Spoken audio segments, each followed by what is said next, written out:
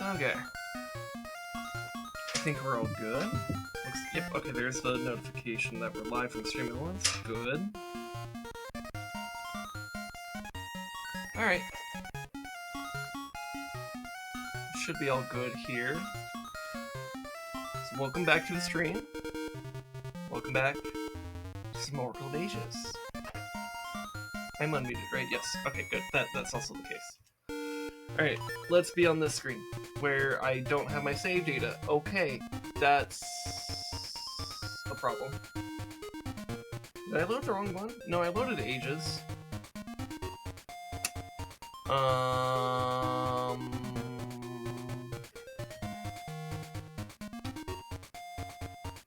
What's the last save state I have?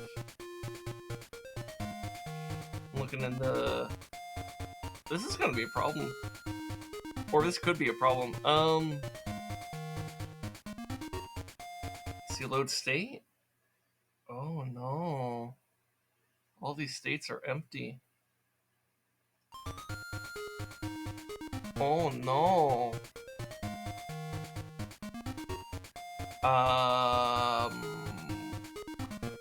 Load a recent? No.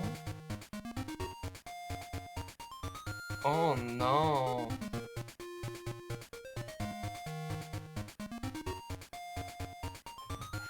I didn't check between last stream and this, like right now, about this. I could have sworn I saw it actually save states last week though. Because I was using that a little bit, wasn't I? Oh no. Load state file? Did I have a file, perhaps? No. Uh-oh.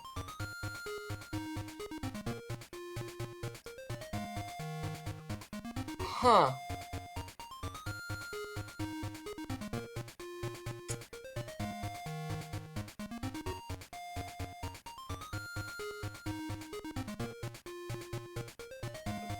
That's a problem. I'm like trying to like look through things right now.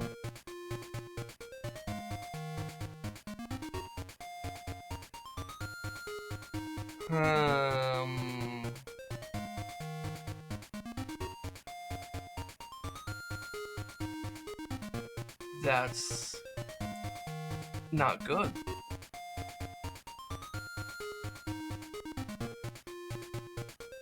I don't know why this emulator didn't save anything.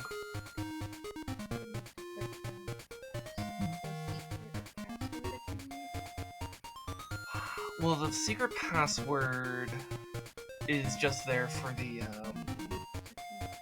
that's just to link the games together. It doesn't actually give you the save data for Oracle of Ages specifically. It would just carry over the data from Oracle of Seasons.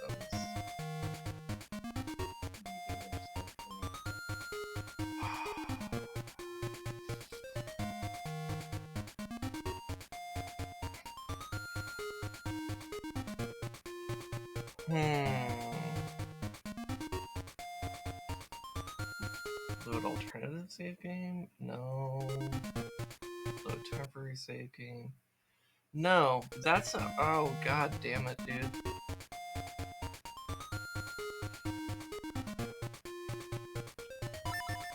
Because, yeah, it really just doesn't have anything. Because, yeah, if I put in the secret here, which I have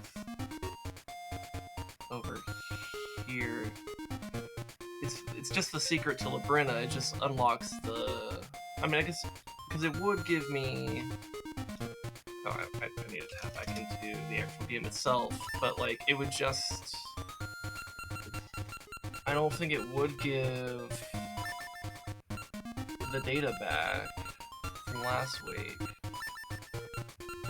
This is kind of a super critical error to have in an otherwise perfectly functioning emulator. And I'm kind of upset about that.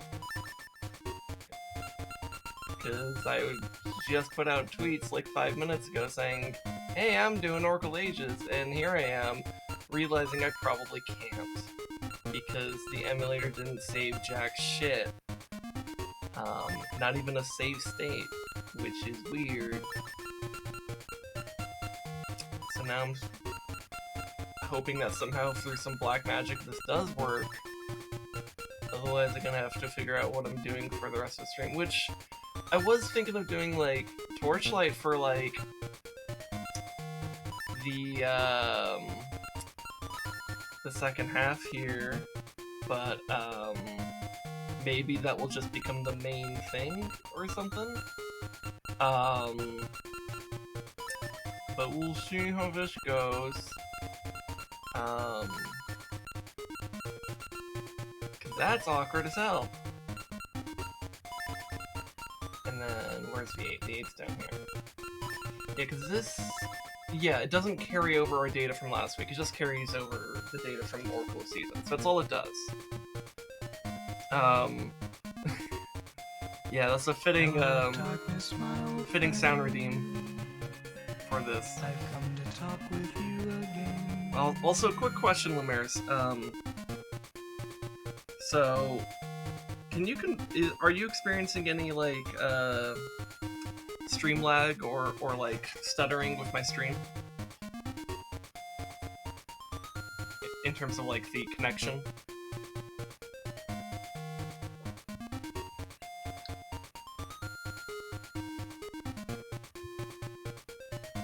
Been here for 1 minute, it's okay so far? Okay, cool. I just want to be sure on that. And I'm totally not saying that because I had it open my tablet, but my tablet was frozen.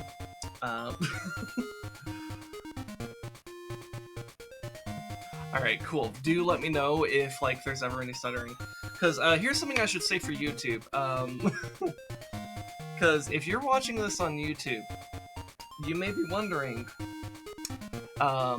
you know, in the previous 2 VODs that I uploaded to YouTube, I talked about this collab I was going to do with Grey Cat Cafe, and we were going to do Hunt Showdown with ResDog.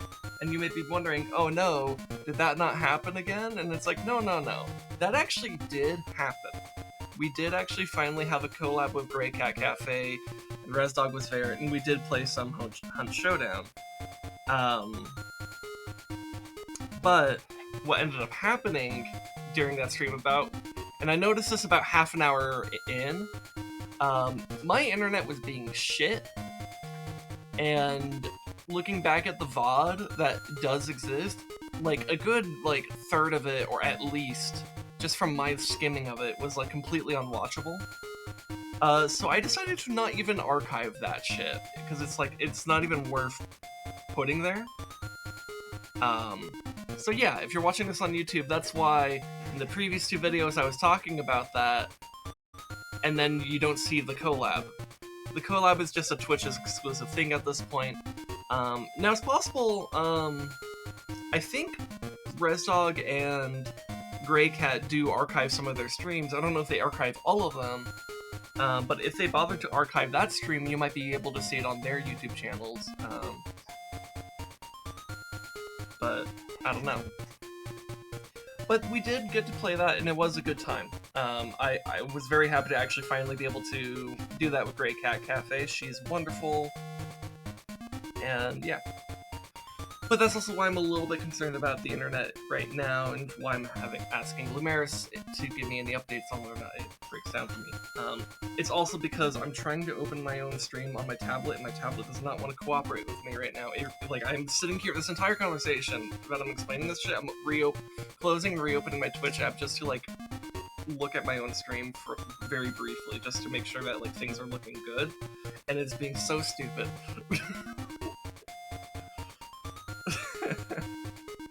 Just a little behind the scenes for you guys.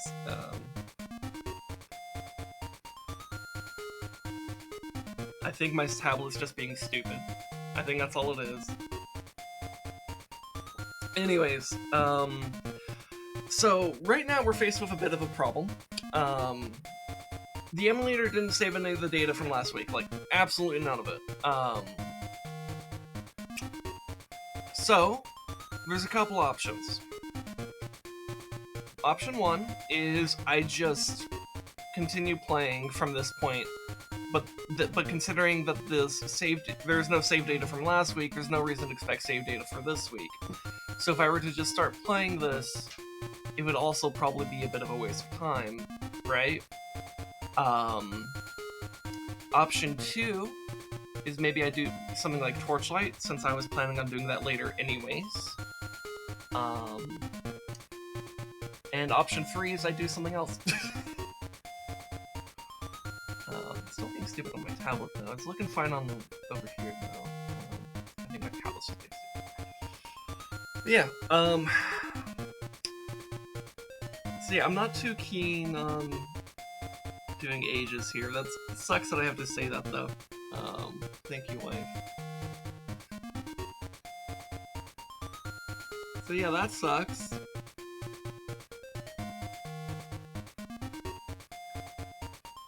Not a great start to the stream, but I guess there has to be something that scuffs, right? Ugh. I guess throughout the next week I need to continue looking at emulators and actually test the save functionality a lot more rigorously, because that's something I didn't really test, which sucks. Also, yeah, my tablet really don't want to cooperate like at all.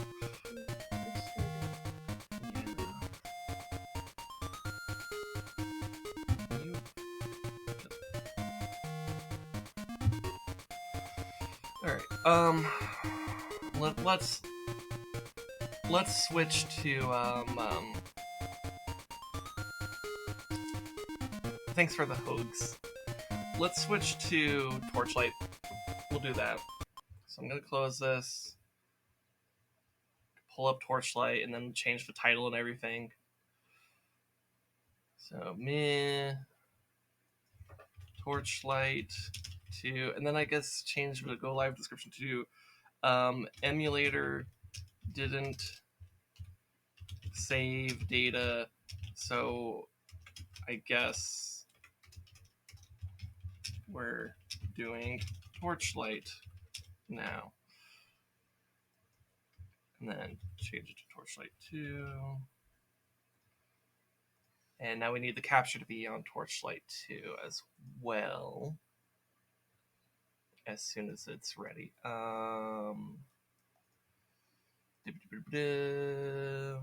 Where is it? There it is. Torchlight 2.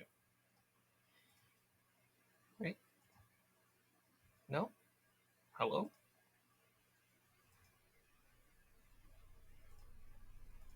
It says it's doing it on Torchlight 2, but not... Did it do the launcher instead of the actual... No, there it is. Okay. Alright. That works. Alright.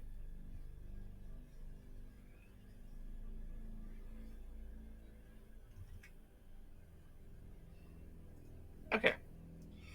Alright, okay, so what's Fister saying? So side note, my dad is currently watching a political opinion segment on a biased TV channel, which I hate. They love to trash the Labour Party. So is that like the Australian equivalent of Fox News?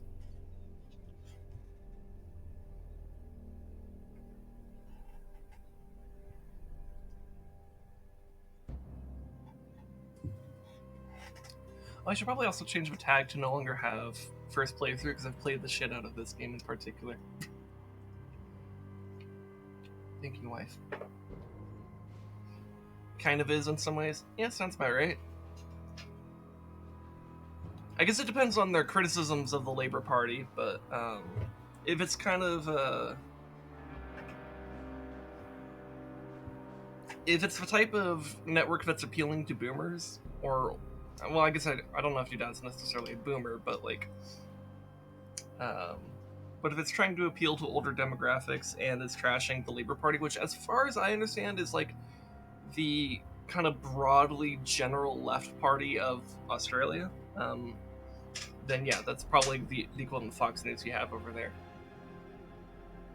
Correct me if I'm wrong, by the way, because I'm not an expert in Australian politics by any stretch of the imagination.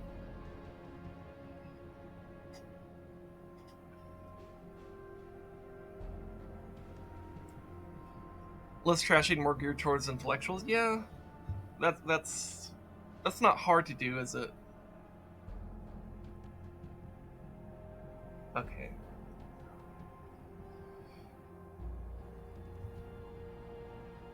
I just wish people would wake up and not vote for the two major parties as their number one or two preference. Yeah, yeah, that's the thing that's like extra like mind-boggling to me as an American, like seeing some of that stuff from Australia, is like the logic here in the U.S. is that you have to vote for the Republican or the Democratic Party because you don't have we don't have any form of preferential voting at all. We don't have ranked choice. We don't have that star voting that apparently is like super awesome. We have none of that shit.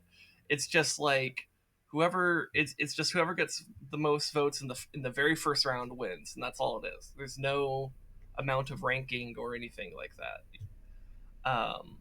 Which really kills third parties here. Like third parties, unless a third party actually has a serious plan to get ranked choice or star voting or some kind of preferential based ranking voting, um, they're never going to get off the ground because it's essentially self disenfranchisement here in the U.S. Um, and in Australia, you guys at least have some form of preferential voting, and so I'm surprised to see that the logic still ends up being very strong for just the major two parties. And like, because like to me, it's like I'll use American parties as an example here, but it's like if we had a third party system here, like it would be so much easier. Like for me, for example, to say like, all right, Green Party is my number one, and then maybe I put like, um, like the Democratic Party as like number two, and then I like forget and then like maybe a Libertarian Party after that, and put Republicans at the bottom because that's broadly how I feel about the parties right now. Or maybe not right now. I don't know. But like hypothetically, let's say that's how I chose to vote. Like that, I'm not putting like the main party as my number one because I'm allowing myself to actually put what I genuinely want as first. Even if Green Party still fucking gets absolutely trounced, it's like, well, at least it goes to my next like in line thing, right?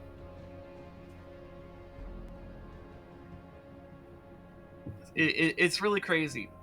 Um, yeah, I am curious as to like, so what is the Australian like argument for still voting for the major parties as like your top thing?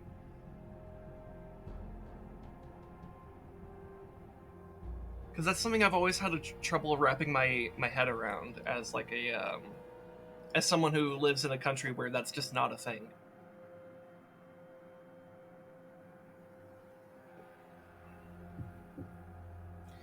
There isn't one. People are just not that well educated when it comes to politics. Oh, okay, okay. So it's just people don't know that that's how it works. That's kind of sad, but I'm also not surprised, which is also sad.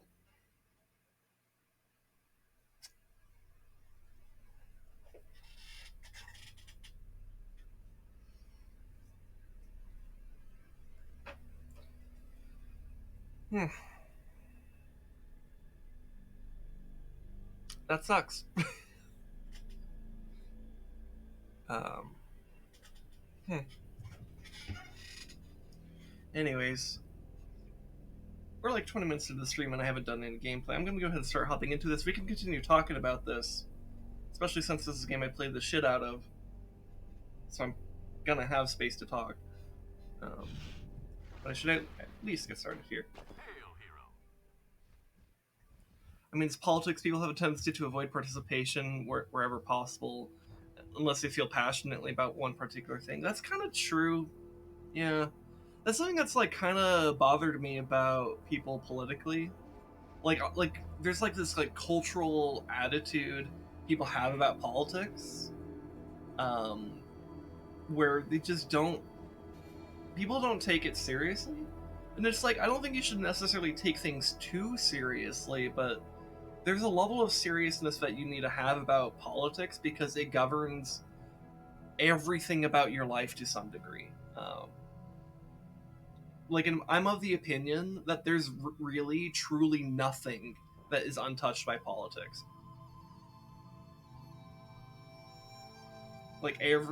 like I think about, there's this rant from this guy that I watch for like political news fairly frequently by the name of Kyle Kalinske. And he had this rant for like years ago. Like I think it was like from 2015 or some shit. But it's a really good rant about how everything is politics. Like literally everything. Everything from like the food you buy to the drugs you need to like take care of like your cholesterol or diet, like things to like get like insulin or whatever the fuck. Like there's policies that govern the pricings of those things, how those things are manufactured. There's taxes that go to fund certain programs around those things, and legislative bodies to actually oversee certain types of things. And that affects literally every tiny aspect of your life. Whether you think it does or doesn't, it is there. Even things that aren't necessarily obviously political are still deeply affected by politics.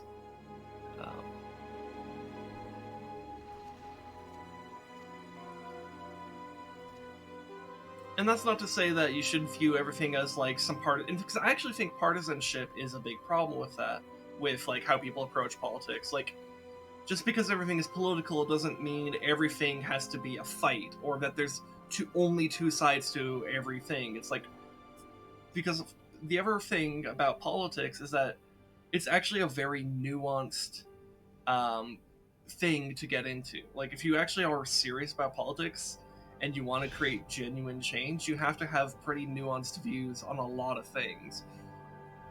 And you can't just be partisan all the time. And that, I think, is maybe one of the biggest issues with people getting into politics, or rather, it's the thing that keeps people out of politics. But even the people who do get into politics, they get stuck in this like tribalistic viewpoint, and it leads people to just like the dumbest positions and takes on events. Like I'll use like the big recent global event that happened like a month ago, with the Russian invasion of Ukraine.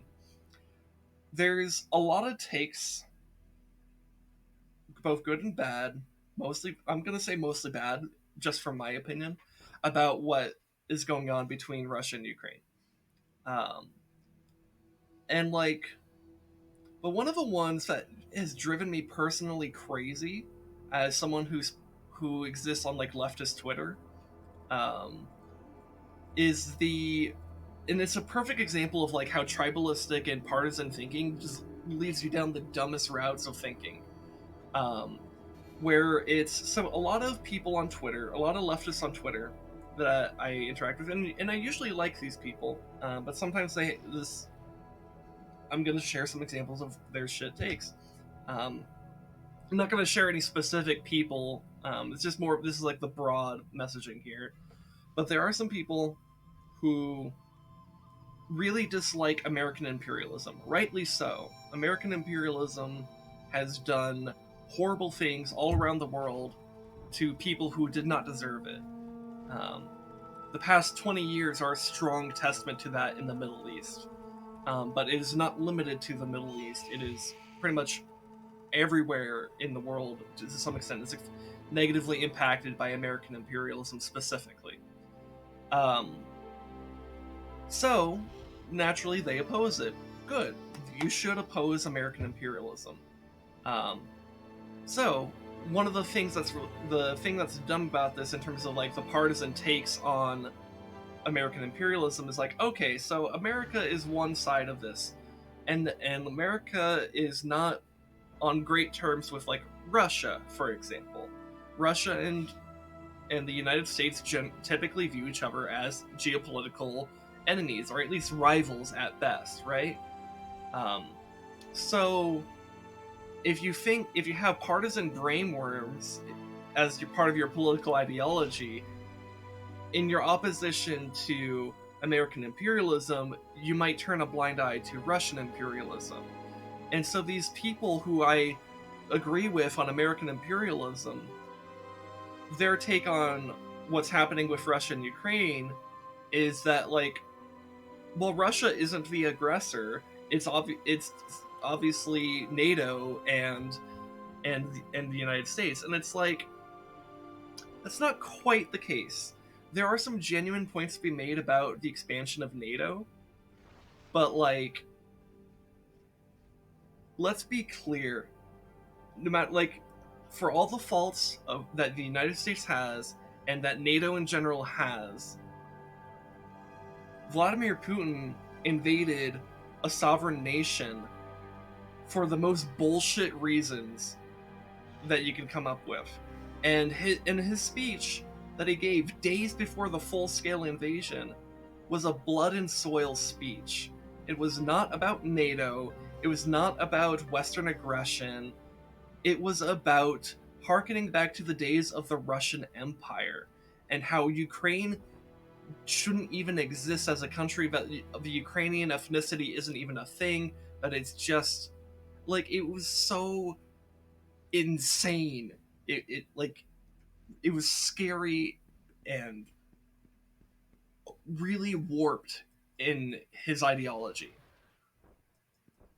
So to say that like what's happening in Ukraine is because of the United States or because of NATO or because of Western imperialism is pretty insane.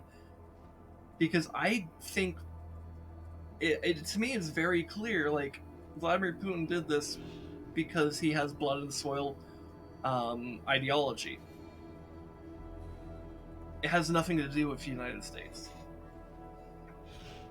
Now, it's still good to criticize American imperialism. It's still good to point out, hey, why is Western media so upset about what's happening in Ukraine, but we're turning a blind eye to what's happening in Palestine or to what's happening in Yemen? Like, yeah, you should be upset about those things too. It's possible to be upset at multiple things at once. And also, hi H Kills, how's it going? Thanks for the bonk.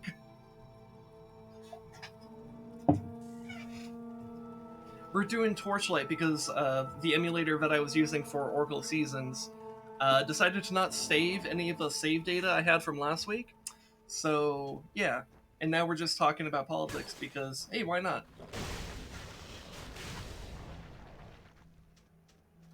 And you know what? It's been a bit since I've had like a solid political rant on stream. So, why not? Let's do it.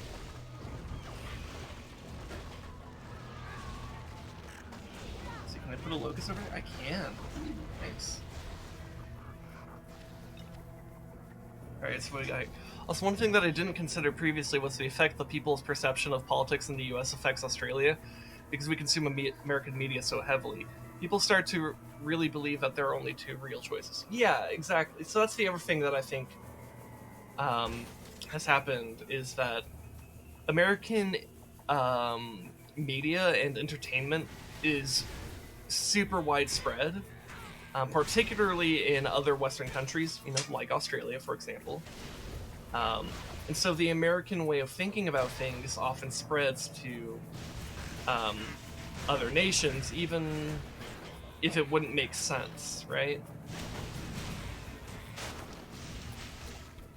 You just woke up, H-Kills? Alright. It's okay, man. We're here to casually talk. Like, we're not like... This isn't like a fucking, what's the word I'm looking for? It's not like this is like a political science class, though this will be on the test, so you should be aware of that.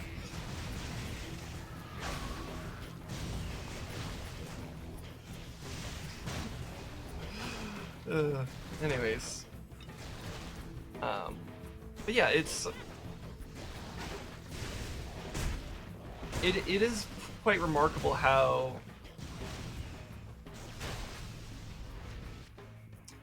it's interesting to think about how people's opinions will be shifted just by like the media they consume.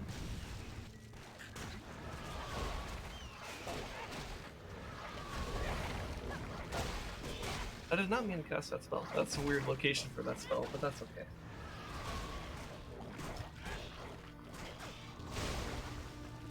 But yeah, I think that's why a lot of people particularly leftists, tend to think a lot more critically about like TV and movies and stuff like that, in terms of like their type of messaging and stuff, because I think there's an awareness of how the media we consume affects our ideology and worldview, and also that most American media is very it's very pro like military, pro United States in particular, um, and can, as a byproduct, can often have very imperialistic messages, um, and be maybe at times a bit prejudiced towards other countries and stuff like that, you know?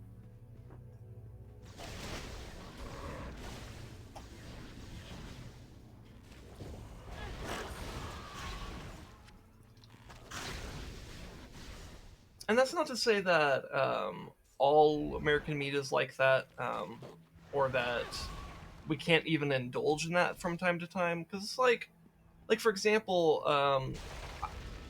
like I love the Halo series. Like I love playing Halo games with ResDog, and it's a ton of fun.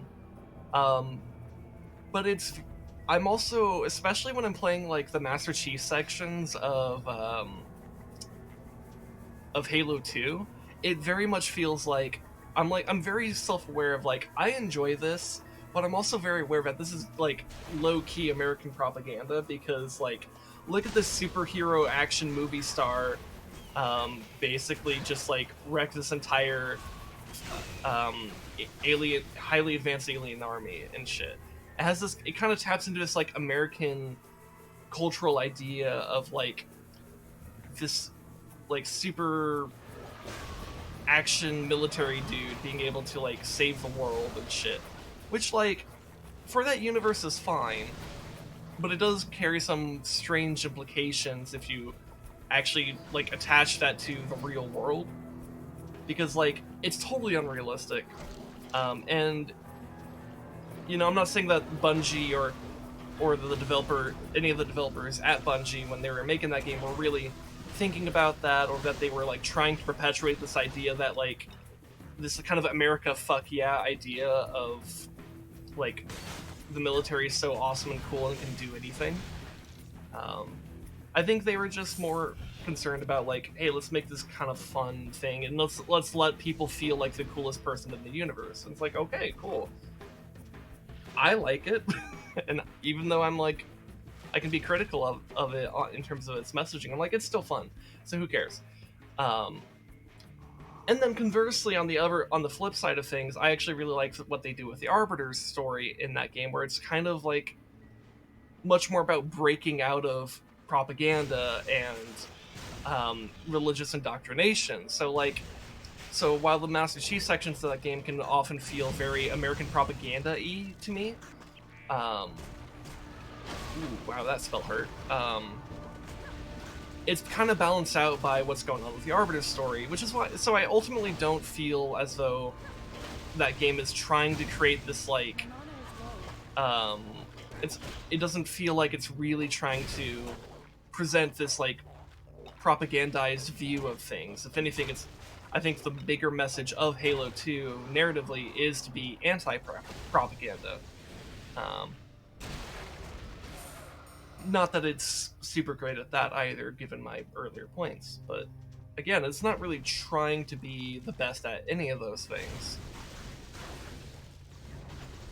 Especially since it's trying to be a game first, you know?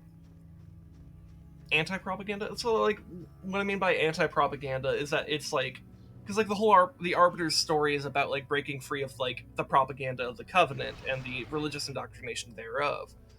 Um, so when I say anti-propaganda, I mean that it's like trying to get, like, to the extent that it has messaging, it's trying to get people to be aware of propaganda and break away from the propagandized messaging that they've been having and experiencing for all their lives. Does that make sense?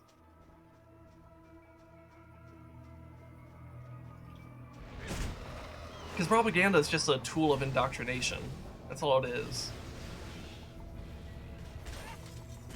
Okay, yeah, cool.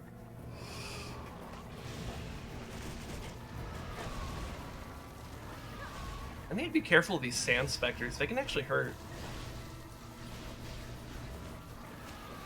I'm like kind of like going on this whole like rant, and like there's been a few close calls with my character here.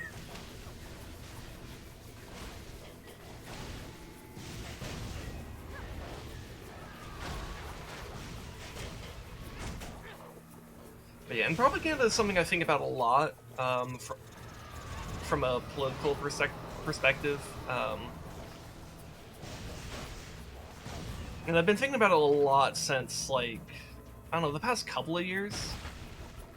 Because it's something I don't really have an answer to in terms of, like, I recognize that propaganda is a problem, and people are very susceptible to it, including myself. Like, I'm not immune to propaganda either. In fact, I think the first step of counteracting propaganda is realizing that you're not immune to it.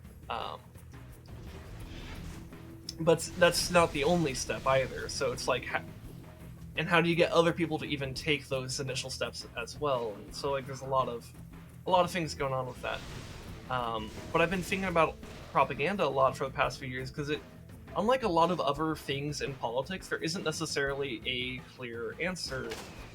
Well, and even a lot of other things in politics don't have a clear answer either. But like, if I take something like, hey, what do we do about like the fact that a lot of people in this country can't afford to, go to the emergency room? It's like, well, what if we had something like a Medicare for all or some other universal healthcare system that would basically more or less negate those issues? That's the solution. Problem, solution, done. Of course, there's a lot of complicated, or there's a lot of nuance to like what a universal healthcare system could have, and how we implement our Medicare for all type system, and there's a lot of details in that are important, but broadly speaking, that's like the solution to that broad problem. But propaganda is not necessarily like that, because it's, rather than it being a specific policy issue, it's more of a psychological issue, and I'm less sure of how we even begin to address that, because the problem with propaganda isn't that we have certain policies that make it easy. If it's more that like, and like there's still policy aspects to it, but it's like, if the main problem with propaganda is how people are psychologically susceptible to it, how do we deal with that? Because that's like a human nature problem, and you can't exactly just like legislate your way out of human nature. Oh, I got a good shard there.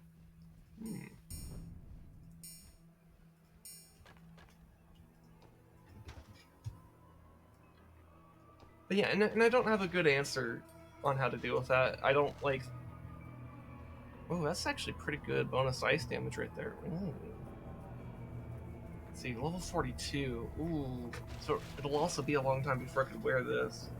It might be good to put it in my personal stash, though. That's actually good.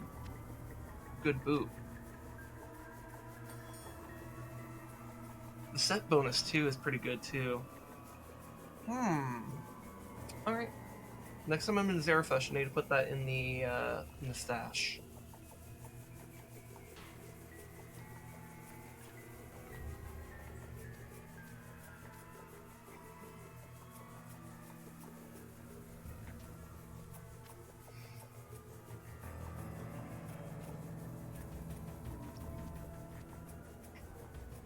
Here, I think we still have some more gear over here to pick up. Ooh, that's a lot of dudes.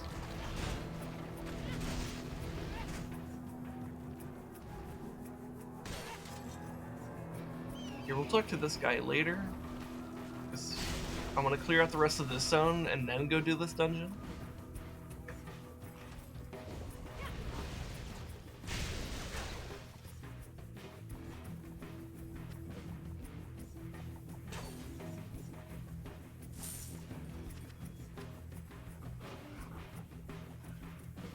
anyways, I guess that's all I really had to say about that. I feel like I may have been going somewhere, but I don't remember. Got a little bit distracted by inventory management in this game. If I was making a point and then I dropped it, I'm sorry.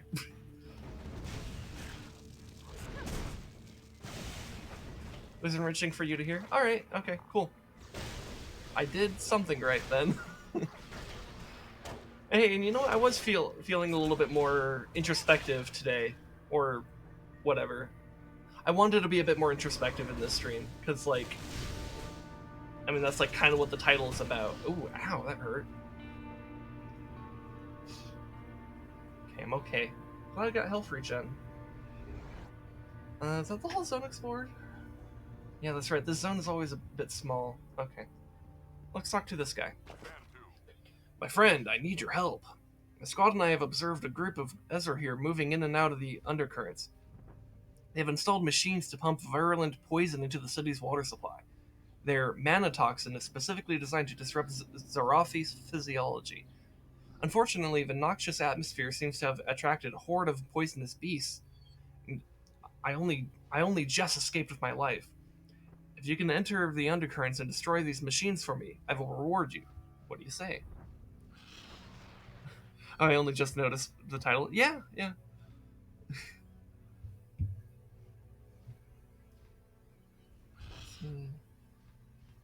That chess piece isn't bad, but it's not better than what I have. You know what? I might actually grab... That wand is actually good. I might take the wand. Is it venomous, not poisonous? So I think some of the creatures in there are venomous, but the... Well, no, he says poisonous beasts. Well, because I think what's inside this dungeon is mostly a lot of bug creatures. So I guess the idea is that, like, I think they are supposed to be poisonous. I don't know if the game developers or story writers necessarily cared about the difference here. Because the point is that I'm going to go into this little building here. There's going to be a lot of little bug creatures, and they're going to have poison magic, and they're going to do poison damage. So...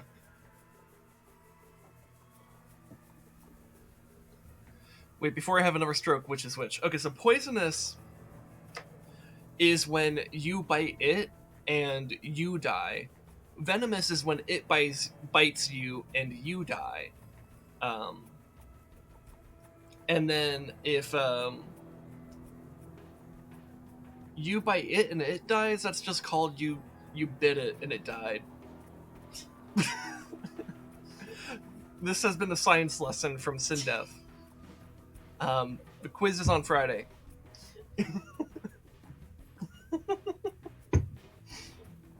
You're welcome. Now, Lemaris has a much better explanation in chat, where he says, it's venom if it's injected directly into the bloodstream, poison if ingested or inhaled. But, like, you know. Bees are venomous, toads are poisonous? Yeah, that's a good way, that's a good example. I'm still struggling for my political science exam. Well, you know how I said everything is politics? The science exam and the political science exam are one and the same. It's just a SINDEF quiz, that's all it is. Because I'm a conceited little asshole that wants everything to be about me. Or something, I don't know.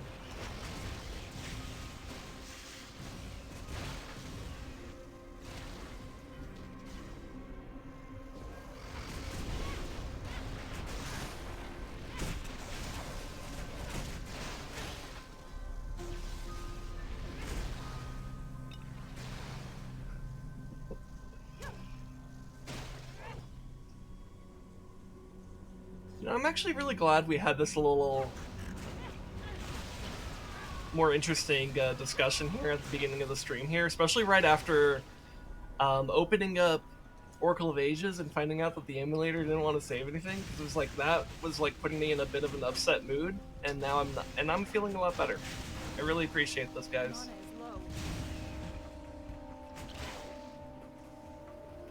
I can't do the test. I clearly joined the class midway through. All right, H-Kills, your quiz will be next Friday. You get an extra week of study just to compensate for the fact that you only recently followed my channel and you showed up in the middle of my lecture. Now, it is worth noting that you shouldn't be late to class, but I'm going to let this one slide.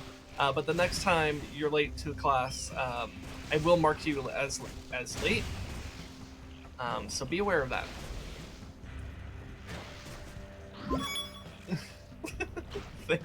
Thanks for the resubscription.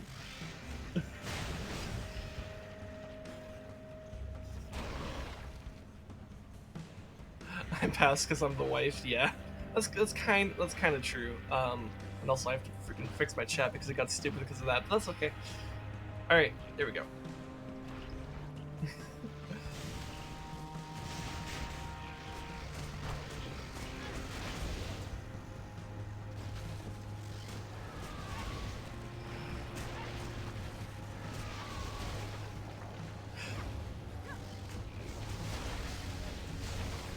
All right, let's destroy this pump right here.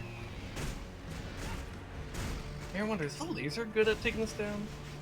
Yeah, laser's actually pretty good DPS against it. Very mana intensive. Oh well. I hope you enjoy it that way.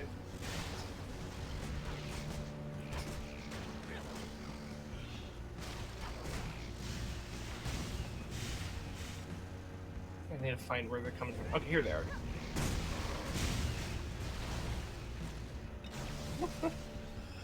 Ah, medic!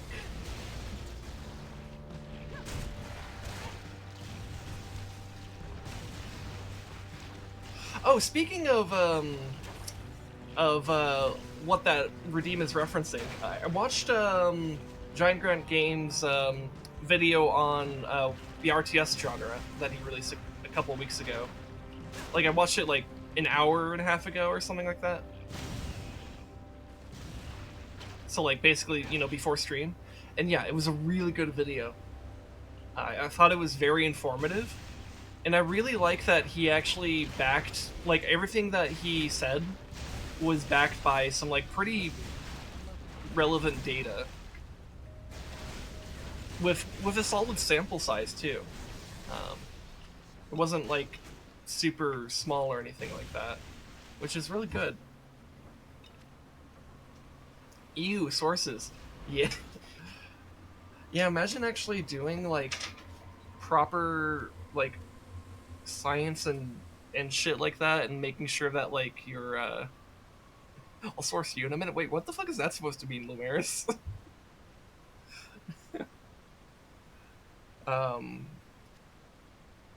Fuck, what was I saying? Oh, but Giant Grant Games, really good video he had there about the RTS genre and why newer developers for the genre tend to screw things up. If you have to ask, you're not ready yet. All right, cool. Oh, I can accept that. Do I want Death's Bounty? Here, I'm gonna pause what I'm saying here just to look at my spells. You bind the life force of all foes within 6 meters of the target. Upon their death, their life and mana return to you and other players. 3 soul bolts. Okay. Do I have the slots for this one? You know, I don't need this here. Let me think. So if I had this here, I'd probably place it... I don't know how this... I don't quite know how this spell works, because you know what? I don't think I've really experimented much with Death's Bounty before. You just trolling? Ignore me? Alright. Alright. But what if I don't want to ignore you? Have you considered that? Because maybe that's content in and of itself.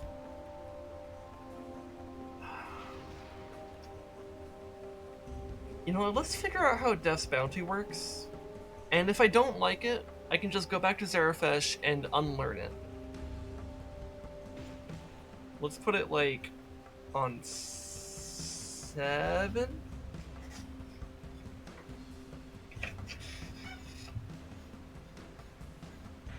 And then, is there anything we were trying to build up to in terms of, like, stats?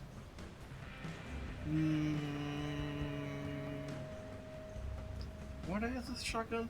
Oh, I know why I have this shotgun. Because I can use it to replace this.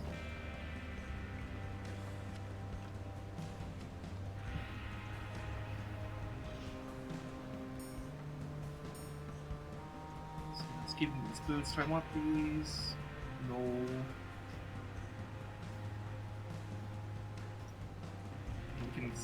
We can get rid of all of this shit.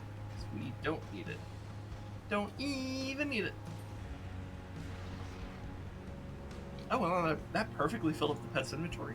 Do I want the pet to get anything? Oh, what's this? Heal self. Requires level 31.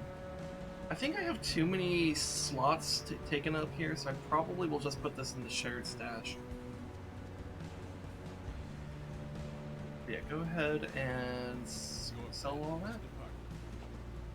So I guess if I don't have anything specific I want to focus on, I get to focus on focus. So we're going to focus on focus so that we can get more focus per focus. And then it allows me to say focus a lot of times in one sentence, so that's cool. Anyways.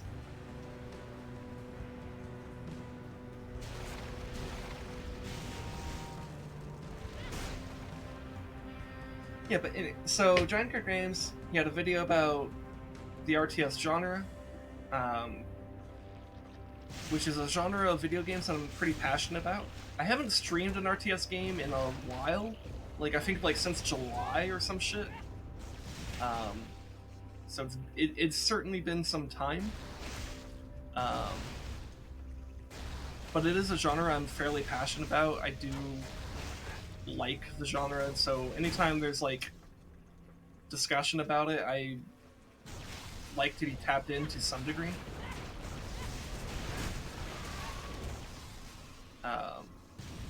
And Giant Grant Games is someone that I watch fairly regularly because I really like his like Starcraft content. I like his focus on the custom campaign content for Starcraft II. It's something I also like from Jay Barino, who also does a lot of custom campaign content for Starcraft, but he also does the same thing for Warcraft 3 as well, and there's some good stuff there, and I just died. That hurt.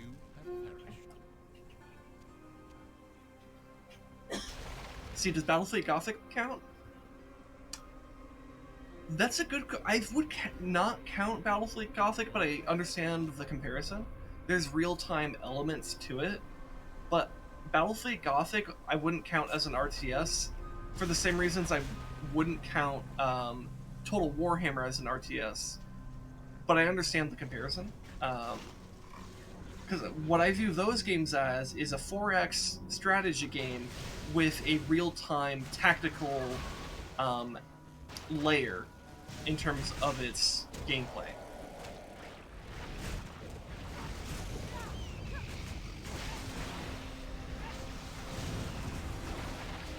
So like, both Total Warhammer and Battlefleet Gothic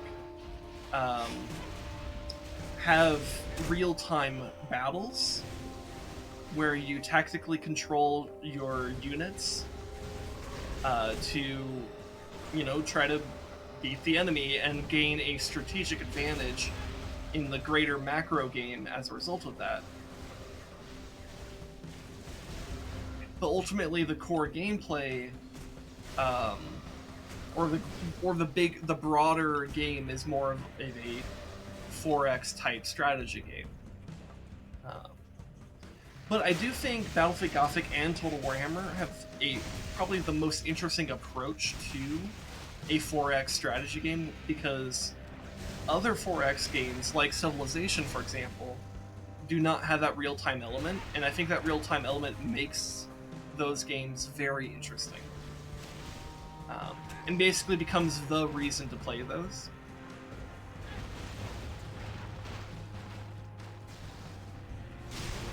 And maybe in that sense they should be called a real-time strategy because that's the main appeal, or that's the reason to play them or whatever. But I would also go a step further and say that, like, generally the real-time battles in Battlefleet Gothic and in Total Warhammer, in isolation, are not necessarily strategic. They're mostly just tactical. Whereas something like Starcraft, for example, yeah, you have all these like real-time tactical battles and stuff happening, but you also have to manage your resources. You have to harvest minerals and Vespian gas and use those things efficiently, and you also have to manage the total amount of supply that you're allowed to have, and you have to manage you have to decide which technologies you research, and that's all done real time. Whereas in like Total Warhammer, all the strategic layers are done outside of the battle, and the battle itself is just a tactical setup. But that gets into that's kind of like kind of like how earlier. So here's another quiz question for you. So this will be on the test. Bear this in mind. So earlier we were talking about the difference between poisonous and venomous, and how like they're kind of about the same thing, but there are some critical differences in how it's administered. There's a similar type of thing going on with the words tactical and strategic, where tactical is about the more in the moment type things that you're doing in a battle to gain an advantage within the confines of that singular battle. Whereas strategic things are done on a more macro scale that can include tactical elements like a battle, but generally are more expansive than that and are more about gaining long-term advantages and often involve the management of resources more than anything. So that will also be on the test. In fact, the test question just as a little bonus for the people who are actually attending the lecture right now, because this is now a lecture stream. The question may be worded something like, Battlefleet Gothic is an example of a what type of game? And it will be a free response question in which you explain whether or not it's a real-time strategy game, or a tactical game, or something, or 4X, or whatever. You will explain what type of game it is, and your reasoning for it. So that's a little bonus for you guys who are actually attending live right now.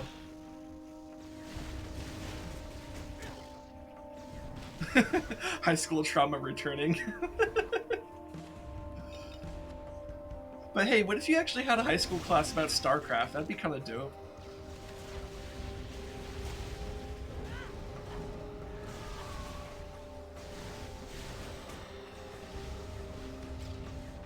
Of course, I would probably not be the best professor for Starcraft.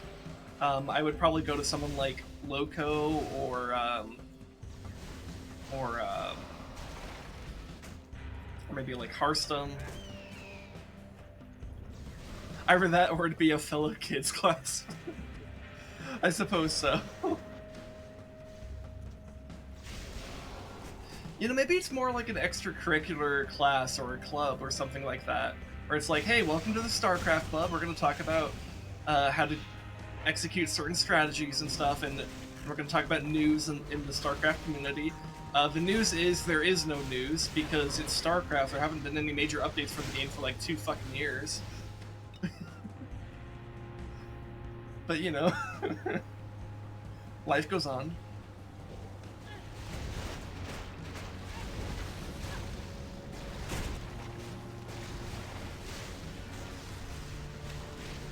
Rip Starcraft.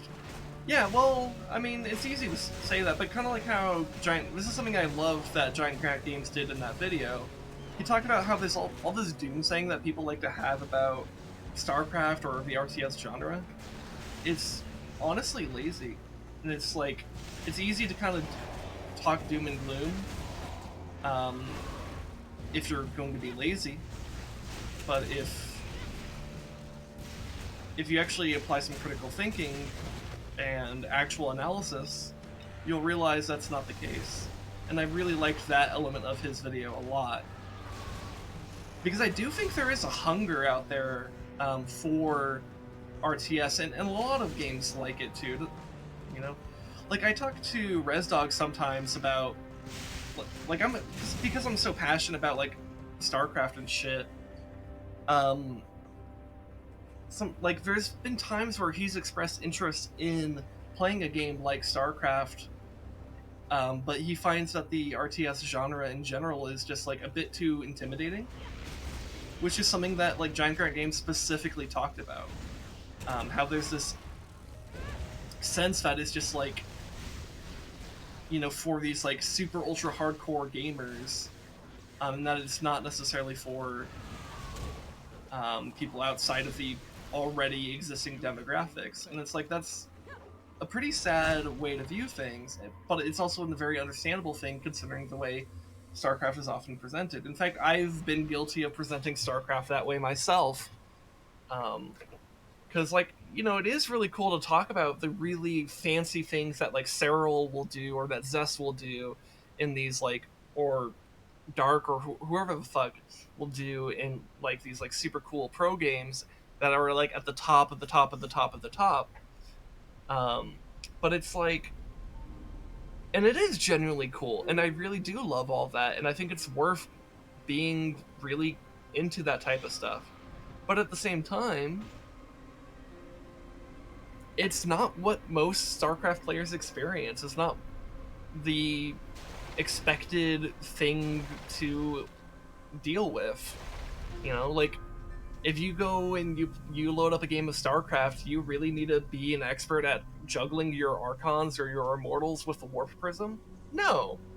In fact, if you are capable of making Archons and Immortals in a decent enough fashion, like an efficient enough fashion, and you can get a good body count of those and support it with a bunch of Zealots, you're probably going to win just by marching that ball of units into the enemy base and annihilating it.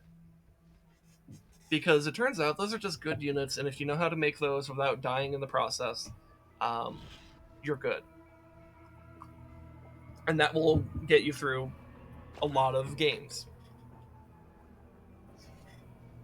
It's not foolproof, but it's a solid composition, and it's been a solid composition for Protoss basically as long as I can remember. So, granted, I've not exactly been following the ladder scene or the competitive scene for StarCraft the entire time I've been into StarCraft. Like, hell, if you were to ask me about the competitive scene of StarCraft right now, I'd be like, I don't know, probably Cyril's doing really good because he always does really good, but I honestly haven't been watching. So I don't know. Anyways, you did it. You destroyed the Ezra machines? You've succeeded beyond my most fervent hopes. Thanks to you, Zeryphesh is much safer. I thank you, and I reward you with this. And I think we wanted the wand, right? Yeah, we're gonna take the wand. In fact, it occurs to me I sold a wand that I probably wanted to keep. Because you can dual wield wands. That's a bit silly of me. Oh well, mistakes were made.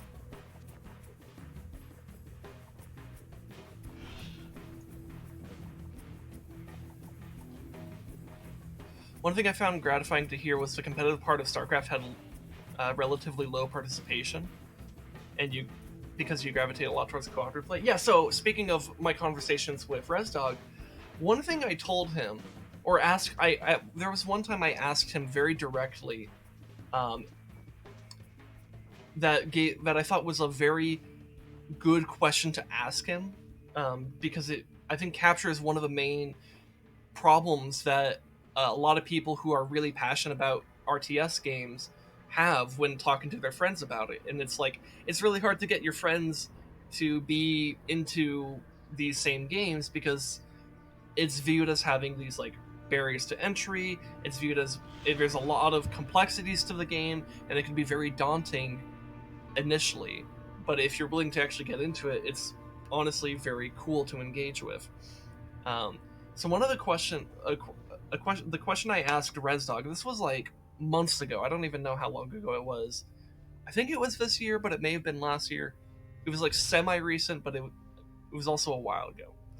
But I asked him, "Hey Rez, if there was a game like Starcraft that you could play the campaign with, like cooperatively with me on, would you do so? Like if there was like hypothetically a Starcraft 3 and there's a campaign mode and it had co-op, would you play that campaign with me?" And he instantly answered yes. Like no hesitation. It was just like I asked the question, boom, he said yes. And I was like, "Oh shit, okay." So that means there's actually some level of intrigue and interest into what a game like StarCraft might offer. Also, I see you, Heartless. I'm gonna give you your uwu in like a few sentences. Just let me wrap up my thoughts here. But like, it made it so clear to me that like, if because I was thinking like, hey, we played the Halo games together, and part of how he was able to get me into those Halo campaigns so much is that we were able to play them together. And I was like, man, if only we could do that with RTS.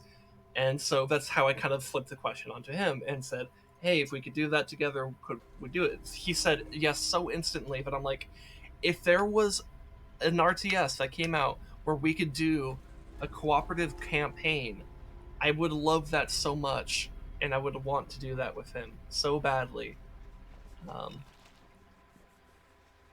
Because my God, I think if you could just play like a real-time strategy game with a friend, it would probably make it so much easier to share. Anyways, ooh woo.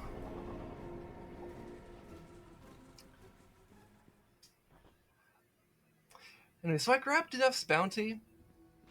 I don't know if it's worth using, so I think I'm gonna drop it. You mean like Command and Conquer 4? I haven't played Command and Conquer like at all, like any of them. But if it has a cooperative campaign, that actually is a pretty smart move on its part.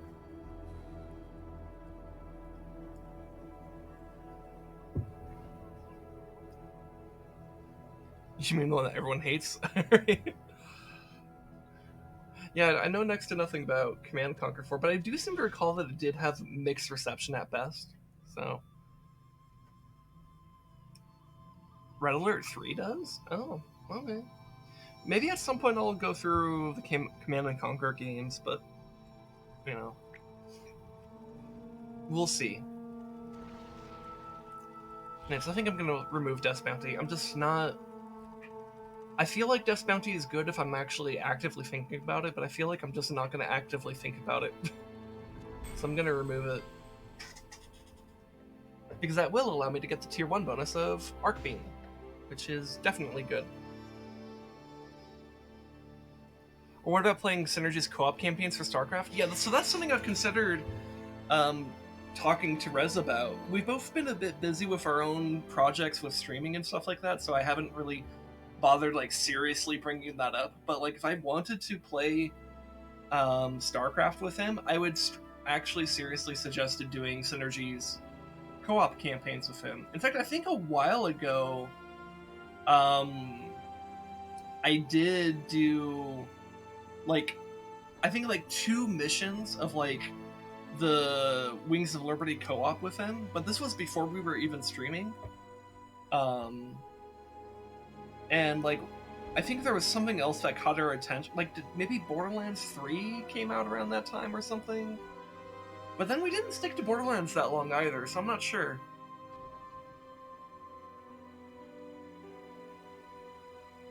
Oh yeah, Heartless, we're talking about real-time strategy games in general, and StarCraft specifically, because it's one that both Lumeris and I are pretty familiar with. And it's by far the most popular right now. And has been for a long time. StarCraft 2 came out 2010, so it's been around for 12 years, but it's still huge. For good reason. It's a really, really well-made game.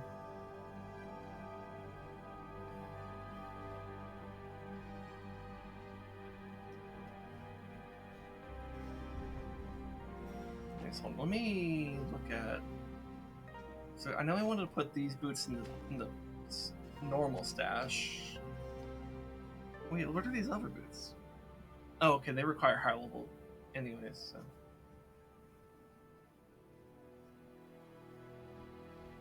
Oh, I know what you. Oh, so synergy. The synergy you're talking about, Heartless. I know what you're talking about. So there's a mod for Half-Life 2 called Synergy. That is really cool actually. And ResDog and I did play that years ago. It's a mod for Half-Life 2 that allows you to play it cooperatively. It also features like noticeably increased difficulty because I remember there were some encounters ResDog and I had to actually like try like pretty hard to beat because it was like kind of kicking our asses. And we had both played Half-Life 2 before, so it wasn't like we were like shit at the game. It's just like there were some encounters that were actually harder. But I think that's part of what's also cool about that mod. And you know what? That mod could be featured on Together Tuesday at some point. I think it was a lot of fun. I wouldn't mind going back to that at some point. But no, the synergy that Lumeris is talking about, there's a mod maker. There's a person that goes by the name of Synergy that makes mods for Starcraft 2. And he's really good at it. He makes really good like custom campaigns for Starcraft 2, and rebalances of the original campaign. So that's what we're talking about when we're talking about Synergy. But yeah, what you're talking about there is also really cool, and yeah, we might do that at some point because it's pretty cool. Anyways, so I want to equip this wand, but I'm also worried about losing the 10% to all damage here.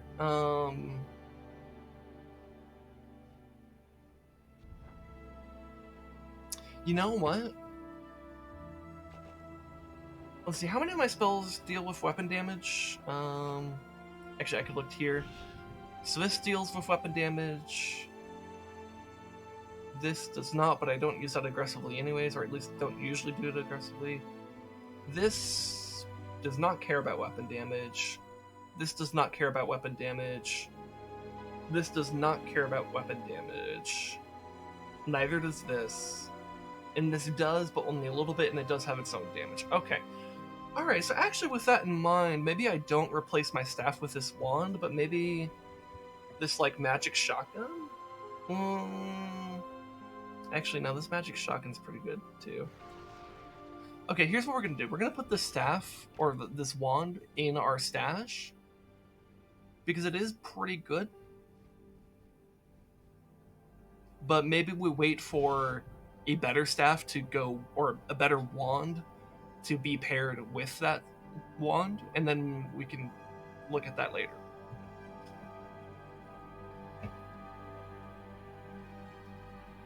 Yes, magic white tea. Yes.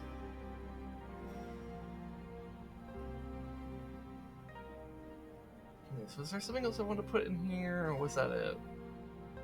Oh, I was also going to look at the shared stash in case there is a wand in here, which actually there is. Oh, that's a good wand. That's actually a really good wand. Okay, so with that in mind, we're gonna take this wand and the wand I just put in this stash, and we're gonna replace our staff with it, and then we're gonna place this staff right back in here because that's a good low level staff for any other Ember mages I do. Because my God, that was great.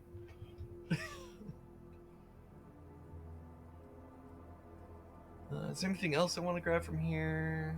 Let's see, that is something else. That's for fire mages. That's for poison. What are you? You're for melee. Okay. Okay. All right, we have wands now. See, and this does physical damage. That's interesting.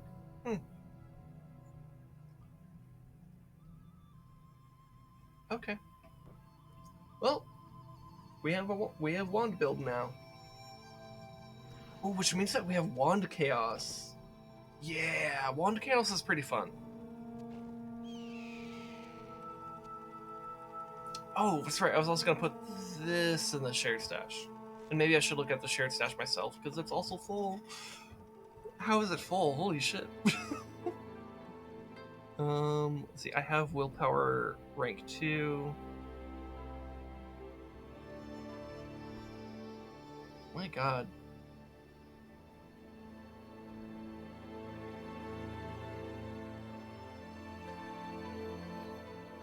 Yeah, I guess in case you're wondering whether or not I've played the shit out of this game, the shared stash is full. Even on the fucking spell scrolls that are pretty rare to pick up.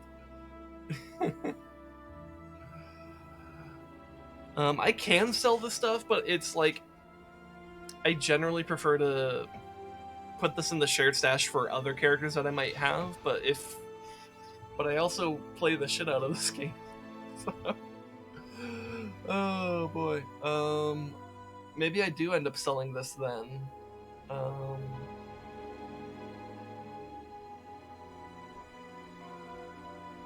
Yeah, it's a heal. There's already a heal self 3 in here as well. You know what? Yeah, we could go sell this then. Also, thank you for the posture check. It's the same if you saw my Guild Wars 1 storages. Yeah, I feel like any game that has like some kind of like shared stash type of thing, if you there's a point at which if you play it enough, it's just like constantly full. So yeah, I guess we'll go ahead and just sell all these things.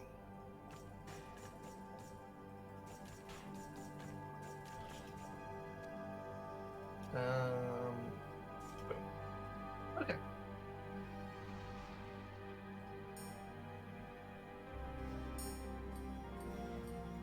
Oh, did I want to... Let's see. Can I do anything with this? I actually don't know if I want those. So I'm actually going to go over here to see if we can transmute these gems into something better. Probably not, but we'll find out. Oh, blood gem. That's actually really good.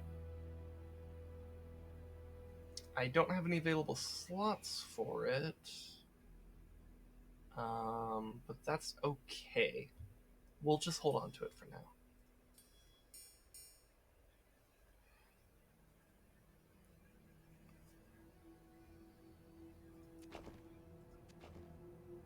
Let's see, and there's...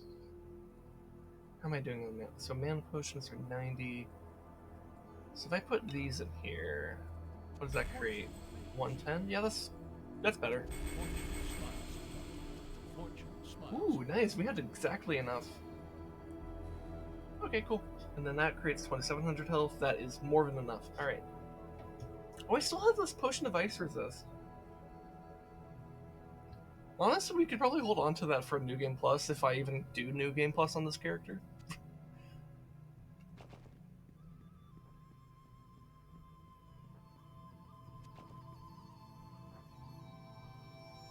Actually, you know what? Should I enchant this wand?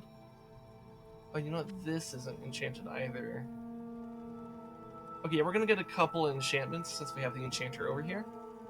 We'll enchant this wand. Bonus to ice damage, that's good. We'll enchant these pants. Increase to gold, that's good. And we'll enchant this shirt. Alright. Because generally I like to have at least one level of enchantment on each... Oh, this ring as well. On each item I have. But I generally don't go beyond the level 1 enchantments unless I'm talking to an enchanter that is like giving me something I'm specifically looking for. Like for example, if on this character is a frost lightning mage. So if I ran into an enchanter that does frost magic or does lightning magic, that's probably someone I would go pretty hard on for the level 2 and 3 upgrades. So, can you mod items in this game as well? Yes, there's actually lots of mods for Torchlight II as well, because there's tons of stuff on the Steam Workshop. I've dabbled in some of that. And there's some pretty fun stuff. In fact, speaking of synergy, one of the most popular mods for this game happens to be called Synergy. So as if there aren't enough synergies going on here. And that one was pretty fun. And there's like all sorts of like mods that are basically like different classes, like customized classes and stuff like that, and different weapon sets and stuff. Like one of my favorite mods that I played, or like custom classes I played, was like a custom class. I think it was called like the astrologer or something like that. Um, and they had it was an interesting type of build, or interesting type like class concept where like one tree was one of the skill trees was about like theology, another one was about like science, and another one was about like biology. So I think it broke down into like astrology, physics, and biology. So they were like this weird mix of like mage and like engineer and druid and also like priest sort of, but like it was pretty wild. And I did like a build that like focused pretty heavily on like stars and shit like that. And so I was basically like a space mage. It was really cool. um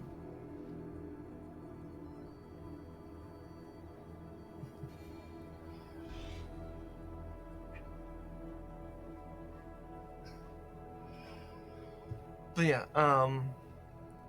it was a really cool. There's a lot of cool stuff for this game as well, in terms of mods. And if you ever play this game, um feel free to check that stuff out. I think the core game is very well done, and that's what I'm showing off here. Um, but I am absolutely not opposed to showing off some of the mods that exist for this game at some point, because goddamn, this game is so fucking dope, and there's really cool stuff that's out there, and I love it. Anyways, let's go ahead and head on back to the Salt Barrens.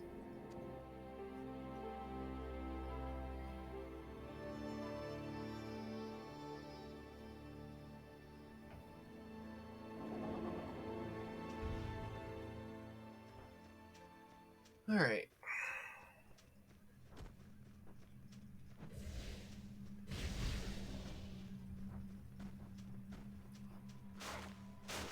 Anyways, how's everyone's day today?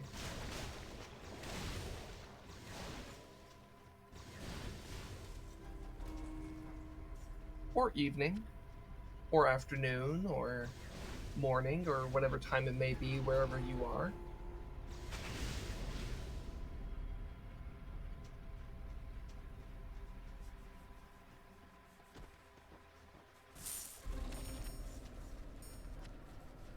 I just want to know how things are going.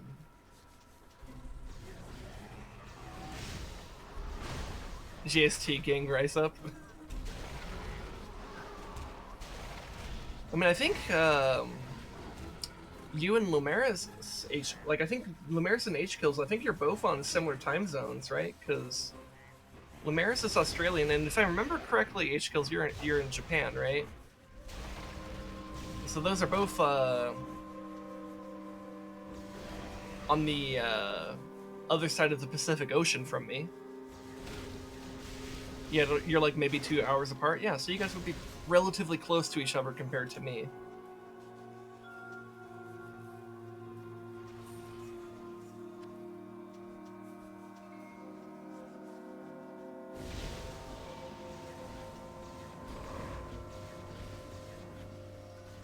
See, how's it the other side of the Pacific Ocean for you guys?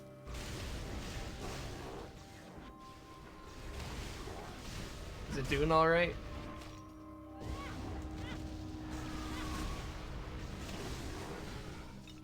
It's really hot. Yeah, it is starting to get hot over here. In fact, like in real life, I work a pest control job, which requires me to go out into this place called outside. Um, And this past weekend was like the first weekend, because I work Saturdays, by the way. So like when I went to work on Saturday, it was like the first like weekend that I'm like, yeah, it's fucking hot. Because I live in the southwest of the United States, which is mostly mountains and desert. Um, and I live in the part that is more desert than mountain, though there are mountains around here. Um, so it gets pretty hot here, particularly in the summer. In fact, June is like known for being brutal because the sun just becomes this like this overbearing monster, and it's like unforgiving and relentless. Um, and I'm feeling like the first little bits of that. Like it's early in April, so we're not getting the truly brutal stuff yet. But like I got the first taste of like, oh yeah, okay, it's warm. Which I don't entirely mind. Like Rez will bitch about it if you ask him. He despises that heat. I'm not too bothered by it personally, but I'm not gonna kid around and I'm not gonna lie and say like, oh, the heat is totally like whatever. It's like, no, it's you gotta make sure you're on top of drinking water and you probably want working air conditioning or you're gonna be miserable. But I do prefer it to the cold, for sure.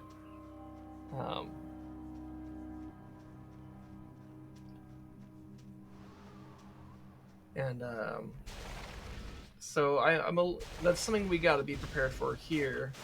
The one thing that's interesting about the summers here in the southern Arizona desert is so June I mentioned gets very hot and very brutal because our sun is very relentless and unforgiving. Um, but in July, for like most of the United States, in fact, I think most of the northern hemisphere, July is considered like the hottest month of the year. And it's like generally the thing that people are like when they're thinking about hot summers, that's what they tend to think about.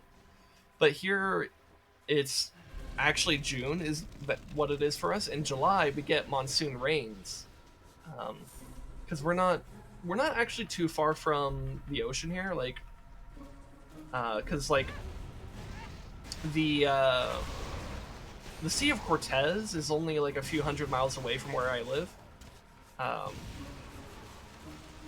And that's connected to the Pacific Ocean. And there will be, there's a monsoonal shift that happens usually sometimes late June, but usually sometime in like early July. That will happen. That causes thunderstorms to occur around here, and with those thunderstorms comes rain, which will cool off our temperatures and actually be pretty nice. The humidity sucks, but lower temperatures usually make up for that. And so July tends to be the more relaxing of the summer months here.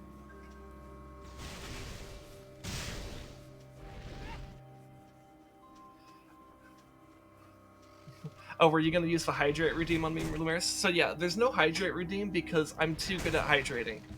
In fact, I'm like evaluating my water here, and I might need to take a water break sooner than I think. Because I actually drink my damn water. I'm actually pretty good at that. And if I had a hydrate redeem, chat would probably murder me with the amount of water they would be forcing me to drink. So I decided to turn that shit off because I don't need it. I really don't. But for people who do need it, I think it's actually very good.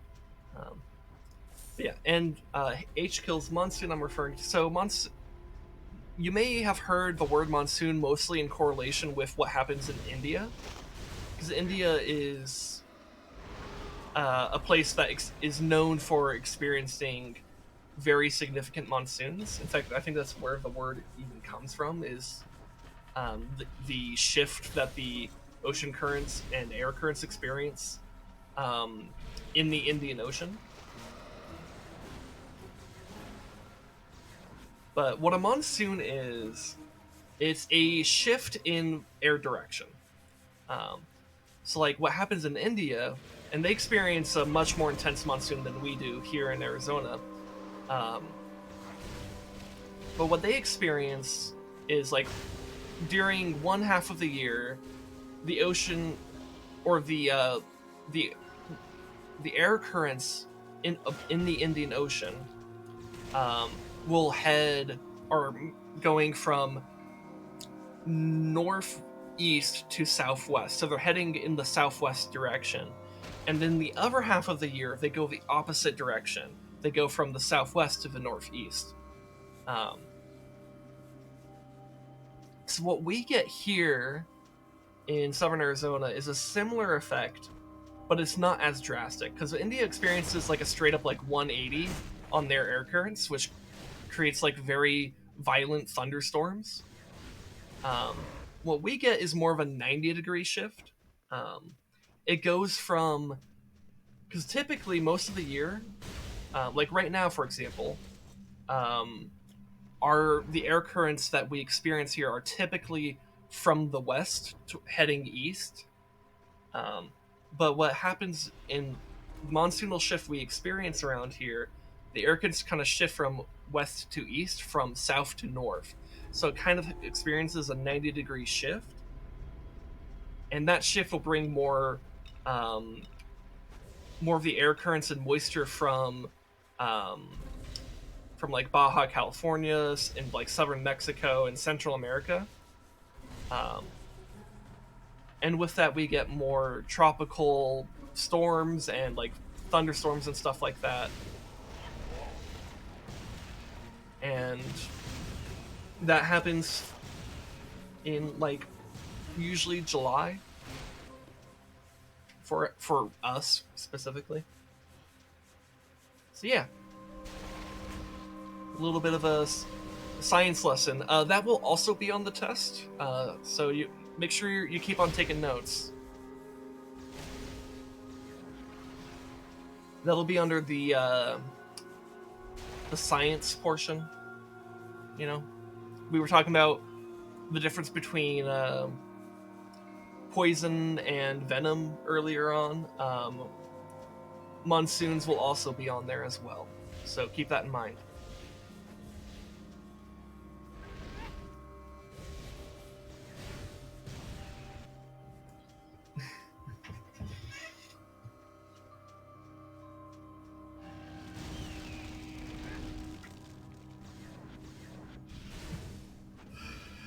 Anyways, what were we talking about before monsoons? Oh, I think I was just asking how you guys were doing on the other side of the Pacific Ocean. But everything's all good over there. You know, a little bit hot, but otherwise fine.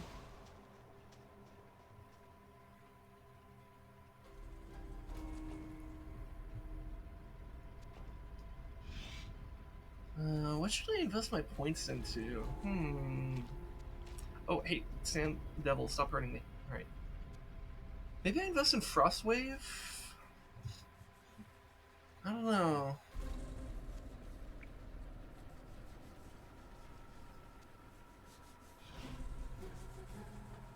Yeah, let's do Frostwave. And then more focus.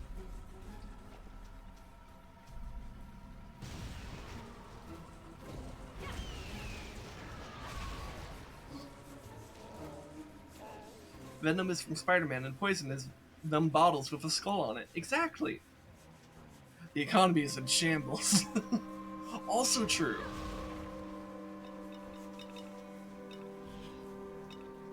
They're charging 3 whole yen for a plastic bag at the convenience store.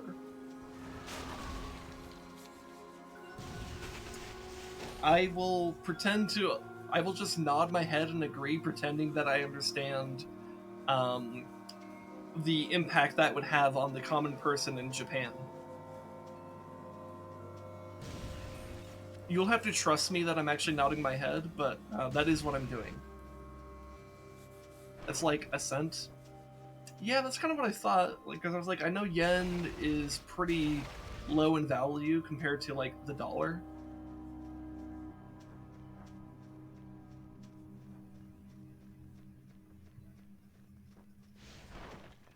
hey, we got a Netherim portal. We'll explore that later.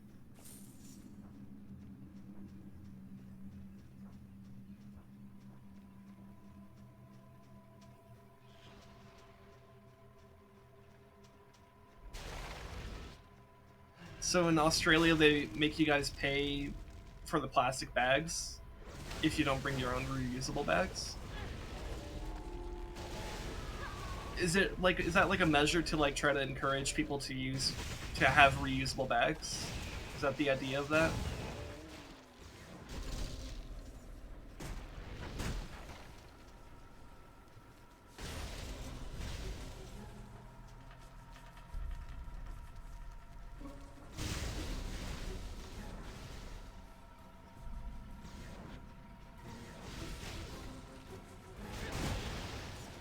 God, there's a lot of skeletons right here.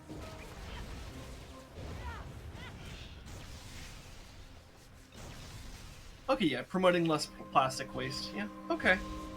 That makes sense.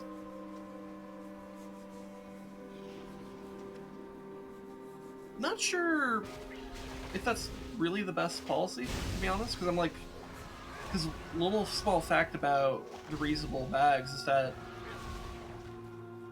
they're not as carbon neutral as people think. And there is a, like on paper, no pun intended, they are better if you actually use them frequently enough. But on an individualistic level, the amount of times you have to use a plastic bag to overcome the carbon footprint of using plastic bags is pretty high.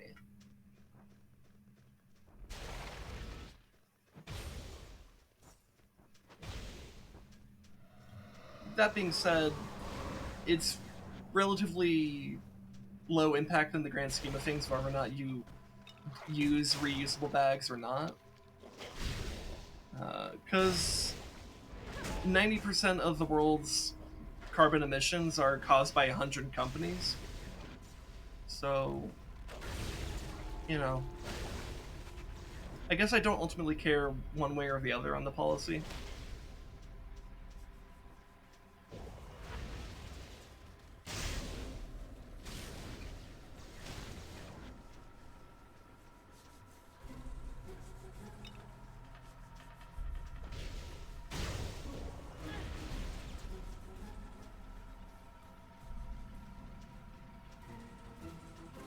Be carbon negative, even better. Actually, yeah. If we could be carbon negative, that would be better up to a point. There'd be a point at which being carbon negative would actually hurt the planet, but we are pretty fucking far from that. And at this point, making the effort to be carbon negative would be what you would need to do in order to be carbon neutral.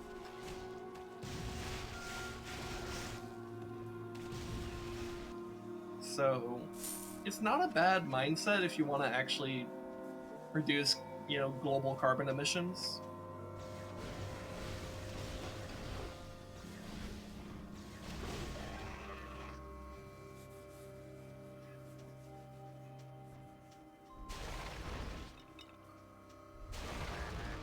But you do need carbon in the atmosphere.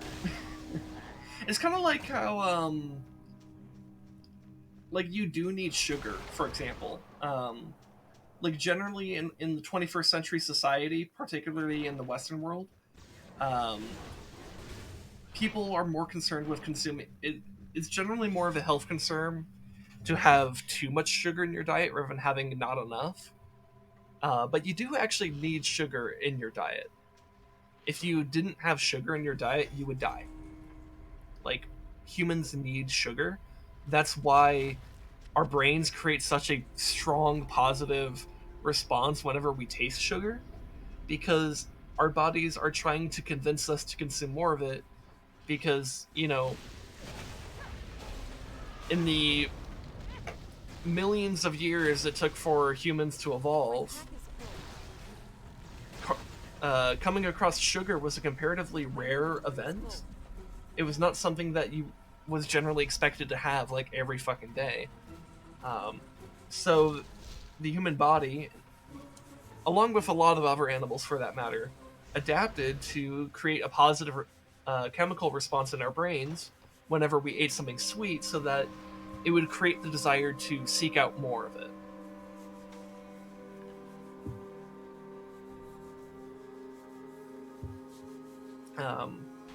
But the issue we've had in like our 21st century Western society is that we got really good at mass producing the shit out of sugar. So now most people have to focus on cutting sugar from their diet rather than making sure they have enough of it. Because, well, we have a strong abundance of it, you know?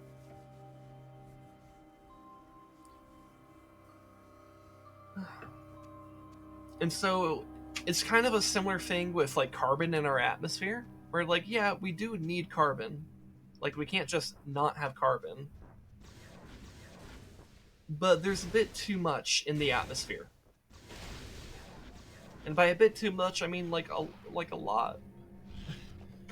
We're not at like the apocalyptic scenario yet, but without course correction, we will reach that. And that's what climate scientists have been warning about for, well, longer than I have been alive, and likely longer than any of you watching me have been alive. So it's a pretty real issue.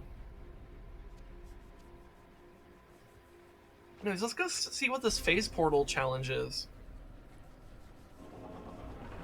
Survive the arena. Alright.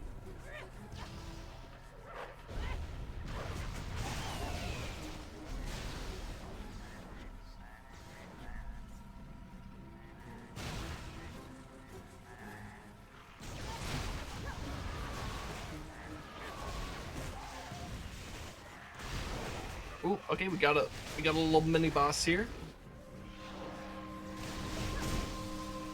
Ooh, I got him with the slow, but he also hit me with his own slow. I need to blink out. This guy's focusing me pretty well.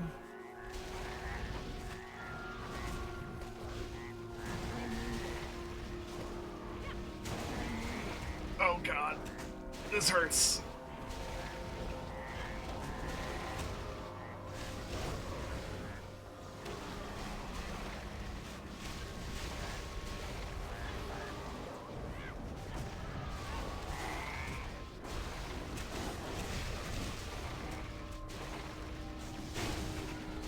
God, this guy hurts like a fucking truck.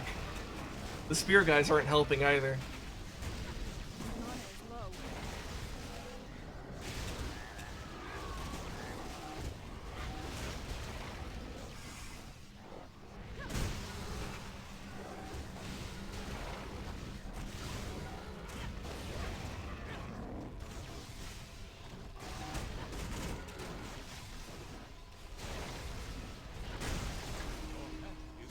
Alright. Oh, that hurt.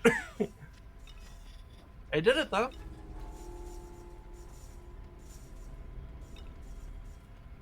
That was actually a really fun phase-based challenge right there. Like, I feel that was very appropriately tuned. Where it was like genuinely, like, I had to think about what I was doing, I had to focus, but it wasn't really beyond my ability to do. And my god, that's a lot of gold. Anyways, what the fuck are we talking about over here? Alright. Missed a few, more than a few messages in that fight. Okay, we're talking about chocolate. Why are we talking about chocolate? Alright, so we were talking about sugar, I remember that. Give me chocolate that goes faster than anything. 70% chocolate for you, Artless.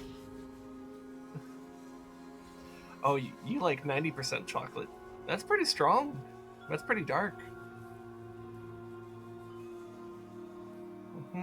Okay, more. You know, I kind of respect that level of that percentage of chocolate though, because I love me some good dark chocolate. I've had 90% dark chocolate before, or 90% chocolate Yeah, that's what's whatever the proper phrasing of that is called. And yeah, it's some good shit. It's very strong. Um, not for the casual eating experience, but maybe eating chocolate shouldn't be something you just like eat a whole lot of at once, you know. Um,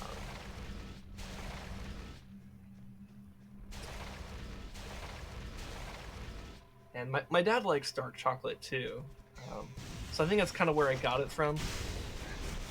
Though it's definitely a bit of an acquired taste, because like, I remember when I was younger, I remember trying dark chocolate because like, oh, my dad likes it. I wonder if I'll like it. And then I was like, oh my god, I hate this because it was so damn bitter. But I've actually grown to appreciate more bitter flavors as I've grown up. I don't know if that's part of growing up or if that's just like something I happen to do. But yeah, I like a good dark chocolate.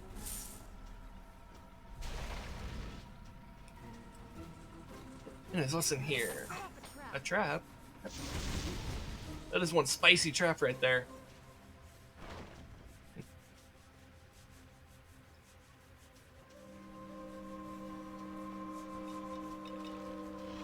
Sour is better than bitter?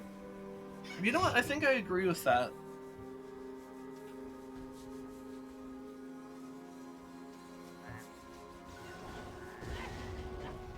But I'm not, like, committed to either position. What I tend to like in like food and cooking and stuff like that is I actually like really complex flavors. Like some of my favorite dishes often include spicy, sweet, sour, and savory flavors at the same time.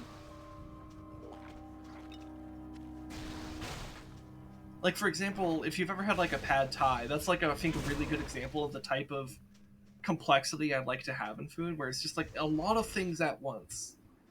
But it's fucking delicious.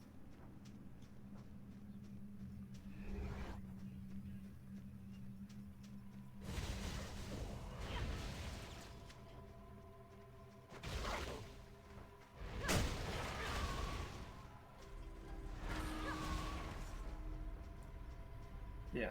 But I also understand a complex palette like that isn't necessarily for everyone. Some people do just like more simple things, and that's totally valid. There are 3 braziers here. That's sus. This feels sus. It's just like this like little plateau with a tree and 3 braziers. Let's find out what they do.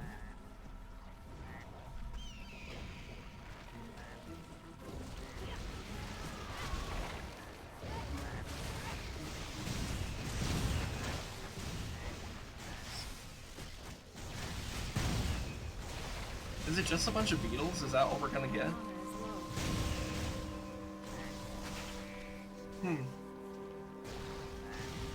Weird, but okay.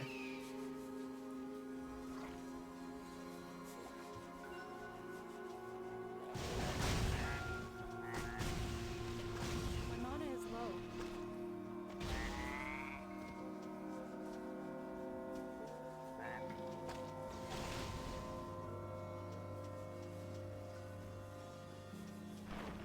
Alright, I need to get where these guys are spawning from.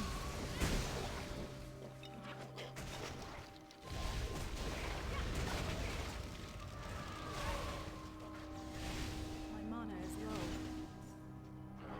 Hello. That's a lot of dudes. Let's go ahead and try to pull them together, put them into this. Make them vulnerable to all that damage, and they're pretty much dying already. This is a fun build. Ever since once I finally unlocked the tier 1 bonus of Hailstorm, I've really been enjoying this build a lot more, because it's actually kicking into effect.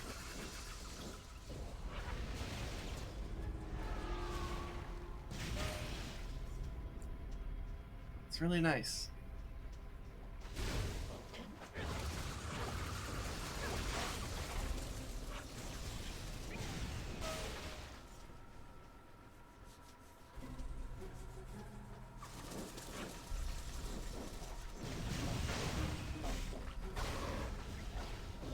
Anyway, so we asked a little bit about how it's going at the other side of the Pacific Ocean. How's it going over in, I believe you're in Denmark, right, Harless?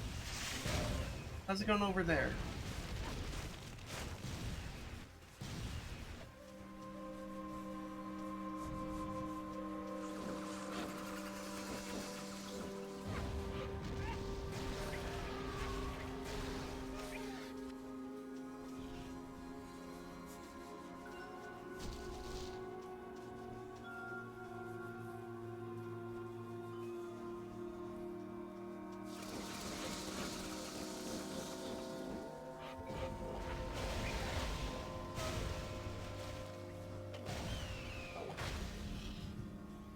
Oh, there's some gold down there we missed.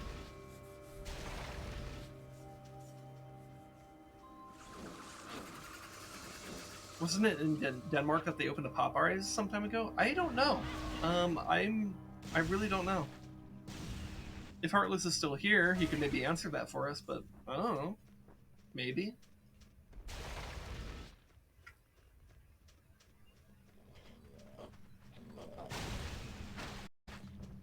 I don't exactly follow news about, like, fast food chains opening up in foreign countries. Inventory is full. So I really wouldn't know. But I wouldn't be surprised. Can't carry anymore. I need to manage my inventory. You should, though? Why? I don't think it's worth my time. I barely follow news that is actually important. Why would I follow news about fast food chains?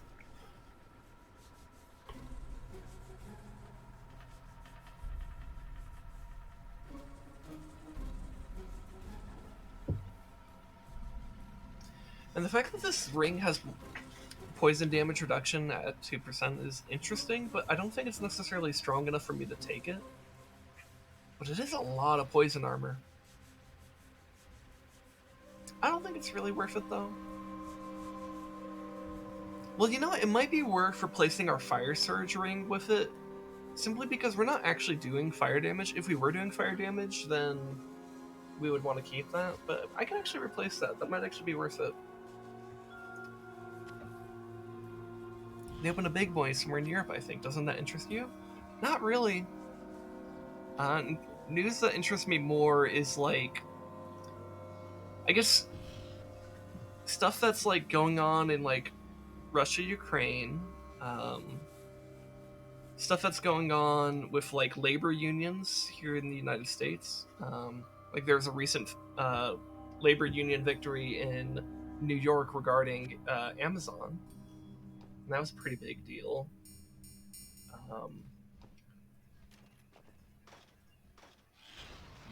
Oh, inventory's full. All right. I'm also interested in, you know, things like that might be going on with, like, the gaming community and stuff like that. So, like, earlier we were talking about a video about real-time strategy games. That's something that interests me a little bit more. You know, stuff like that. Stuff that I ever just have a personal interest in, or have a more, like, political interest in. You know?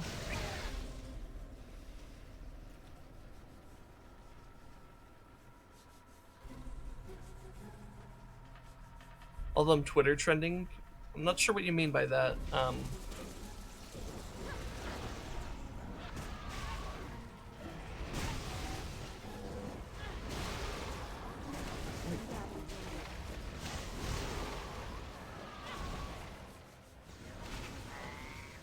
Trending on Twitter words. Alright, let me see if I can figure out what... Let me see if I can read between the lines here. So do you mean, like... Are you asking if I just...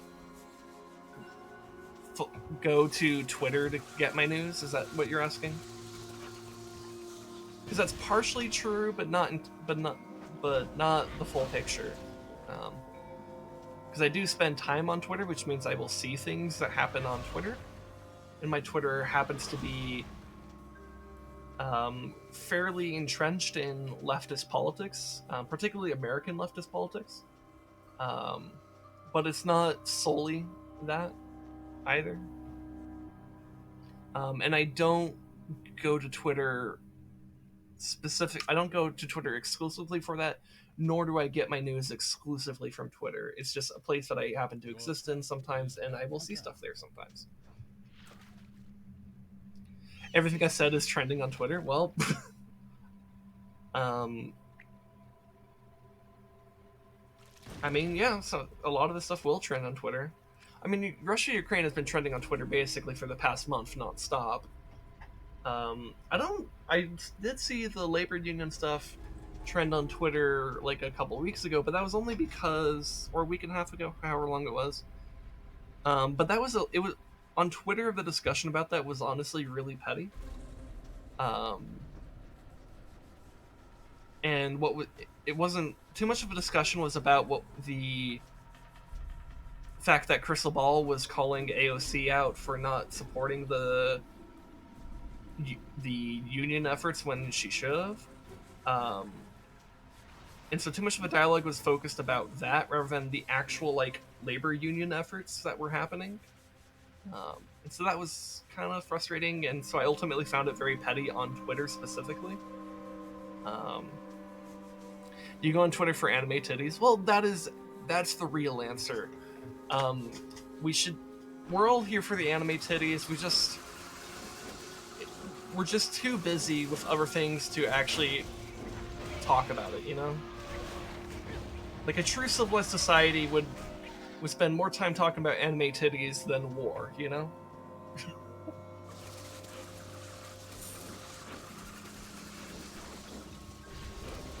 And God, do I wish I could live in that society. But that world does not exist.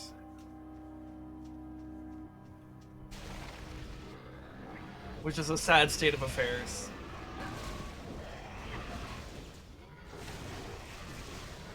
You've become more experienced.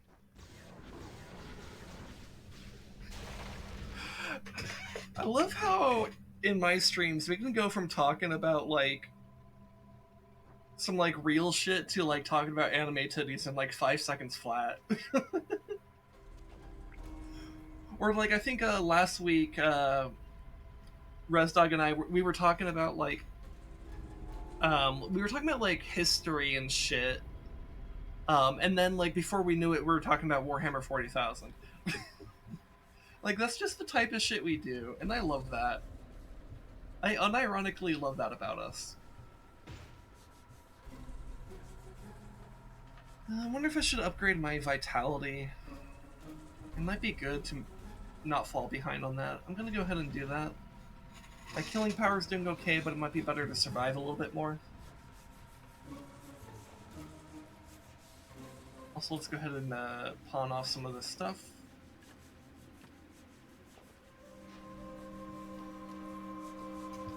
Alright.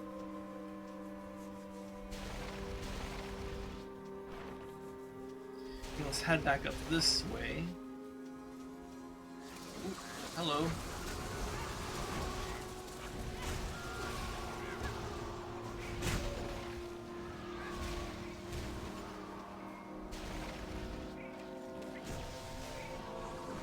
Okay, let's just try to aggro like all the things in this zone, so that we can try to bunch them up into our AoE spells.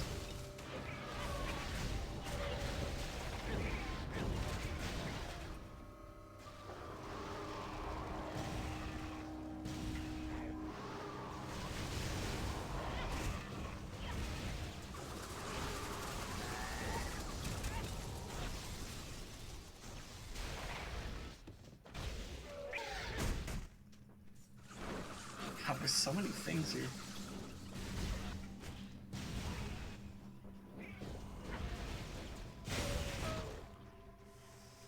Oh, to live in a world where the only serious discussions about either to be or insert your waifu here got the best titties. I mean, I'm pretty sure Sona's titties are better than 2B's. mean, have you seen them?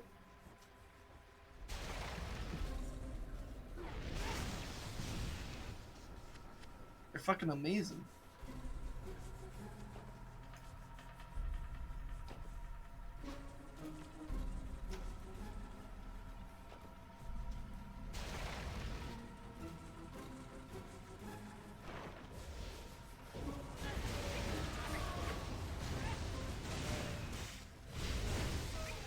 I do not study anime titties as much as I should. You know what? Maybe I should start. Maybe I should have a section of the quiz that's all about anime titties. I think that'd be a good way to improve the class, right?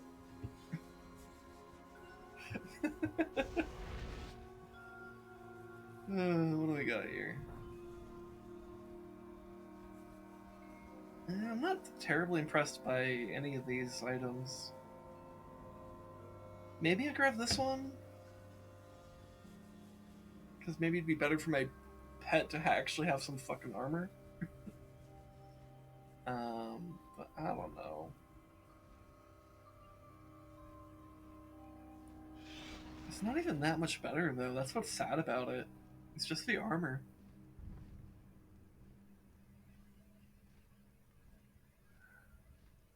It's not even the best selling thing. It's actually better to grab the staff if I want to sell it. I think I'm gonna grab the staff, actually. I think I'm just gonna sell it. Also, I forgot to read what he said, but let's pretend that I read it and I was a responsible streamer. I'm so relieved you have arrived. My crew and I journeyed to this outpost to deal with increasingly aggressive Skara. I remained here to fashion additional explosives while my crew investigated the stacks, but they never returned. I've been unable to leave here because of the swarming Skara. Please take these explosives with you and journey into Swarm Point, and search for any surviving Zeryphesh and help them in any way you can. That guy is built so weird. Yeah, so the Zeryphesh... Actually, this is something I really like about Torchlight. And it's not like a huge deal, but like the races that you interact with that aren't human are actually really interesting. So like earlier in the game, the first zone that we were dealing with, we were interacting with a lot of Astharians. And Astharians are these like they look a lot like humans, but they have like a they kind of like look a bit like a they have this like aesthetic that's kind of like I guess Tibetan monks is kind of the aesthetic they were going with that. And their whole thing is that like they're inherently magical, and when you arrive in their like town, they're like suffering from like a magical plague that only affects magical beings. And so they're all infected, but humans are fine because humans aren't inherently magical. So you're able to run around and do stuff while a lot of them are like struggling with like sickness and stuff like that. And then these guys, their race is called the Zeryphesh. And they're also magical beings, but like they're different. They're not biological. They're like beings who kind of like converted their life force into like pure like magical energy or some shit like that. And then they bound that energy to like these like robes and stuff like that. So like that's why they kind of look a bit like mummies. So like if you see all these bandages and shit, they're basically like walking magical mummies, sort of. And I think that's really cool. It's also why they kind of have this kind of like metallic sound when you like hear them talk. Oh no, we got an ad in the middle of the lore explanation. Oh man.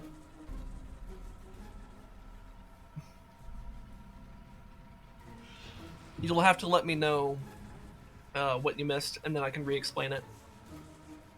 Or actually, you have to let me know what you did get, so I could explain what you missed. It'd be a bit weird if I had you explain what you missed, because you don't know what you missed.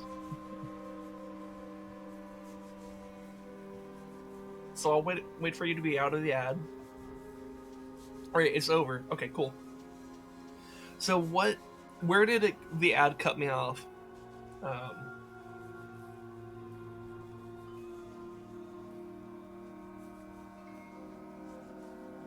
Did you get my explanation about the Astharians?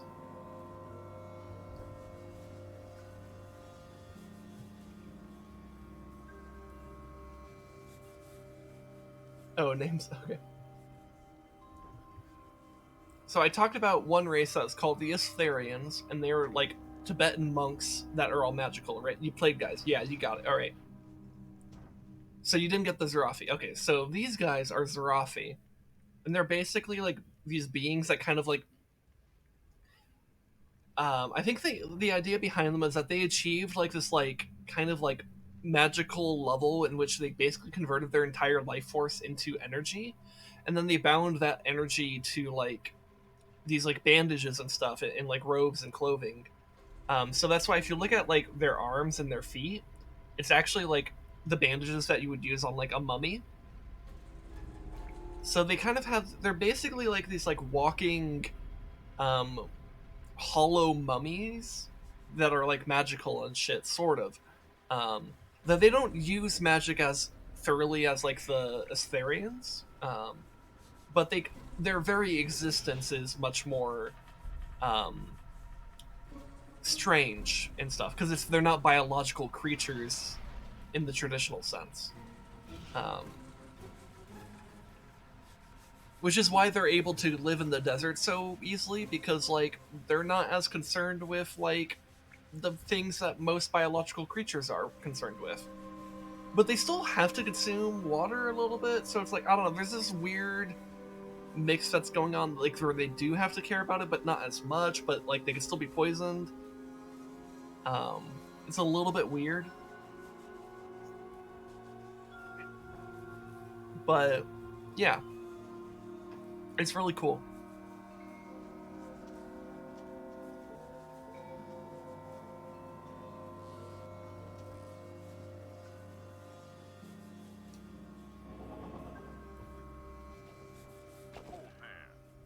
Ah, Haref sent you with some explosives. Finally, some good news. Don't bother looking for the rest of the crew. I'm the only one that survived. There's something wrong with some of these hives. They seem to be infected. You'll need to locate their rigged hives and detonate them, then descend into the blood hive itself and destroy the infected eggs you find. Perhaps you will discover what has been blighting the eggs. This is a great task, but it must be done. We will all be in your debt. So built like a Ford F-150? Gotcha. Yeah, sure.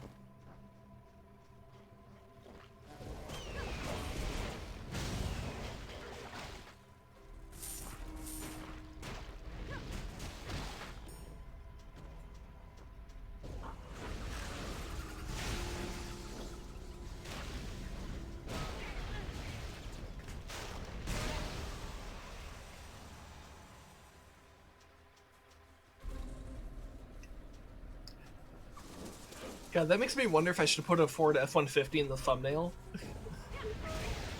of like this, like when I archive this on YouTube. Because I feel like that'd be kind of funny to like, you know, people who click on the video on YouTube, they're like, huh, why is there a Ford F-150 in the thumbnail? How is that relevant to whatever Sindef was talking about? And then they get 2 hours into the fucking VOD, and only then do they find out it was just there as a throwaway joke from chat.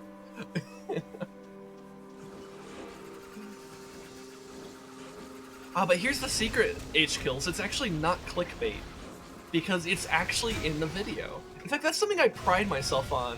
All my thumbnails, no matter how clickbaity they seem, they're not actually clickbait, because everything I put in the thumbnail is actually relevant. No matter how weird or off-topic it may seem initially, there is a context for it, and it exists within the video. And it's something I've really enjoyed about making thumbnails for YouTube. It's just like finding ways to incorporate some weird type of off-comment or discussion that happened like 3 hours into the stream and incorporate it right into the thumbnail. Because I basically kind of like entice people to actually watch deeper into the VOD by doing so, because if they want to actually understand the thumbnail, that's what they have to do. But they will understand the thumbnail if they do that. I'm not just like throwing shit in the thumbnail that never ends up being relevant, you know?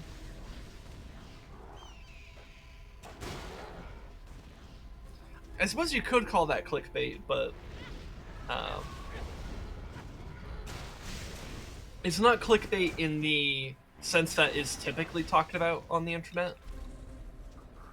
Like, I'm not, because like I feel like most people when they talk about clickbait are talking about like those videos that basically put something into the thumbnail or in the title that just isn't even actually part of the video and it's just there to get you to click on it.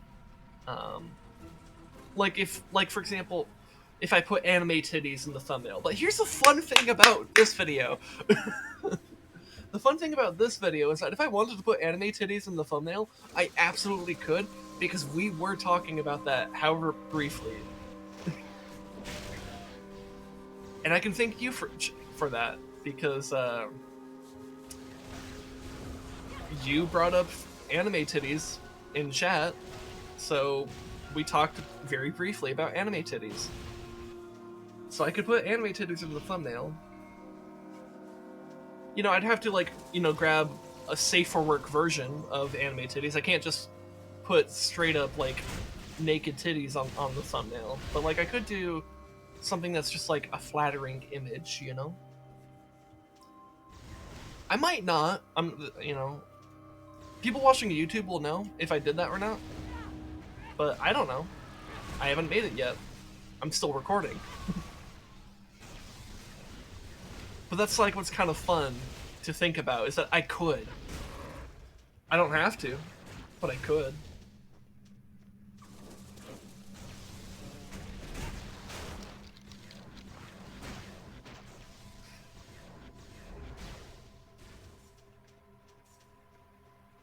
Power is in your hands. Indeed it is. It really is.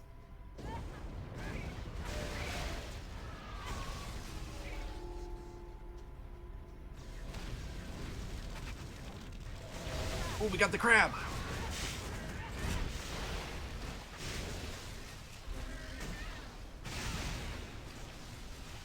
My mana is low. Alright, we got the crab. Excellent.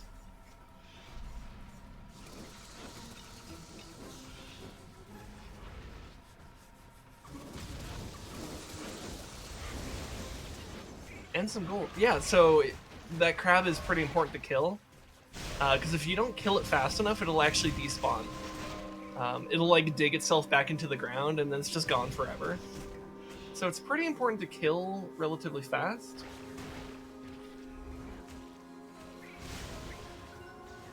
So that's why I was trying to target it pretty hard there.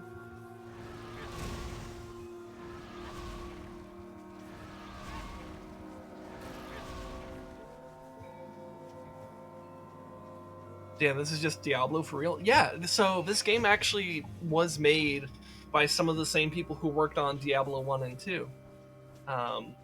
Because back in the day, Blizzard had this offshoot development team, simply referred to as Blizzard North. And that Blizzard North existed until I think like 2007 or something like that.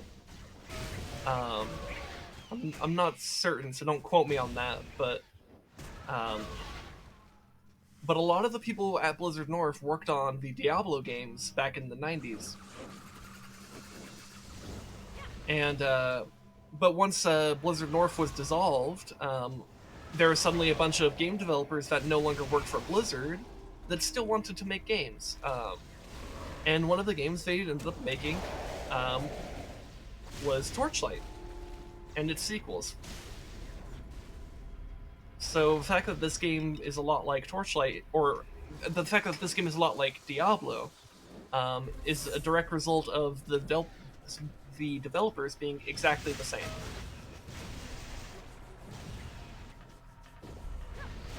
Like, it has its own different flavor and vibe to what's going on here. Like, it's not as, like, grim, and it's not as, like, dark in tone as, like, Diablo is.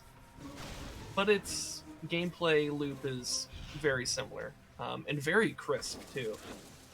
Like, they clearly cared about making this game feel very good. And it does. It really, really does.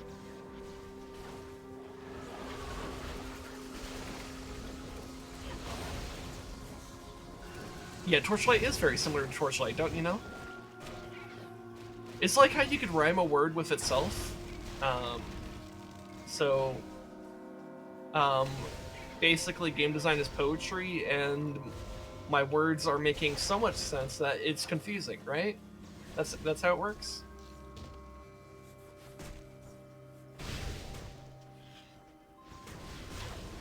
I would make an out of context clip, but mobile clipping is the death of me.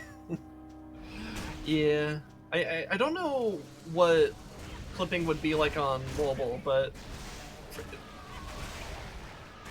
I have noticed that in general, Twitch on a mobile devices is just like a lot less good than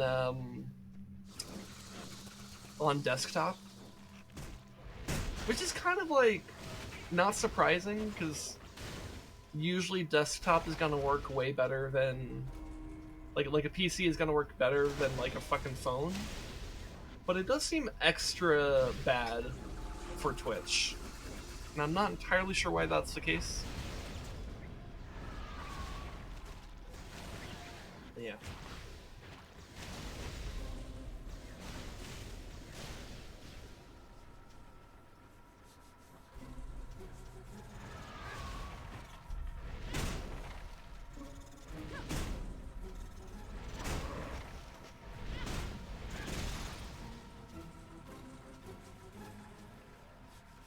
It may make sense in your head, but not in the air. Exactly. That's exactly what I was saying, right?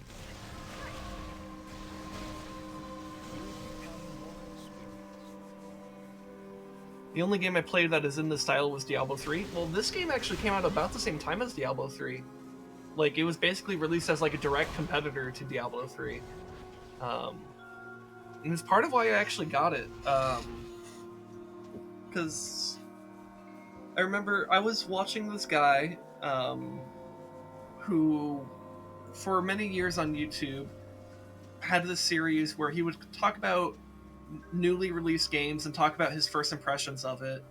And one of the games that he did was this game. And this guy I'm talking about, by the way, went by the name as Total Biscuit. He has since passed away from colon cancer, which is really sad. But when he was doing YouTube, he did a video about this game, and he talked it up really hard. And I also noticed that beyond his first impressions video, he would just have this game on in the background while talking about other things, like because he just genuinely enjoyed the hell out of the game. And I'm like, well, if he's talking about it glowingly in his first impressions video and he's casually playing it while talking about other topics, that probably means he really likes it. So I'm gonna go give it a try. And it was like 20. I think I caught it for like $20 on a Steam summer sale or something like that. And it's one of the best purchases I ever made in terms of gaming, because I have hundreds and hundreds of hours in this game. Like, I think I have like 800 something hours in this game. It's so good.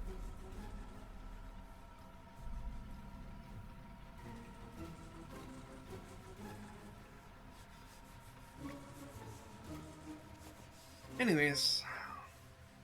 Ooh, I can get Frostwave up to the triple thing now. Yeah.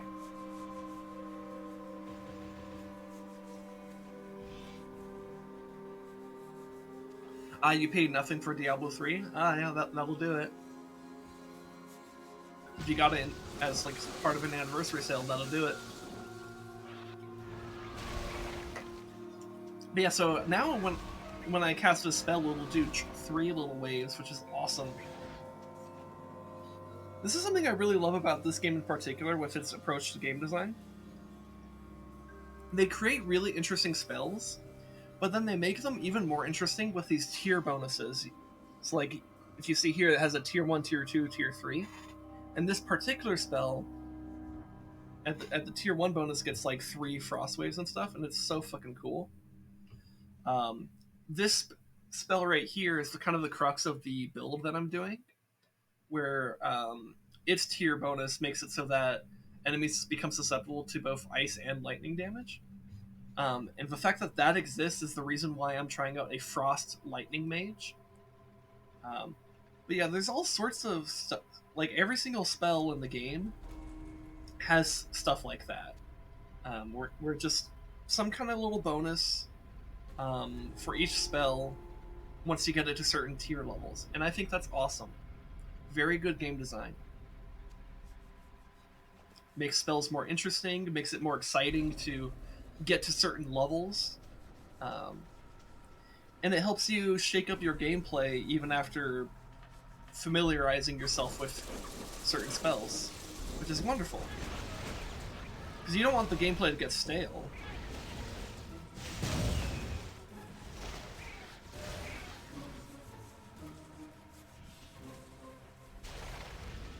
And I think this game has done a wonderful job of not becoming stale for me.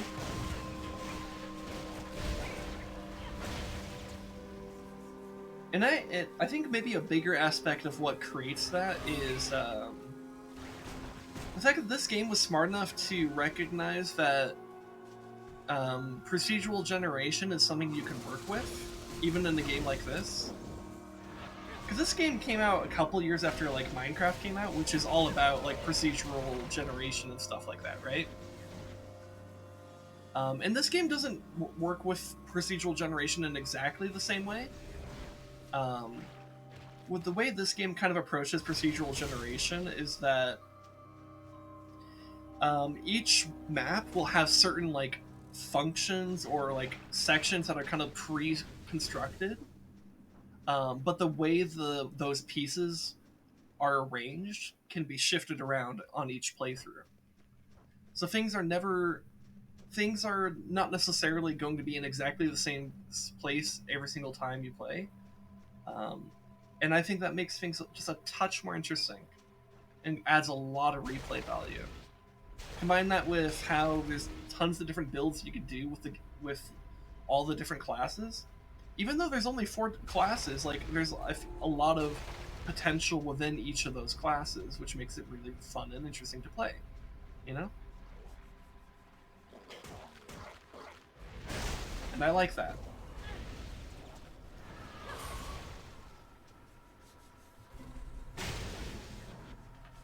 Anyways, I missed a few things in chat, including this bot that I need to get rid of.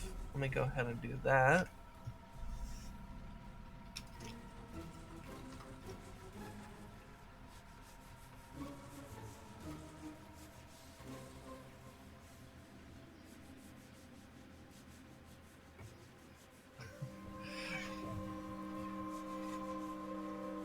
Just think if they made a co-op version of Elden Ring or Dark Souls. I mean, by some definitions, you can do that cooperatively, but I understand what you mean. And I agree with you. I think Elden Ring and Dark Souls... I think those Souls-like games would be improved a lot if there was a more... if there was a more direct type of co-op you could do in those games.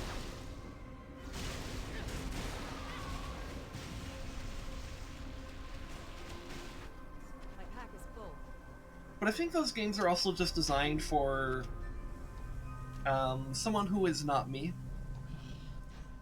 Because I played a lot of Dark Souls. Like, I have like 400-something hours in Dark Souls. But I haven't touched it in years at this point.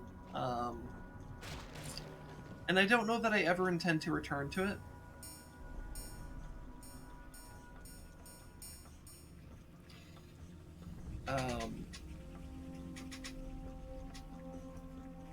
And I never found myself getting into any of the other Dark Souls games either. Like, I played a little bit of Dark Souls 2. I don't even know that I even got to, like, the second or third, like, I boss or anything like that. I, like, explored a couple areas and kind of got disinterested in it. And then Dark Souls 3, I got further in that game. I found it more interesting, but not enough. It never hooked me in like Dark Souls did. But it could be that by the time I was doing Dark Souls 3, I kind of was over the whole Dark Souls thing, and I had kind of given up on like whether or not it would really like click with me. And I think the answer is that it's really just not going to.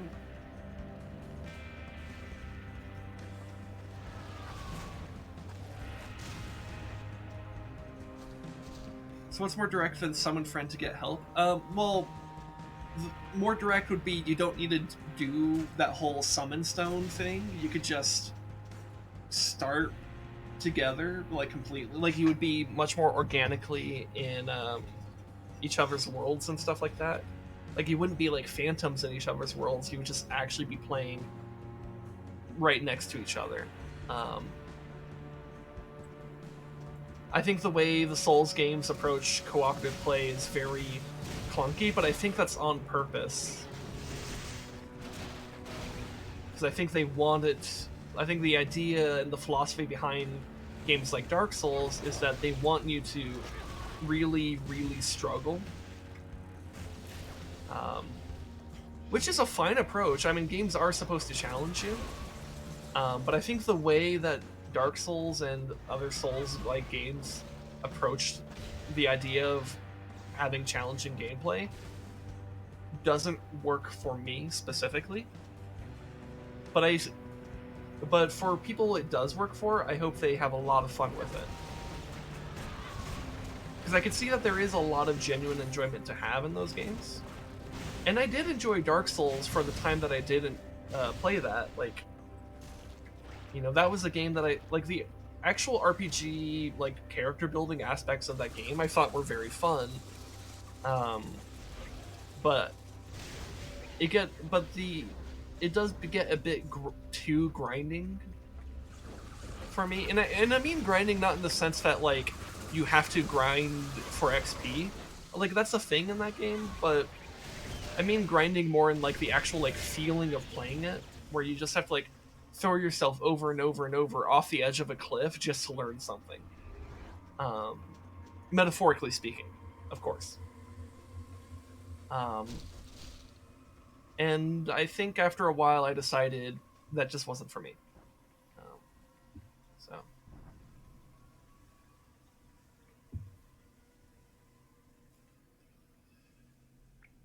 But yeah.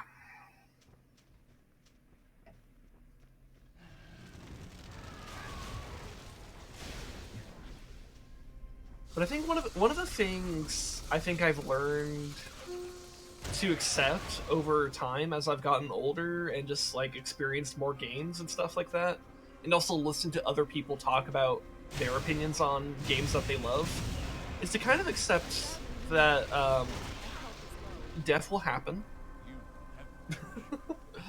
That hurt. That was very painful. No, but what I've learned to accept is that it's okay to not like a game, and it's also okay for other people to love games that you hate, because not every game is going to be for everyone. And I think Dark Souls is, like, the quintessential example of that, where it really is for a very particular type of gamer. And I think there's an attitude that exists in, like, particularly internet gaming culture, where you gotta be, like, the super hardcore awesome dude that can live up to any challenge and is okay with it. But, like, you don't have to enjoy Dark Souls, and you don't have to disparage it either. Like, it's okay to recognize it for what it is, and recognize within yourself whether or not that type of thing works for you. And if it does, then great. If not, that's fine. You just do something else.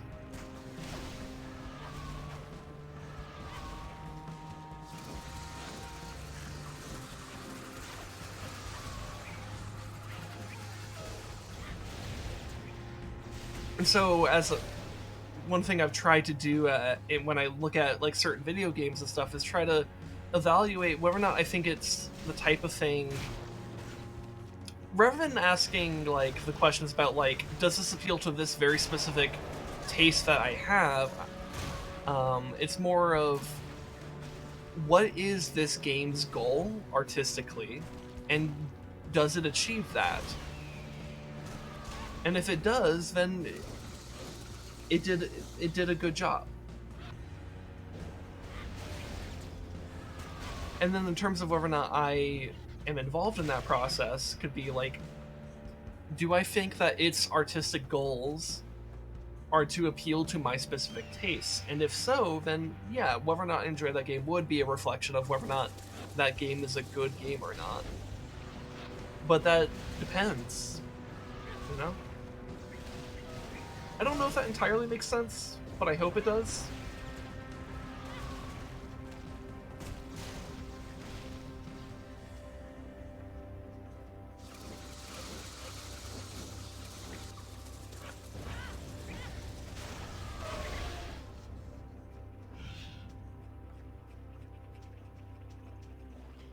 Anyways, I'm gonna try to aggro all the side stuff here before I aggro the boss.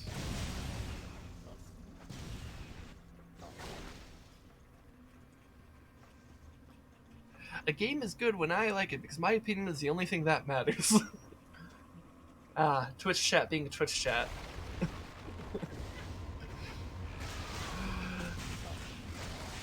I understand you being sarcastic, though. Which is why I'm laughing. Because that's a funny comment.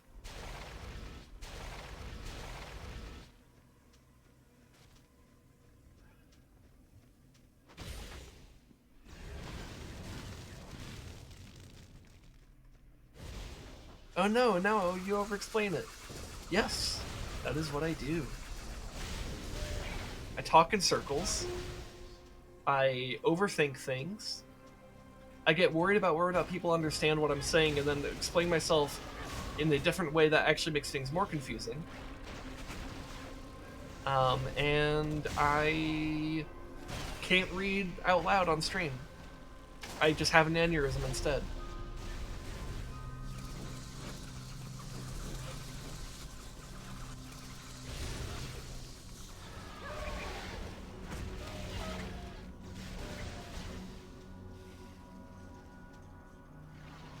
That's the Sin Death experience. Ooh, wow, those eggs exploded violently.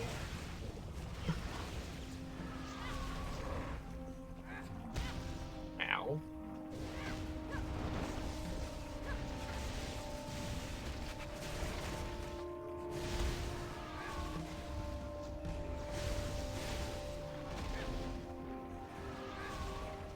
My inventory is full. And it's great. Oh, thank you. Thank you, H-Kills. I appreciate that.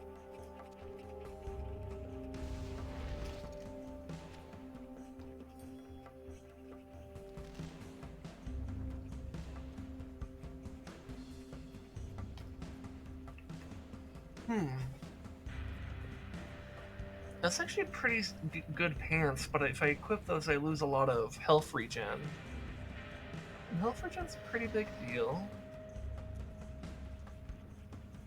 Here, I'll hold on to these pants before I decide what to do with them. But I also... my pet's inventory is also full, so I'm going to go ahead and just tell them to go take care of that. And let's go deal with the boss.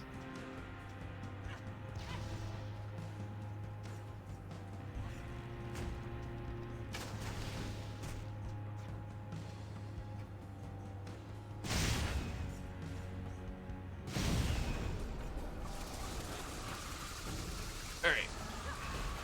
Let's put the locust down, that down, jump up here, throw this.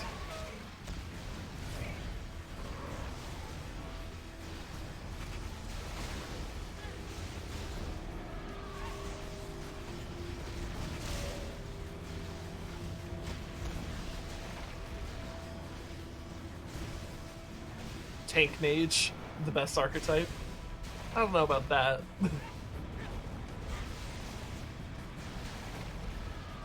I think it's just more of I don't want to die mage.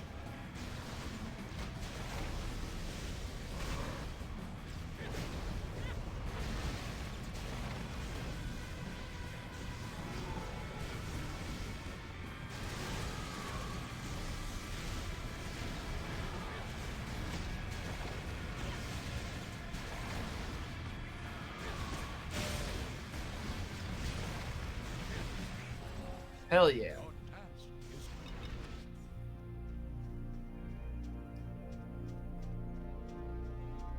Alright, there should be the secret area over here. Yup.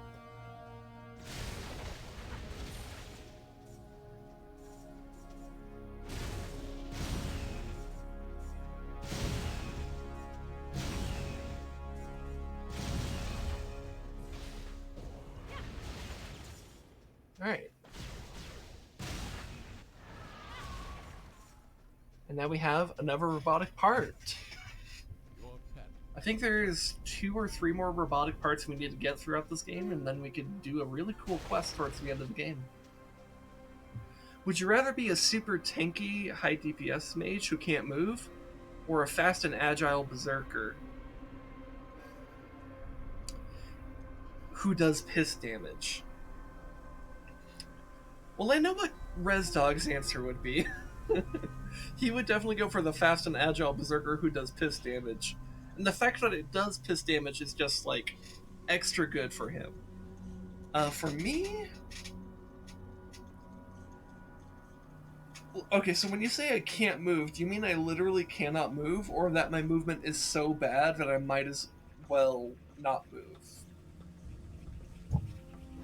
Because that is a pretty important difference.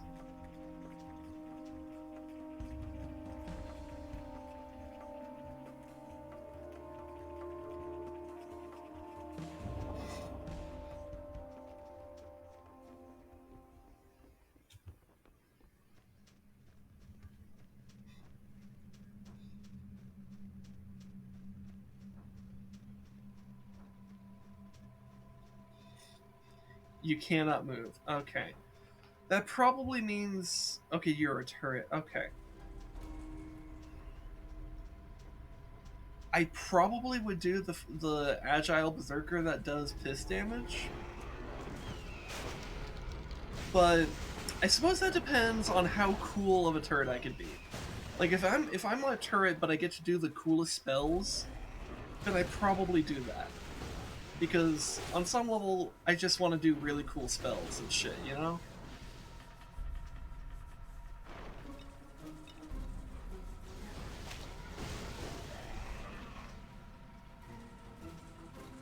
Because you know what? It kind of sounds like I would be kind of like a siege mage, where it's like, I need to, like, pick my battles very strategically. And then when I do pick them, I become, like, the most powerful force in the universe, so long as I don't need to move. Which, that could work. But man, is that dangerous. Because anything that wants me to move at all, I'm fucked, right?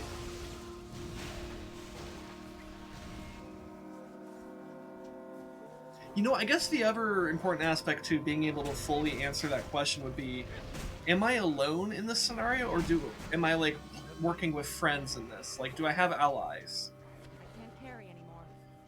Because if I'm a turret, but I'm alone, that's bad, and I'm probably going to get destroyed because of the lack of mobility. However, if I have, like, a whole, like, group of people that is allowed to work around me and take care of stuff, they can grab, like, things' attention, and I can basically be, like, the super powerful artillery machine in the back that just lays devastation. It's like I could bring the ultimate fire support for the actual like, to allow everyone else to actually do the thing that they need to do.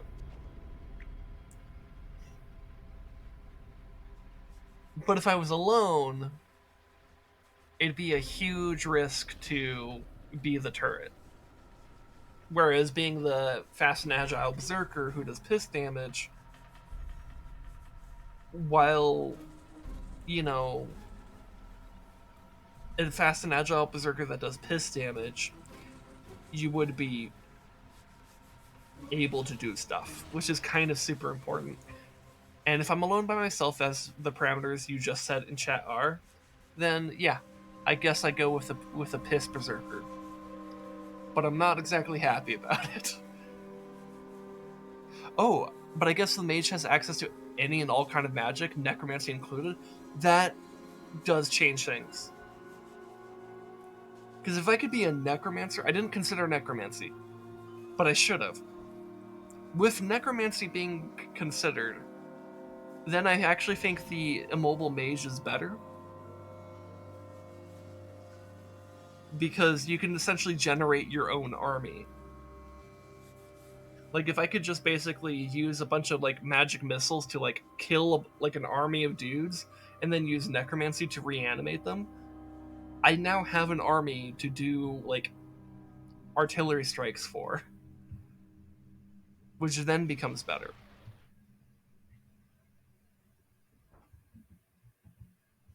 So with necromancy, then I will absolutely be the turret. What do I want to invest in here?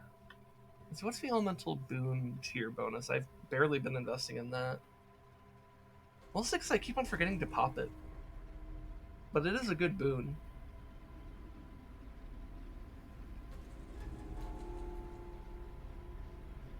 Oh, the Berserker has something else going for him? Okay, what is it?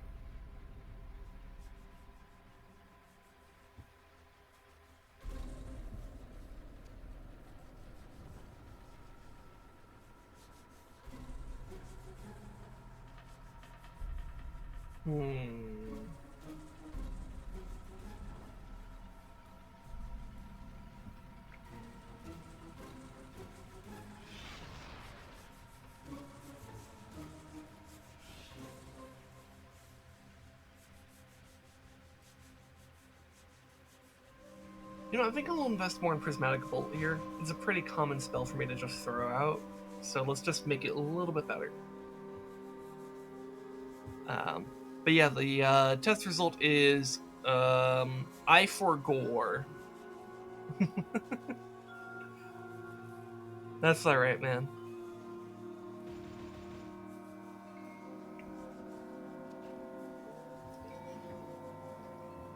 You know what, and I should take the time now to consider whether or not I want these pants. So if I got these pants, I would gain 17 armor. I would gain 15 focus, which is actually a pretty big deal. That focus actually helps our offensive power, because it gives us magic damage. And it gives me some passive thorns effect, essentially, which is nice. However, in that process, I lose 22.6 health regen per second.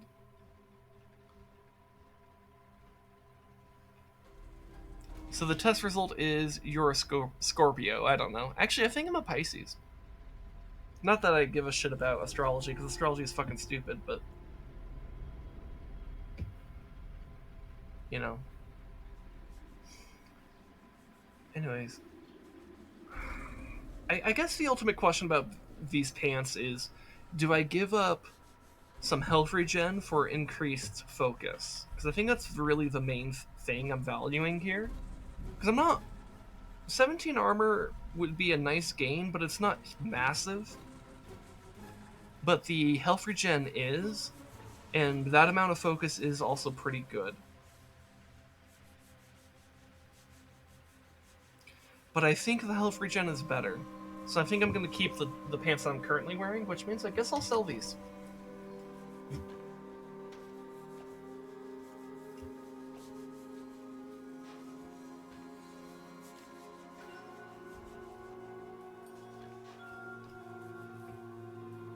Oh, Retribution. Oh, this is a good thing to put on our pets.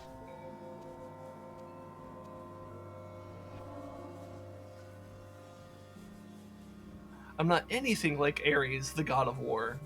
Yeah. Wait, no, that's a different Ares. The Ares from astrology and the Ares from Greek mythology are two different things.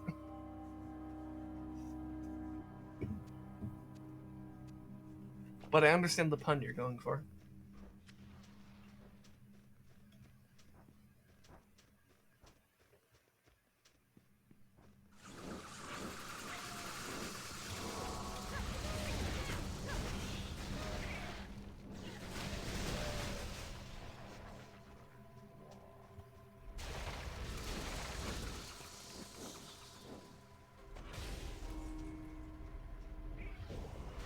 it's Faceless King. Oh. The Faceless King has an interesting little quest line here. Yeah, let's go ahead and talk to him. Let me drink some water before I talk to him. I am called the Faceless King, and I have resided here since the Zeryphesh and Ezreal were one race. It has been my dream to reunite them by accessing the Vault of Souls, but the vault will not open without the masks of the royal line, which were stolen from me ages ago. If you can locate the royal masks and return them to me, I can raise the Eternal Palace, unlock the Vault of Souls, and reunite the Zeryphesh and Ezreal. Please, my mortal friend, help me end this war. Look at his face. For a guy who is supposedly called the Faceless King, he's got a pretty spooky face. Edgy? Yeah, I guess he is pretty edgy. You have received a quest.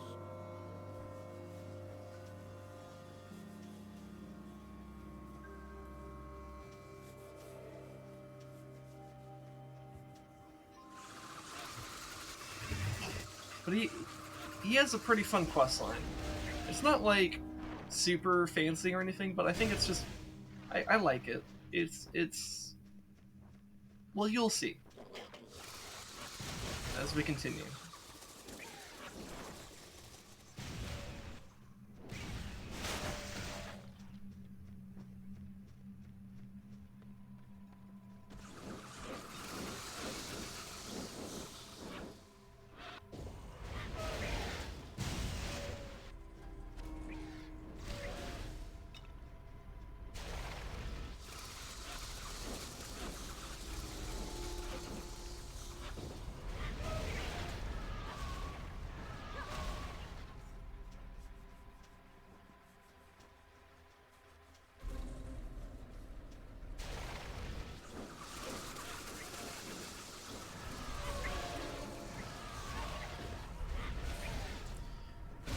You know, one thing I'm thinking about with the when I archive this on YouTube,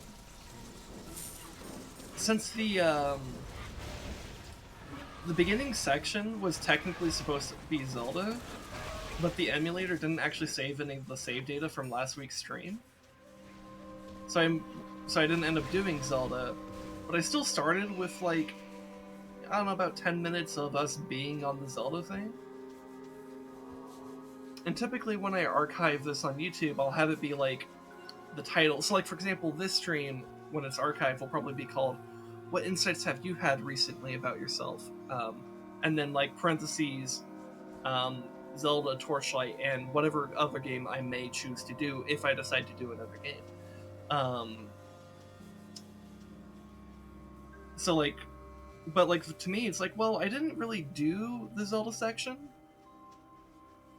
So do I still put like Zelda in the title? And I was like thinking like, okay, here's something I could do. Maybe I have like the parentheses Zelda, but I have it be like parentheses Zelda ? And that can kind of convey the kind of like the way in which that the Zelda section got a bit fucked.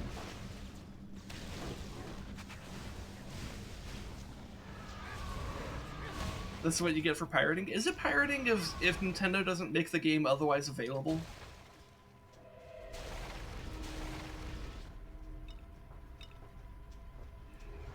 Because if I could just like, if for example the Oracle games were on like if Nintendo had made PC ports for the Oracle games, and all I had to do was pay like, I don't know, $10 for them, do you think I wouldn't do that? I would absolutely do that in a heartbeat.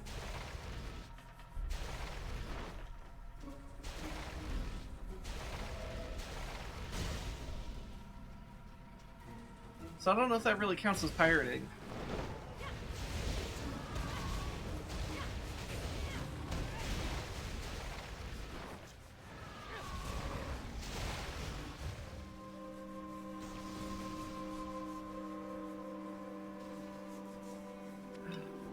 I don't care, to be honest. I pirate every movie I watch. Yeah, no, most people on the internet don't really care about whether or not something is technically pirating.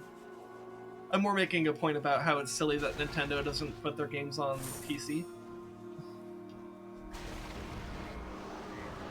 And Japanese and developers in general, I notice, tend not to be as concerned about the market on PC, which is honestly a huge shame, because I would argue PC probably has the biggest passionate market that you can find for gaming.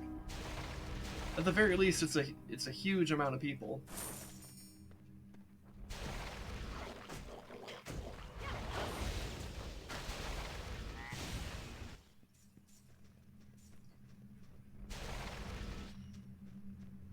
But yeah, I'm not sure what it is about Nintendo and other Japanese developers that causes them to not really think about PC. It's really weird.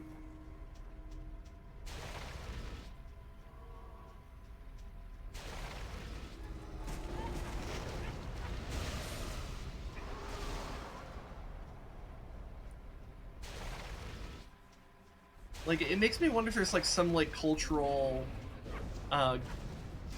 like thing that causes Japanese developers to think that like PC development isn't like real shit or whatever. I don't know. Here, let's take the opportunity to go back to Zeryphesh real quick.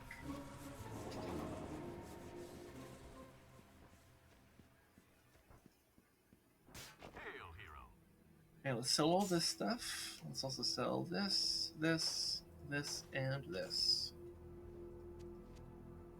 And anything of note here that I may want.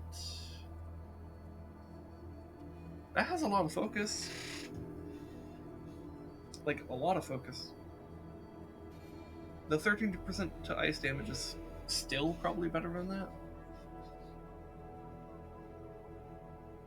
Why wouldn't they force you to buy an entire console to play a game? Yeah, I guess for Nintendo I could understand that logic a little bit.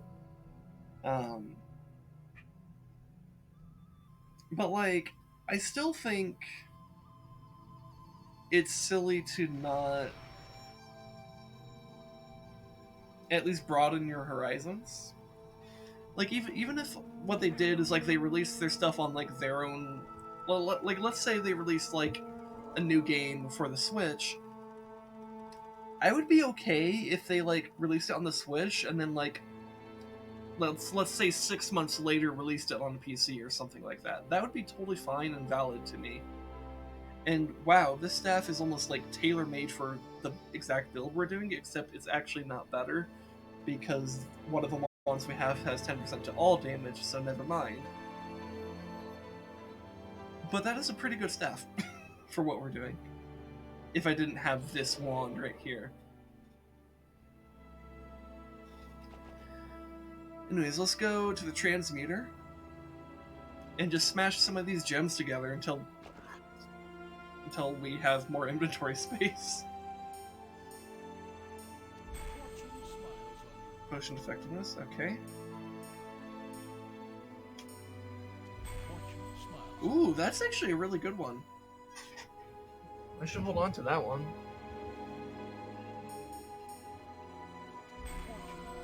Knockback resistance and attack speed.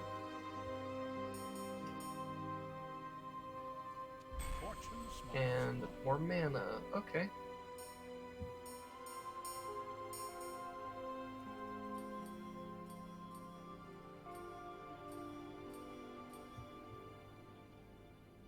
Mana still on a hit might actually be good for our wand here.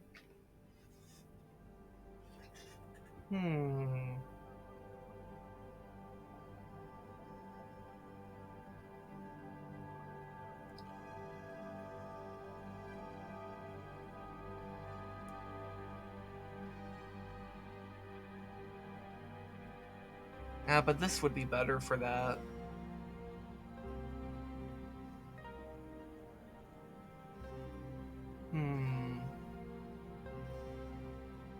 That might actually be really good, though. Maybe I should do that. Let's do it.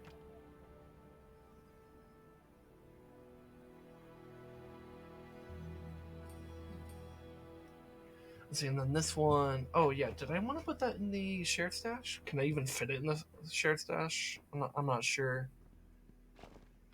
Because I'd have to take something out in order to put this in. It is a good ring if I ever do a Never Fire Mage, though.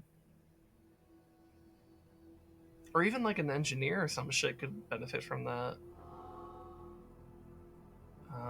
Problem is, what the fuck do I take out?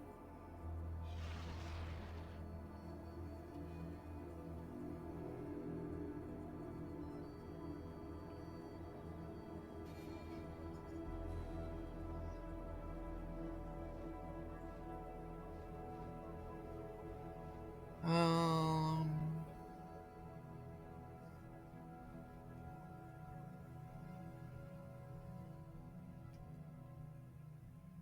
mm, yeah, we might not... We might not have the thing. Alright, maybe we just sell this ring. Maybe we just kind of bet on whatever character would benefit from that, just finding something better. Fuck it. Yo, Sin, go buy the Wii 2 to play a sequel to the game that's on the PC. Okay.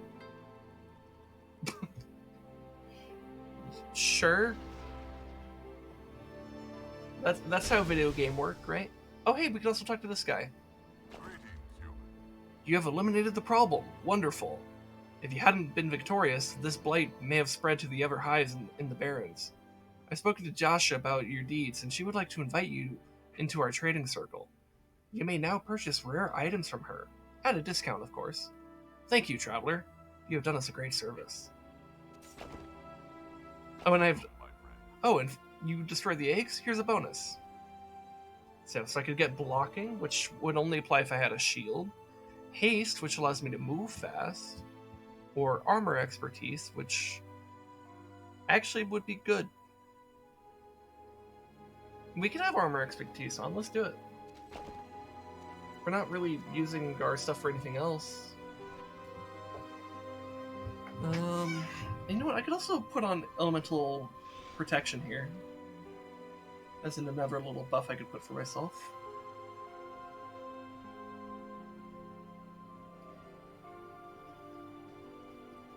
Alright, here, before I head back out to the Salt Barrens, I am out of water, so I would like to take a break here. So I'm going to go ahead and take my break, get some water, and when we come back, we'll head back to the Salt Barrens. So, let's do it.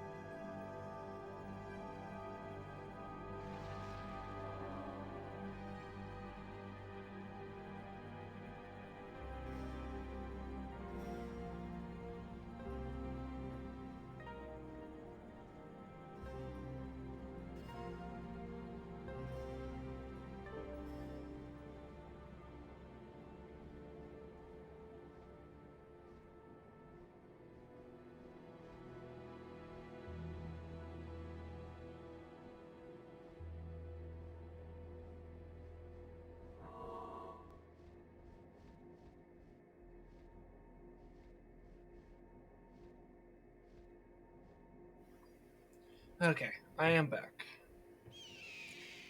Let's see, what's this in chat?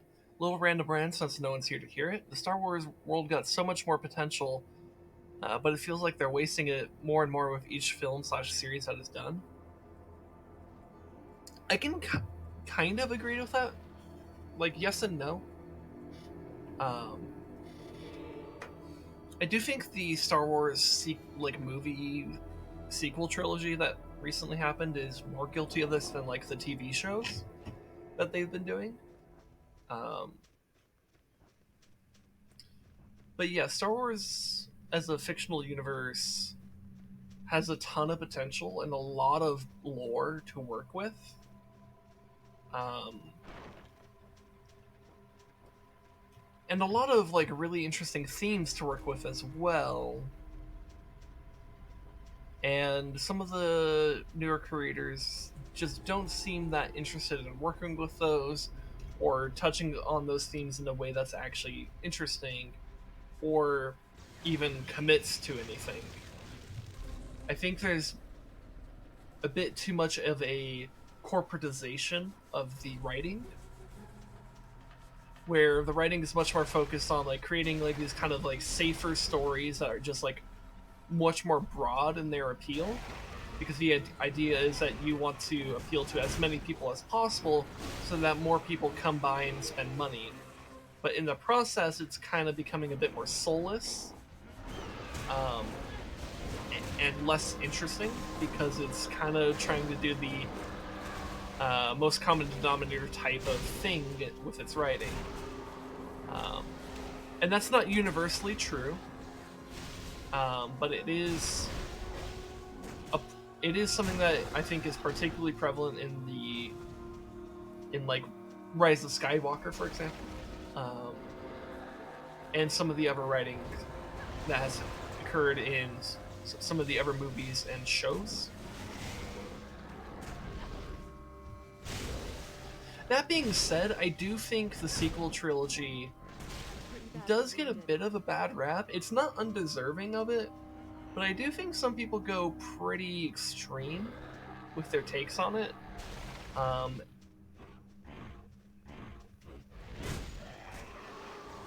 And people go pretty hard on Last Jedi in particular, when I actually think that's maybe one of the better things to come out of Star Wars in the past like 10 years. Because it at least was trying to focus on some pretty genuinely interesting things and was playing around with like more interesting character arcs instead of just like kind of copying and pasting what worked previously without any of the actual like creativity that made the original stuff good.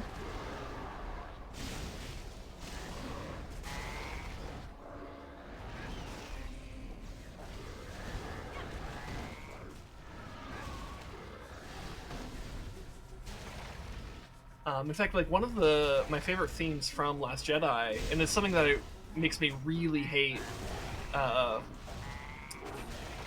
Rise of Skywalker, is the whole idea of like who Rey's parents are or were. Because like this is something that like was kind of a thing in Force Awakens, and they're like, oh, who were her parents? She doesn't really know. So she doesn't know how she fits into this universe full of Skywalkers and Palpatines and Solos and and what I really loved about Last Jedi is that they take that idea and they're like, Rey's parents were nobody, like they didn't matter in the universe, they were not important, and that's kind of the facts of the situation, is that they weren't these bigger people that were connected to anything. They were just nobodies. And I liked that a lot because it gave this like the message, the theme that gets created with that is this idea that like you don't have to be connected to anybody important to actually do something amazing. That you don't have to be connected to some bloodline to be important.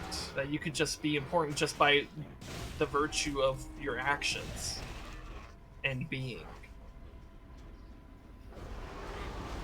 Which, you know, that's something I really think is important to for people to hear, particularly young children, but even adults. I think it's important for them to hear that, like, you don't have to be connected to some bloodline or anything like that to matter. And so that's why in Rise of Skywalker I was really, really bothered when they made the decision to not only have Palpatine be in the movie, but specifically made it so that Rey was related to Palpatine. It's like, it completely ruins that theme that was really, really good in Last Jedi.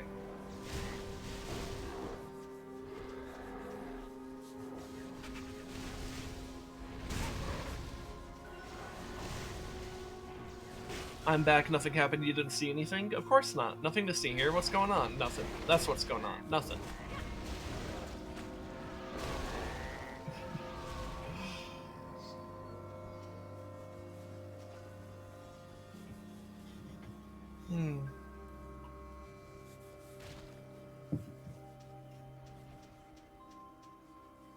You forgot to take your water? Ah, gotcha. That's the whole point of the break, though. Come on, man. And now your kidneys are full of salt. Oh, don't do that. Drink your water. Dissolve that salt. Don't let things form in your kidneys. Don't form a stone in your kidneys. You will regret that. It is unbearably painful. And I am speaking from personal experience here. It is a truly awful experience to deal with a kidney stone. You do not want to do it.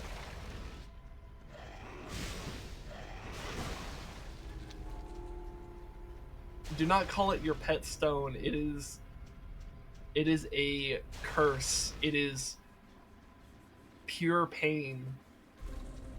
You do not want it. No, do not encourage the stone.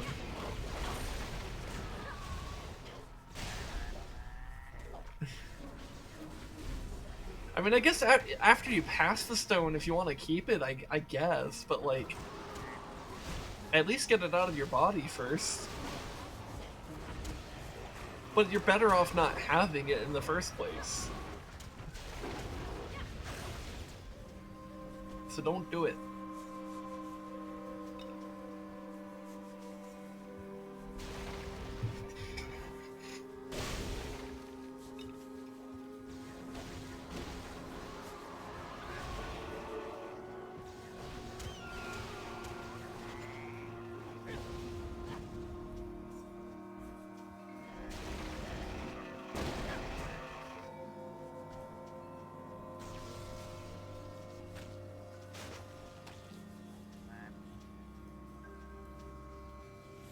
There's some cider at the side of my bed. Would that help?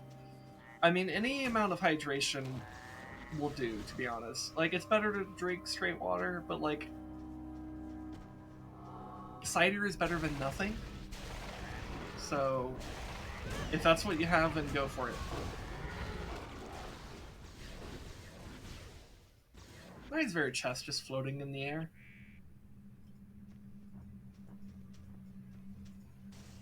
It's just floating.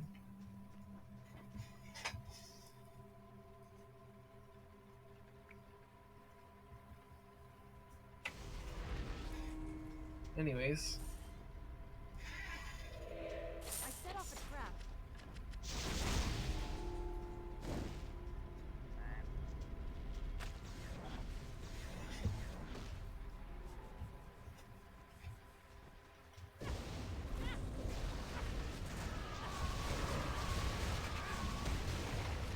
Oh man, I absolutely obliterated that Hulk.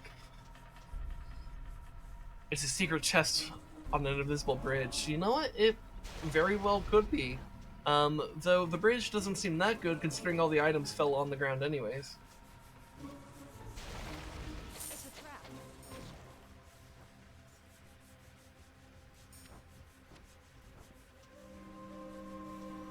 You must complete the puzzle to reveal the path up. Well, I don't really need the path anymore, so... I am wounded. Ooh, they actually got me. And let's resurrect in town. We can teleport back out. It's fine.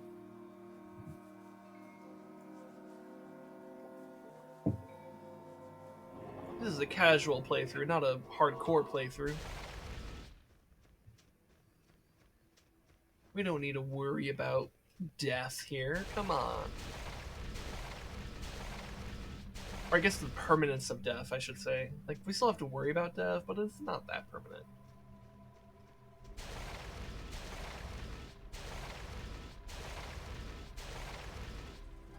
Oh, there's no actual bridge over there, is there? Ugh. Cries in Diablo 3 hardcore. I mean, there is a hardcore mode in this game.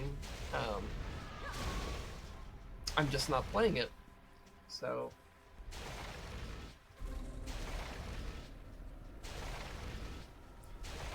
And you know what? Maybe I could do hardcore runs of this game in the future.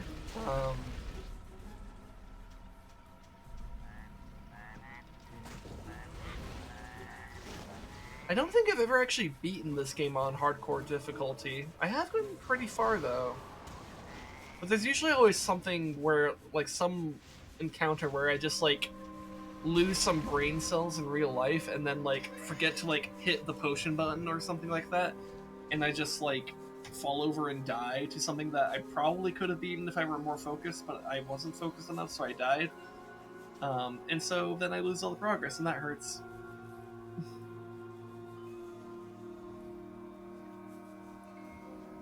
Though it is fun to, like, one thing I do like with this game is, like, to go on the highest difficulty, go on hardcore mode, and then see how far I can get, because I usually don't get very far, because the highest difficulty really is just a lot tougher. But there's a lot of interesting things that can happen there. Also, I need to go get dynamite. I didn't buy dynamite last time I was in town. You know, we have a scroll. We could just pop one.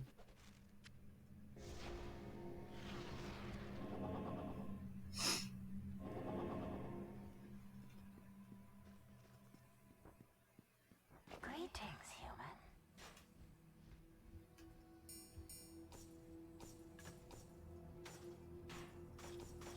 Alright, where is your dynamite? Here it is. Also, we never talked to this lady. What does she have? She has adventuring. You know what? That's actually pretty good for us right now. We're gonna just pop that immediately. But we're gonna leave the rest of these as is. Let's see, what do you got here?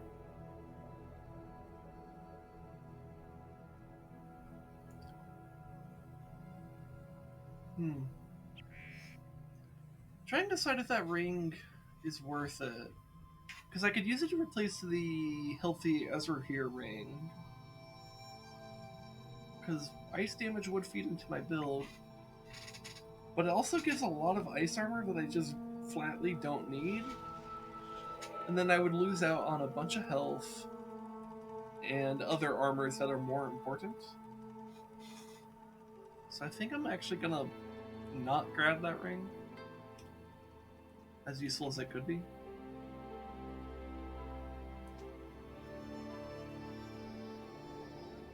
Alright, back to the Salt Barrens. Hard roar, ooh, nuzzled puzzles on you. Intense thinking, indeed.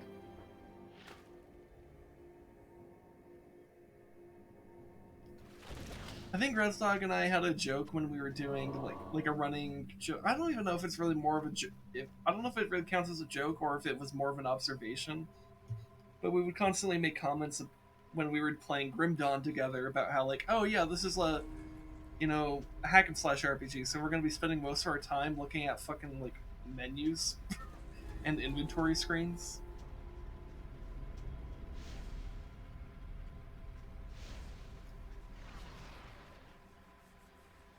My brain at the moment is FPS brainless only.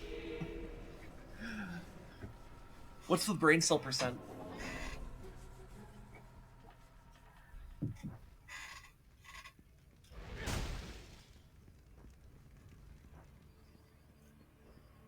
Let's go this way. Oh, also, we just stepped into, like, this universe's equivalent of hell.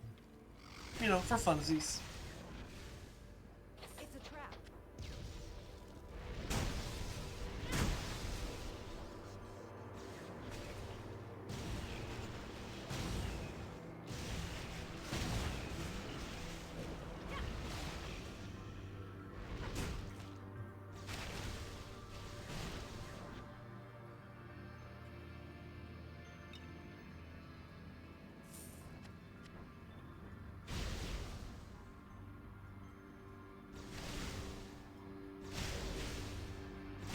LeMayo, the exploding chest sound effect, that was graceful. Yeah, I guess so.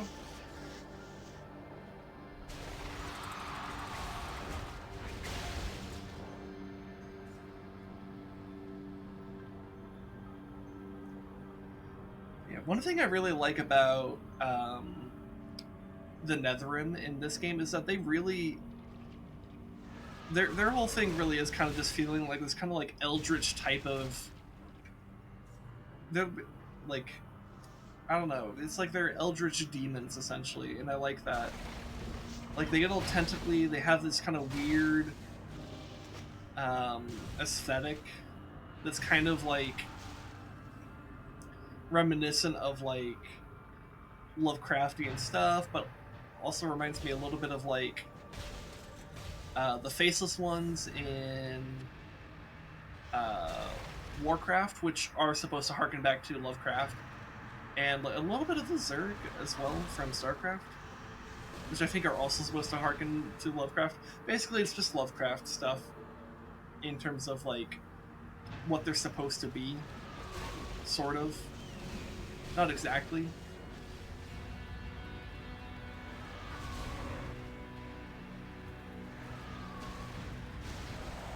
But I really like how it's like this game is like, alright, we got like demons and shit. By the way, these demons aren't necessarily your Hellfire and Brimstone type demons, they're more the Eldritch type of things. Like, you got these demons right here that are basically just like flying beasts that just scream at you, and that's what they do. And I like that. That's like a good, like, Eldritch type of demon design that I like. Because it's just taking like a trait that's kind of weird and making it like the main mode of its existence.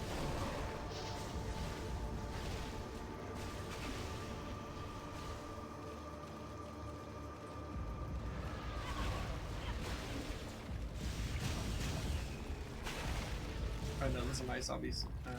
By my zombies, I mean my pet zombies. So my pet is a necromancer, which that's pretty cool.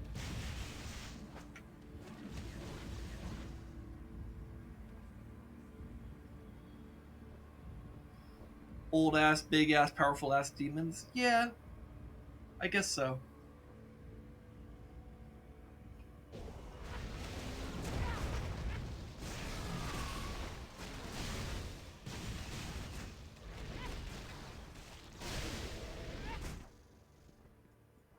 Your bird can raise visit. Yeah, so my bird has spells. It can summon zombies and summon archers, which is pretty good.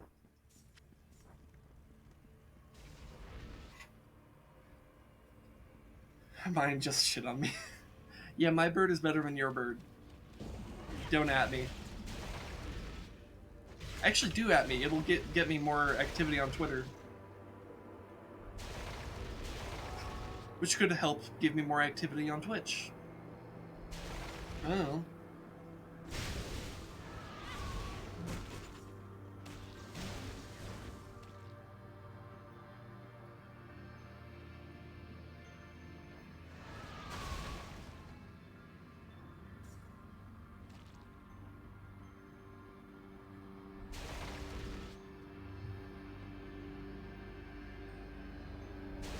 Now I'm trying to figure out, if you guys were to at me on Twitter for every little petty conversation you have with someone that's not even, like, affiliated with me, would I become, would I find that interesting or annoying?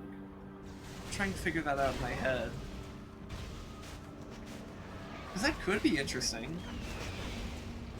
But I also might ultimately find that annoying because I keep on getting notifications for things that I don't give a fuck about. I don't know. But at the same time, it would be an interesting way to see the type of shit my audience gets involved in on Twitter. And who knows, maybe there's some actually interesting stuff in there.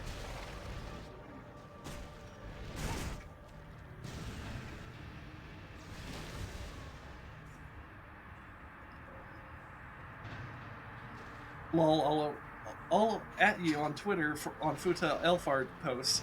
You say that like I won't enjoy that. Do it, bitch.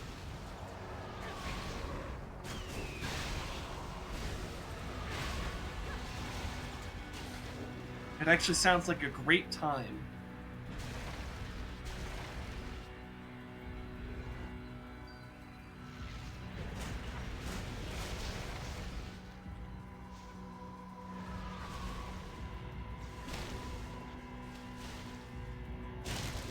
Why does my phone autocorrect ins and ons? It's because your phone is stupid.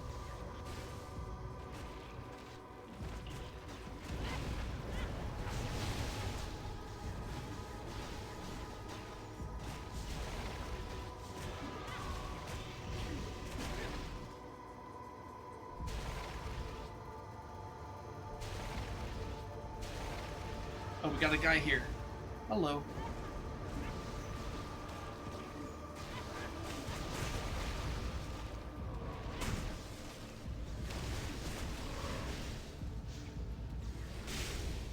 I clicked on the link and that was us. Yeah, I did see Heartless put a link in chat.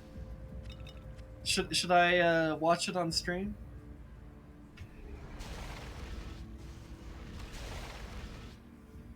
It's the Demon Queen's ass. Okay. Here, you know what? Let me look at it off stream first. Like, well, and by off stream I mean on my other monitor. And then we'll see.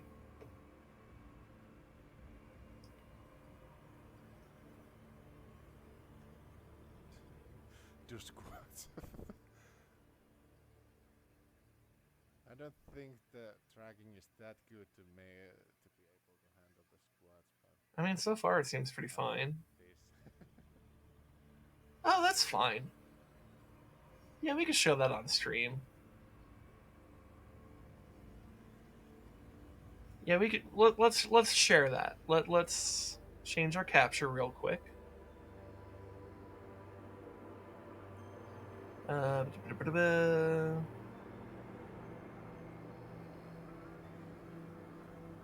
Okay. So this is the clip that Heartless put in chat. Let's watch it together. Now you could put demon ass in the thumbnail. You're right. I could put anime titties and demon ass in the thumbnail. I mean, is it clickbait if it's actually in the video? I don't know. Do squats. I don't think the tracking is that good to be able to handle the squats, but other than this. Yeah, you got demon butt. It's okay. It's not bad.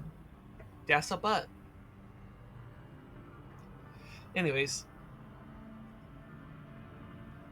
let's go back to Torchlight.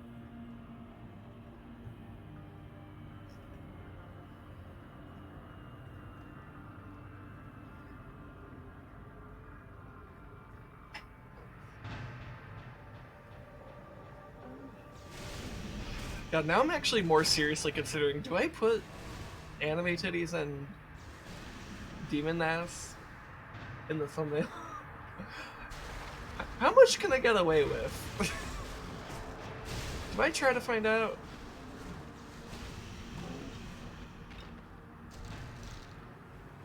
It's like, oops, we couldn't do Zelda today, so instead we're gonna have a bunch of anime titties and demon ass.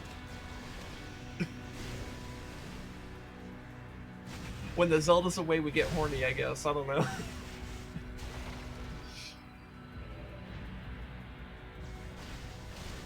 mana is low.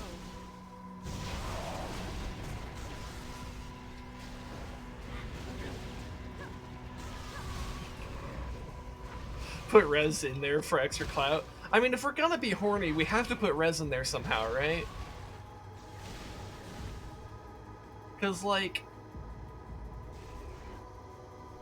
who is hornier than Rez? maybe Red?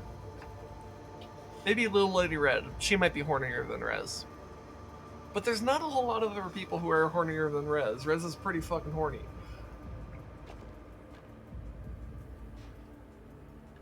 Man, how great would it be if Red were to suddenly show up in chat and then she just yells at me for saying that she's hornier than Rez? Though would she want... Okay, here's a question.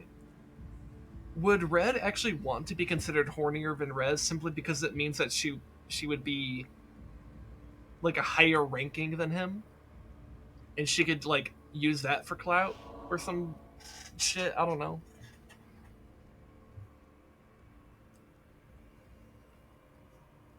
Rez isn't that horny. He only posts on NSFW daily.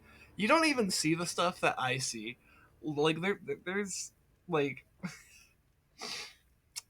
there's the stuff that he shares on Twitter.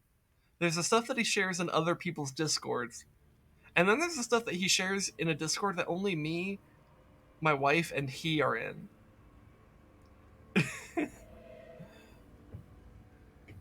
And he do be horny.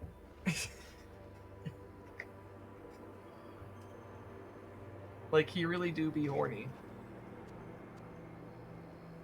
Ooh, concentration. So that improves our mana regen. That's actually a pretty big deal. And I think that might be better than elemental protection, to be honest. LeMayo Red just posted horny on Twitter. Great timing. Hold on. Let me check Twitter.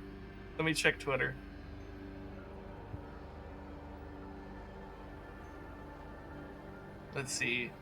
Because I have notifications on for Red, so I want to see this. Where is it?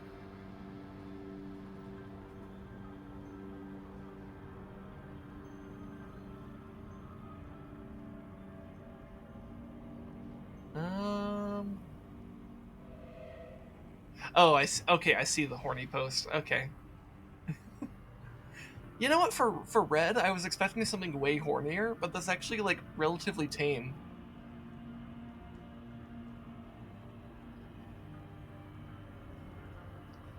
But yeah, the timing on that though was pretty fucking good. And I'm talking about how horny Red is, and then like she posts something that's kind of horny on Twitter. That's funny.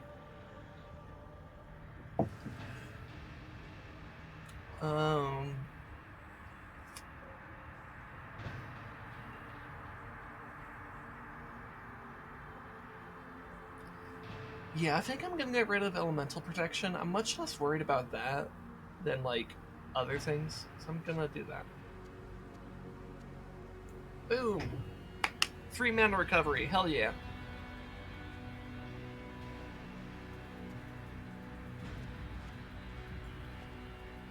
Alright, was there anything in this place we missed? It looks like we got every little nook and cranny, so that's pretty good. So let's step out of the portal.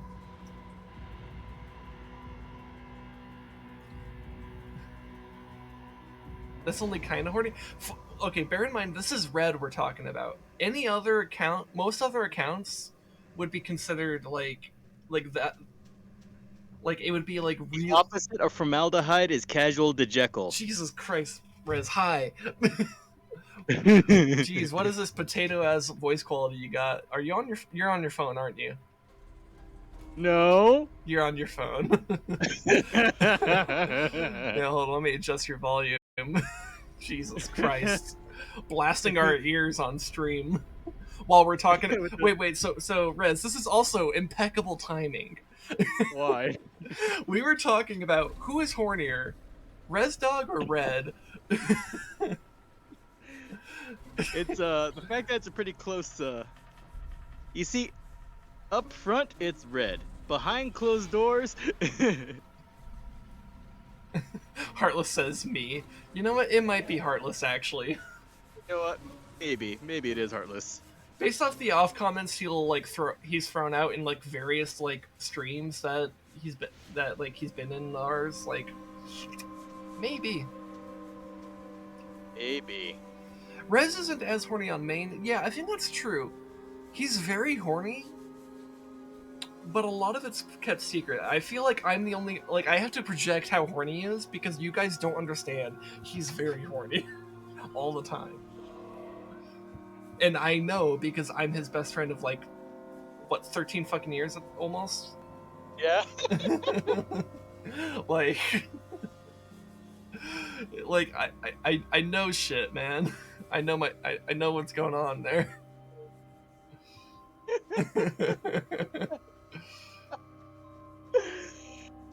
Oh. Rez the horny on thumbnail in big pink letters. I certainly could do that.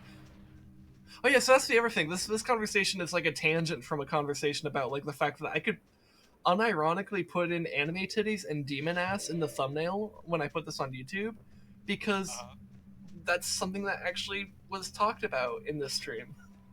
So if I wanted to, I could do that. And I'm debating with myself ahead of time, like, do I do that or do I not? I don't know. Yes. Yeah.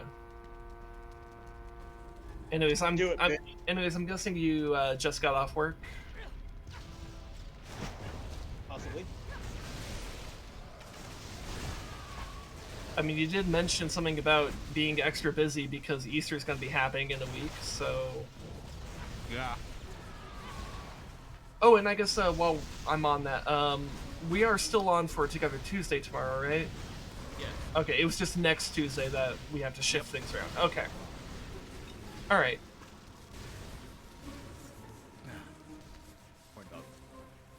Off work at 11 p.m.? Oof. Yeah, I guess in Japan. It happened. But here, it's 7:11 a.m. Hey. Yeah.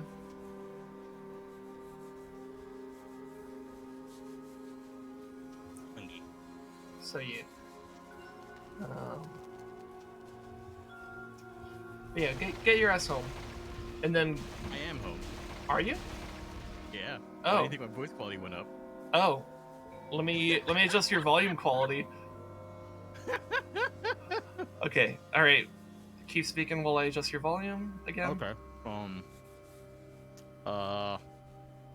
Okay. Sindeth is married to a woman, and that makes them fucking gay. Yes. Don't you know?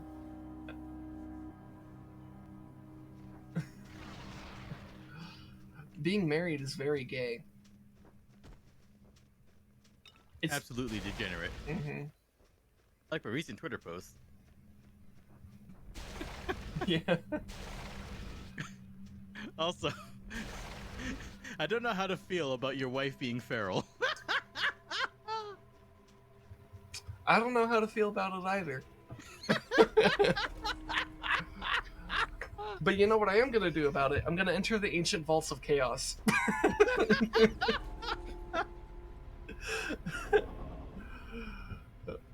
Oh my god. I don't know if Heartless and H doesn't even have context. I doubt they do. And to be honest, I'm not even sure if I know what specific thing you're talking about, because I've been living it. So I'm actually not sure what specific thing you may be referring to, because it could be one of many things. But she has in general experienced more feral tendencies lately.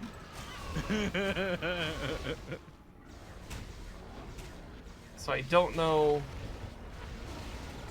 which thing you've observed. Literally, I think it's literally just my latest Twitter post. Okay, I don't know that I've seen your latest Twitter post.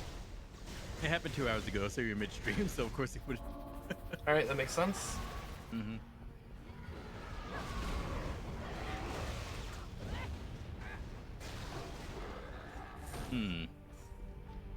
They simply blocked the sun to make a fake night. Oh my god.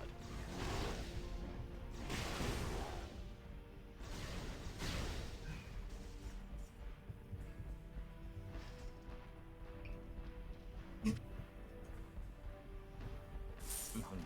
That's why I'm eating right now. What?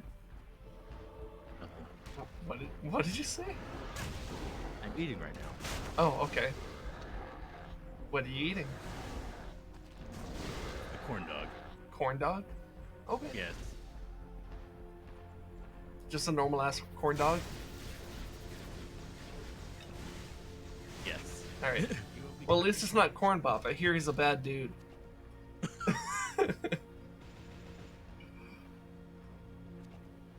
I am no longer a Rezdog. I'm corn_dog.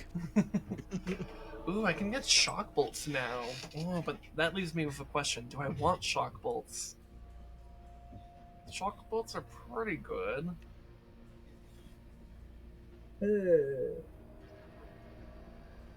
But I have to consider how many hotkeys I actually have.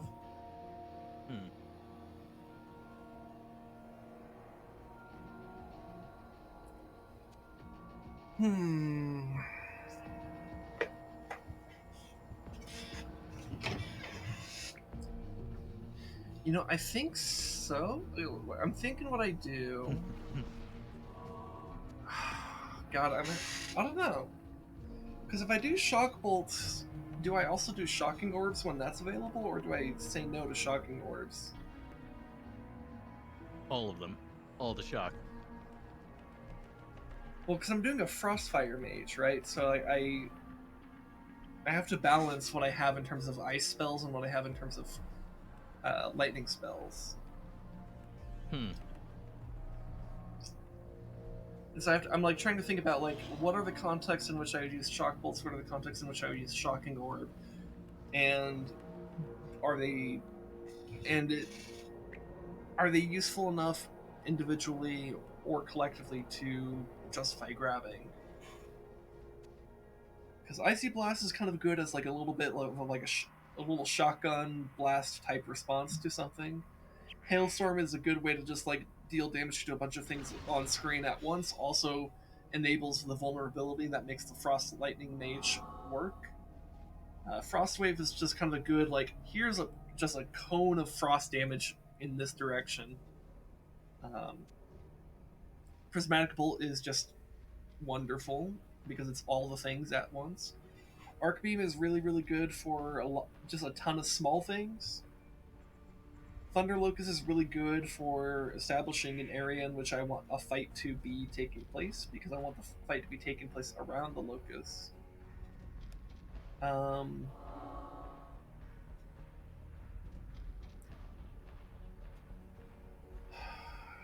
So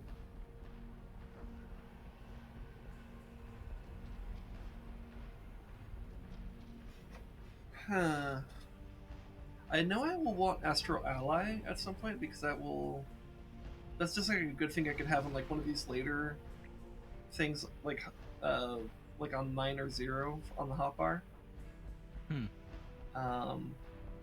But I want spells that I plan on actively using. I want to basically be mostly in the first half of the hotbar, maybe a little bit beyond.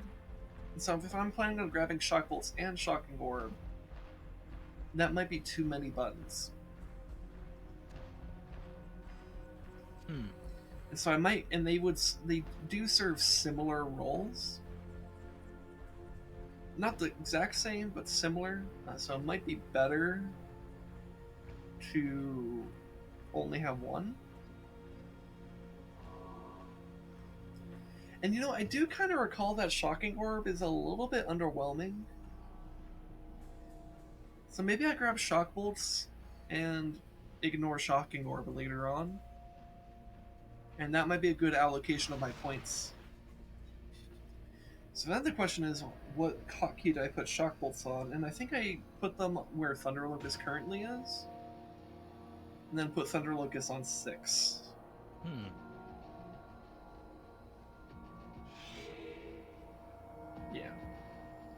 Anyways, what the fuck is going on in chat? Because I feel I'm now saying something about. Apparently, we're talking about vaginas now. Like, are we just No, trying? the most horny must be Shuni. Corn the rest. Wait, hold on. Okay. Corn the rest dog. Let's discuss who's the horniest, but instead agree that we're all horny. True. What is this? Well, true. We all came out of a vagina. H Kills is saying they're not so sure they came out of a vagina, but that sounds interesting.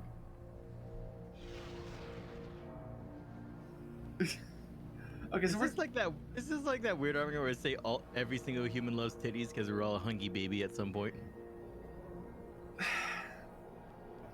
And I guess we're also getting fickle about because H Kills spelled vagina as Virginia.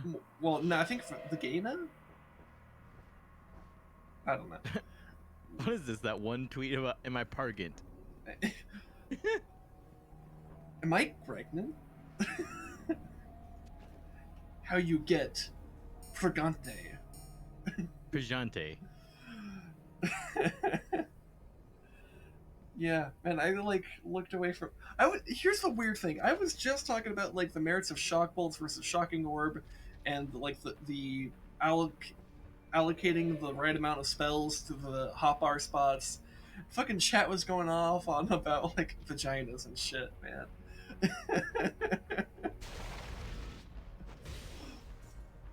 I love it.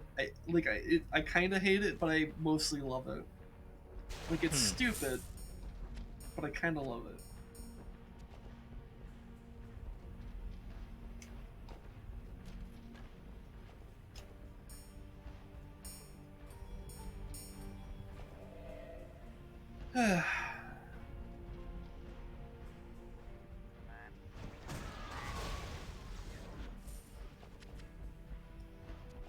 So, Rez, something interesting happened at the beginning of this stream. What? Turns out I can't escape the curse of emulators being assholes. Oh no. So the new emulator I got for Game Boy games that performs way better than the previous one I was using and stuff. Yeah. Fun fact, it saved no save data from last week. Oh. Fuck. So like, I booted up the stream like with Oracle Ages, and then like actually opened it up, and it's like no save data. I'm like, and I was like looking around, I was like, well, surely there must have been a save state somewhere back. Like maybe it's not in a great spot, but as long as it exists, that's something, right? And it's like, nope, not even save states. And I was like, oh no. Oh no. Just cue fucking Uganda Knuckles like, oh no. Oh no. So yeah, I switched to Torchlight. And now that means I have some homework between this stream and next week to try to figure out what the fuck's going on with the emulator. To figure out if there's a workaround or if I need to fucking find another fucking emulator. Because my god, I cannot escape this problem.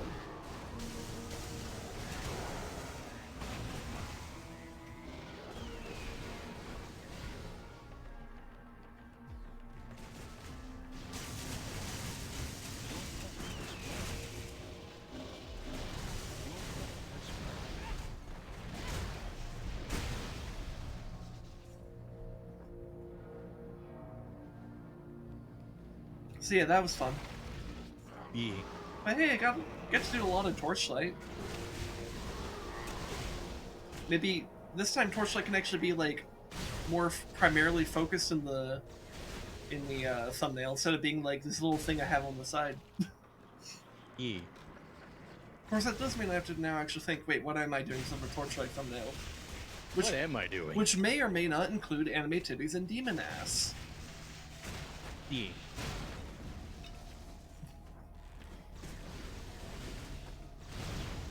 And also you, because, you know, if we're talking about things that are horny, we have to include you. Ooh, my god, they just exploded me. Ow! That hurt.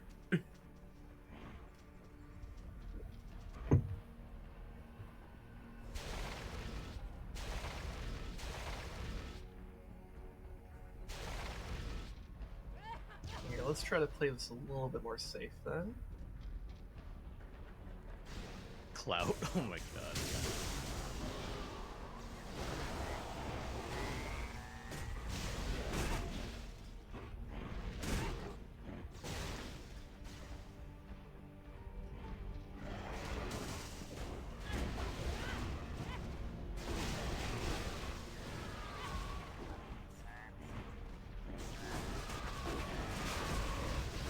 God, what is hitting me so hard? Is it this archer? It might be the archer.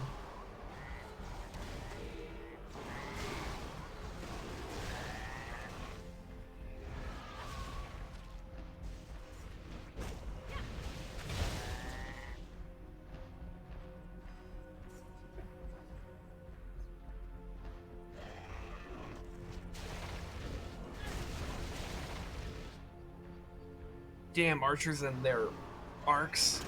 Indeed. Ow. Okay, the charge there killed me. You know what? Maybe we need to go back to town and look at items and stuff. 'Cause maybe I do need armor.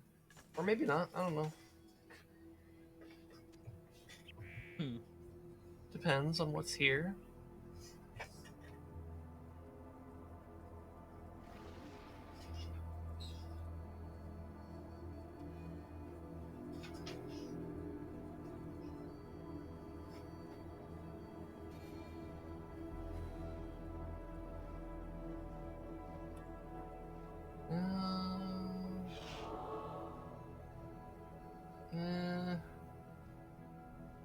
Most of the stuff here is kind of meh.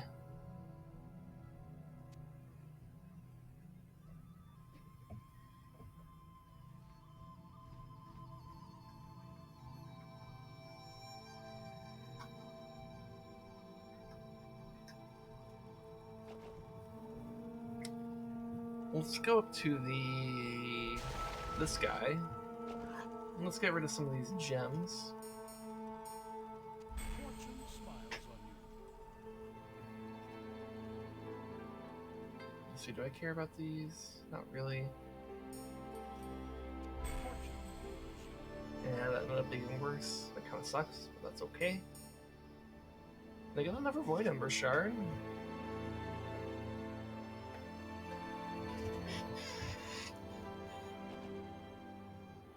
Let's see, and is everything here at least one level of enchantment? Okay, this ring could use an enchantment. Fortune smiles. 3% fire damage when we're not doing fire damage kind of sucks. So, Fortune smiles on you. strength. Yeah. You are fortunate. Okay, plus 1% to all damage. I'll take that. Yeah. That feeds into what we're doing. That basically means a 2 to 3% increase to all damage that we're doing because we're a Frostfire mage. So that means 1% to ice damage is improved, 1% to electric damage is improved, and then there's a little bit of like other damage types that we do, but it's mostly the first two. So your chair sounds like it's in pain. Take it to a chiropractor. I say take it up behind the sauna. Shut the fuck up. Look, it's part of the channel. Like, sure, it squeaks loud, but it's structurally sound, which is kind of what I need. Because before this chair, I had too many chairs that were just like structurally weak and would collapse at some point. And this one has been super solid. And I've not really had an issue with it in terms of its structural integrity. That being said, it's not the best chair in the world. It does squeak, so it will be heard on stream, for example. And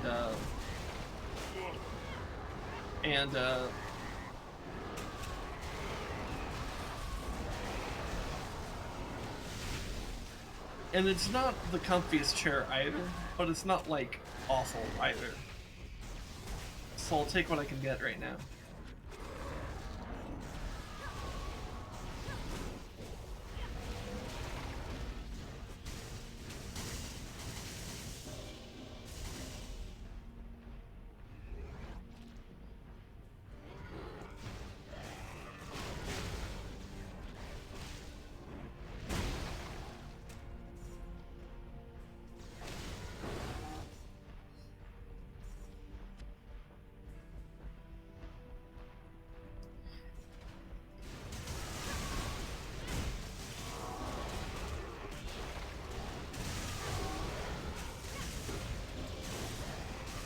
What about a chair that looks like red?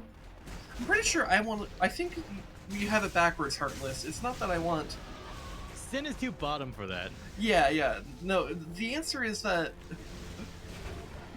and I say this respectfully, like with as much respect Wamen energy as I can channel, I would rather have her sit on me than me sit on her. Does that make sense? And I say this with the utmost respect to Red. As a person who is wonderful and kind and Horny as fuck. and also horny, hence why we were even talking about her in the first place. And a good flower friend.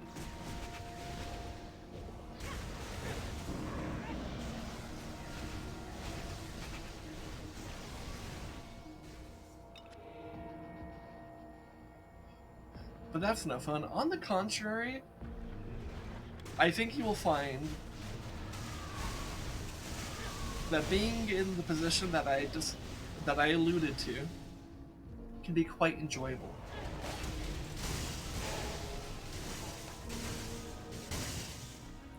Imagine enjoying yourself. Again, with respect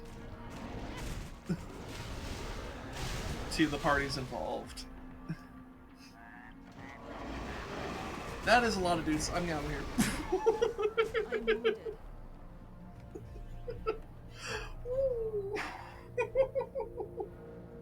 That was so many guys. I like walked in there for like 2 seconds and lost 80% of my health. Oh my god.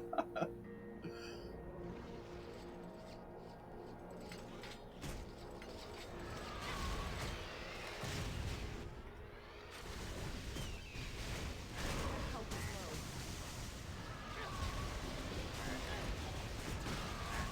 low. Ooh, that's the guy.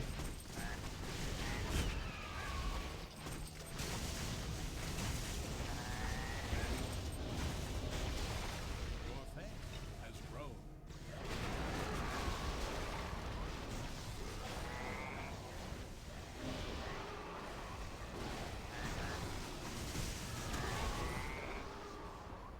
Oh god. Oh god, there's still guys. I'm not even in the main area yet. There's just so much shit out here. Okay, we're gonna pull back. Here, we're gonna pull out, because that's a method. No Pargant. No pardon. And I guess this will give me an opportunity to read what the fuck is going on in chat.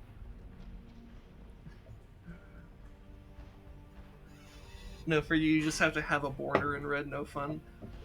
Hey, there's enjoyment to be had in other methods, okay? You should broaden your horizons when it comes to that type of stuff. I'm sure you will find things that are very enjoyable for the both for all parties involved. Respectfully asking you to lay your ass in my face, preferably set in to the doll. I mean, basically, yes. That is more or less what I said. And I'm not going to deny that. Here, let's upgrade our lightning brand.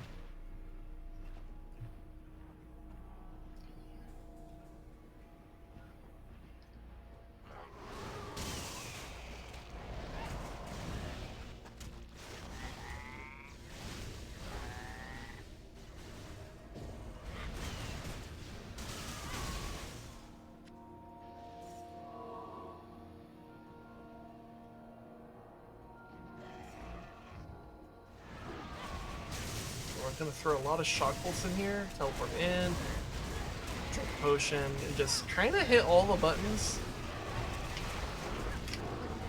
And then teleport out. Whew.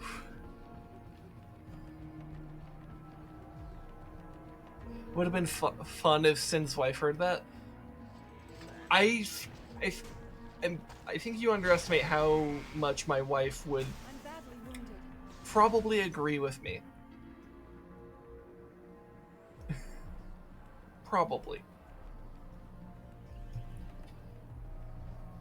I'm sure Rez is DMing the clip to her now. I mean, do it. Oh, I forgot to clip it. What?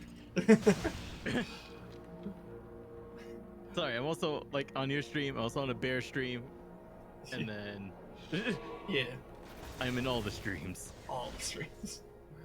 Let's see. I have a cat stream, a bear stream, your stream, and an orc stream. All right.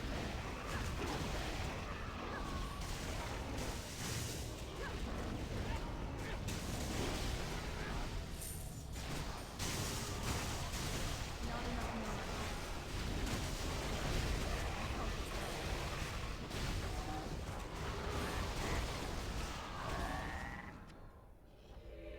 I am surprised I didn't die there.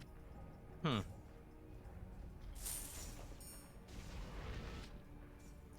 That's the power of spamming buttons. Ugh. But yeah, anyways, chat's trying to insinuate that me saying that I would probably enjoy it if Red sat on my face would somehow make my wife upset, even though I'm pretty sure my wife would be like not in agreement. Knowing your wife, she would. Yeah.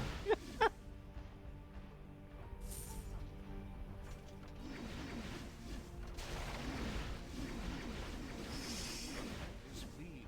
God, I'm trying to get that if I scroll. There we go. I am wounded. Oof. There we go.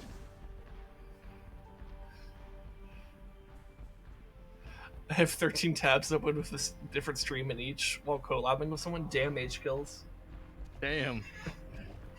And you're being pretty active in this chat, which either means you're actually prioritizing me, in which case I'm flattered, or you're that, like, attentive to all these different streams, which is wild.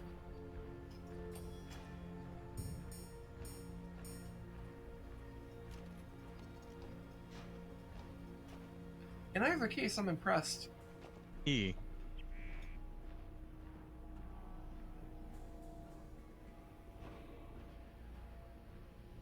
Joke's on you, I'm an AI. Ah, shucks.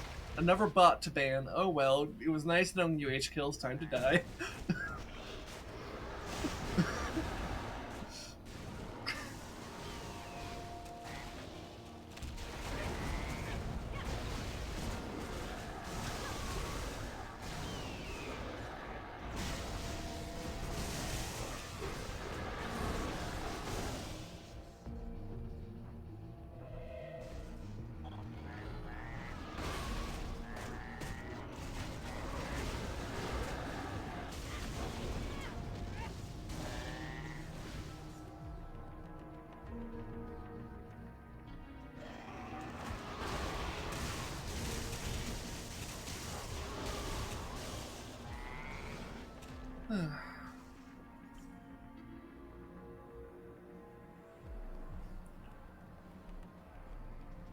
Hello.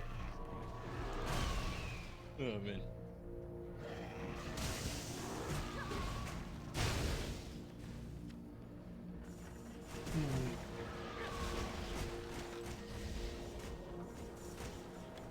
Trying to think how much I want to do in this stream.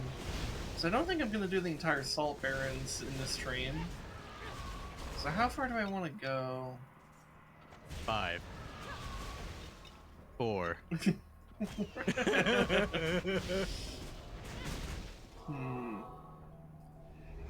Oh, is that the clip? All right. I want to see this clip. Here, you know what? We'll watch it together. How about that? Let me pull up my own clip, and then change the capture so that we can all watch it together. All right. All right. So here's the capture, or here's the clip. Let's see. Respectfully asking you to lay your ass in my face, I preferably. spammed sound alerts at the cat while they were playing. Keep talking, nobody explodes. All right, cool. We're trying to watch a clip here, so I'm gonna go back so that we can hear me being a fucking simp. Asking you to lay your ass in my face, preferably set in to the dog. Amazing.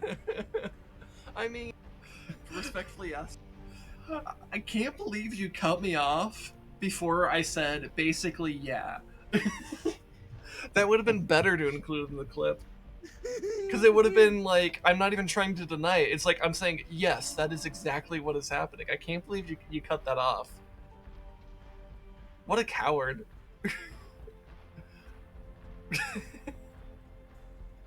Alright, let's switch back to actual Torchlight. I make a call out post on my twitter.com. Oh yeah? Lowy red link. Can't wait for Heartless to send a hentai moan compilation disguised as a Twitch clip link. I mean, with the amount of uwus and medics I've done over the months, you could probably make some kind of hentai moan compilation with just me. Alright, so Heartless DM'd you something it looks like. Oh yeah. Yes, I got the clip. Do I need to check No. Twitter in like 10 seconds? I already did it like 10 seconds ago. Alright, let me look over Twitter. What is You this? can't stop my plan. Why? I already initiated 30 minutes ago. Alright. Here, I'm gonna call it. I'm gonna under your call out post of me. I'm gonna call it Heartless for being a coward. Being a coward. He didn't even clip the part where I agreed. Oh my god. Heartless is too much of a coward to include the part where I said, basically, yeah.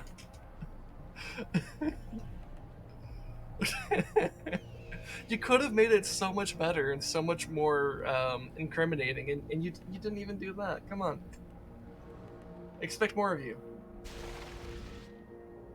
I expect you to. Oh god, there's so many voices in my ears.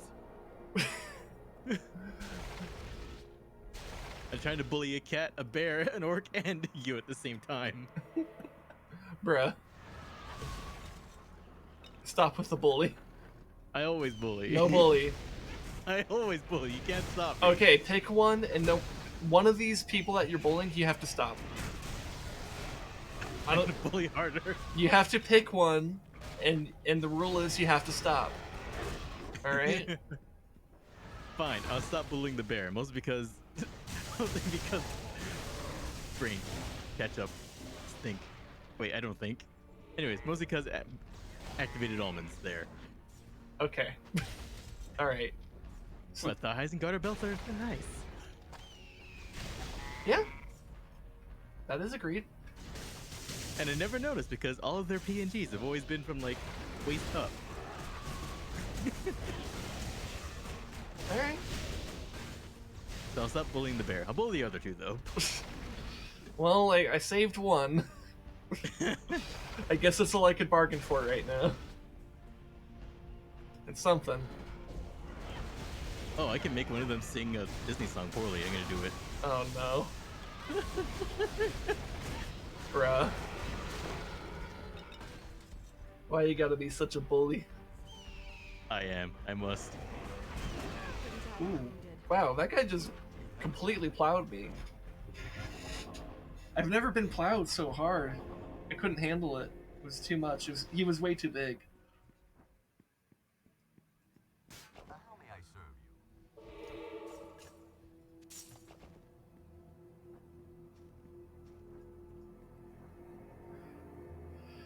you? I don't know. What is this? Hold on. There's another clip in chat. What is this? Oh, hey, that's from a Nickel Paro thing. Oh damn! So this is an older one. All right, let's watch an older res clip.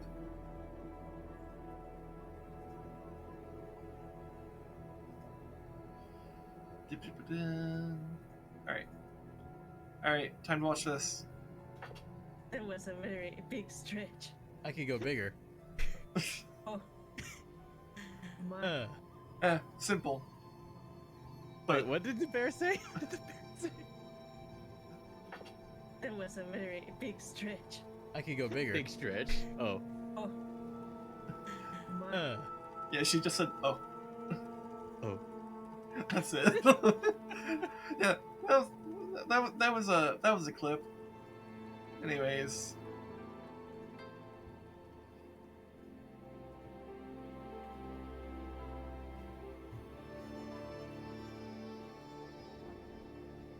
Wait.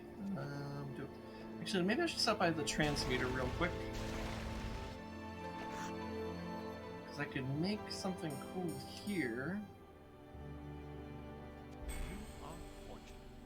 Not that cool though. Oh well.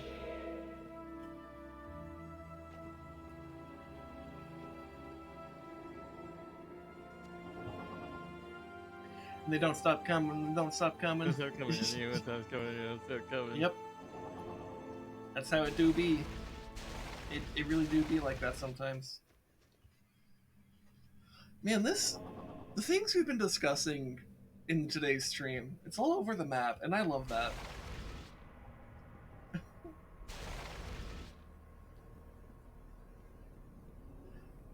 Like, unironically, this is one of my favorite things about streaming on Twitch is just the amount of the intense variety of conversation that can occur with chat on stream. I like it. I really, really do.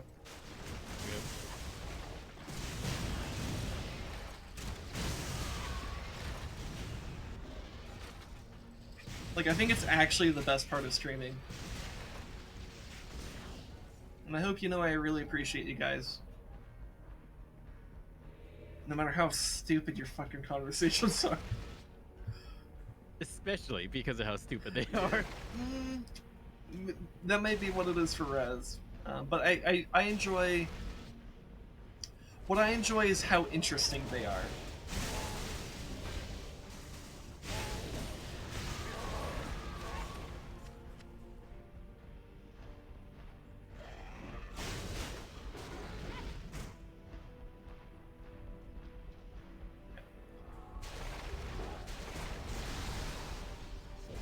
But I really do mean that from like the bottom of my heart.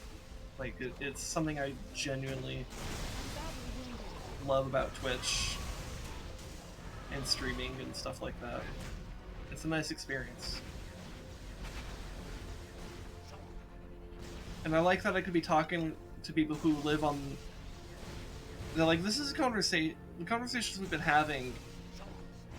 I'm having with people who live across 2 different oceans from where I live. And that's wonderful. And before it turns out all of our Twitch viewers are just feds. Well, I said enough radical leftist things to be destroyed by the FBI, so fuck it. Come at me, Fed boys. Hey, you know what? I probably asked this question before, but I don't know if I got your answer. Would you consider being oofed by the CIA the greatest award any kind of journalist can ever receive? No, I did answer that because the answer is you could get oofed by the Saudi Arabian government. Pay your taxes, Zin.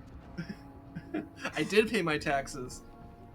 I'm doing that this Friday. I'm actually waiting for them to pay me back because they owe me money. Taxes are stupid. Like the way we do taxes. Oh yeah, the way we do taxes is stupid, but yeah, I did mine with online with TurboTax, and it actually was like pretty straightforward. To be fair, I'm not dealing with anything that makes my taxes complicated. I don't make a ton of money, and I'm not getting a bunch of different income sources, so pretty straightforward.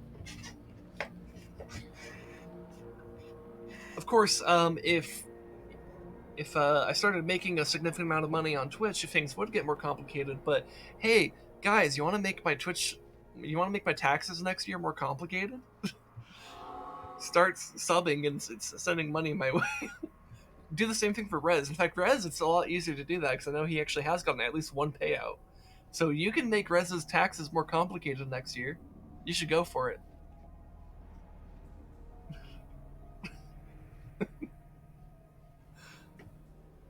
What's with the deathly silence, Rez?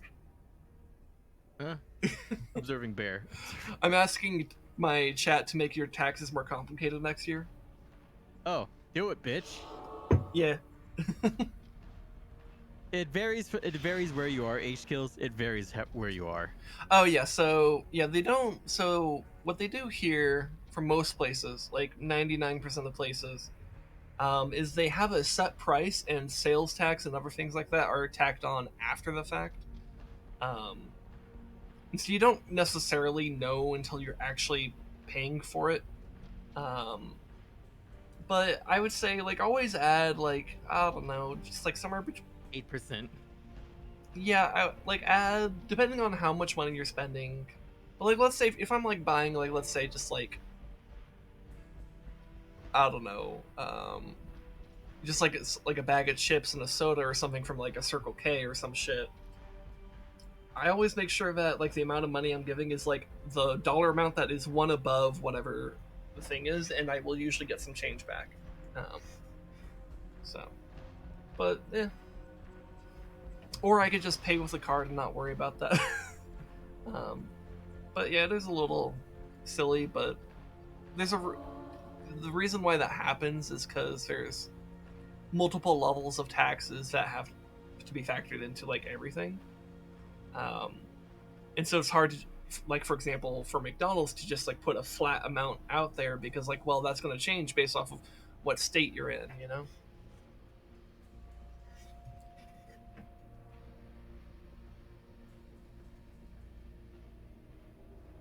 But that's specifically for sales taxes. That does not cover the taxes that you know, your income taxes or your property taxes or any of the other types of things that get taxed. And it just makes shark bolts better.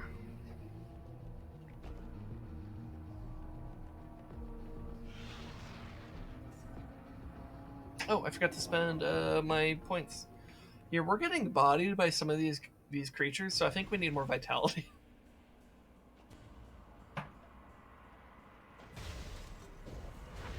Just body them harder.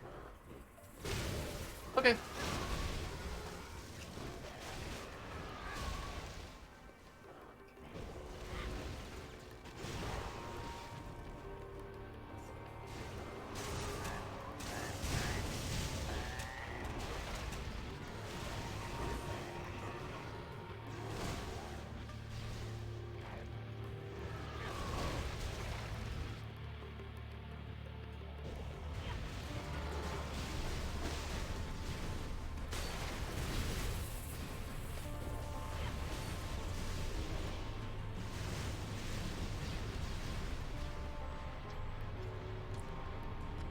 Here they just put both prices on the tags and just roll with it. Yeah, I think people from other countries tend to get pretty confused about how the US does like pricings like that because, well, in other countries you don't have the same types of tax breakdowns that we have. And it's honest. Also, like, the thing with Europe, it's like it's inaccurate to compare a single European country to a burger country. You have to compare the entire EU. Yeah, it'd be better to compare at least when it comes to stuff like this, it's better to compare the United States to the entire European Union than it would be to like Germany or France or yeah. Yeah, because I assume individual union members have their own sub-taxes on top of whatever their EU taxes are. Yeah, at least my understanding is that is the case, which actually makes the EU very comparable to the US on that front. Because it's kind of like the EU is kind of like the federal government, and the countries are like the state governments. Yeah, the U.S. is fucking massive. It's Yeah. ridiculous. In fact, the main difference really between the U.S. and the European Union in terms of how, like, what type of entity they are is that the U.S. is a federation and the European Union is a confederation. Because with a federation being a more closely organized and unified set of states that cooperate together, and a confederation being separate independent states that kind of agree to be part of a bigger entity. To, broadly summarize and generalize the difference between a federation and a confederation. But the best real-life examples would be US and EU, respectively, for those two things.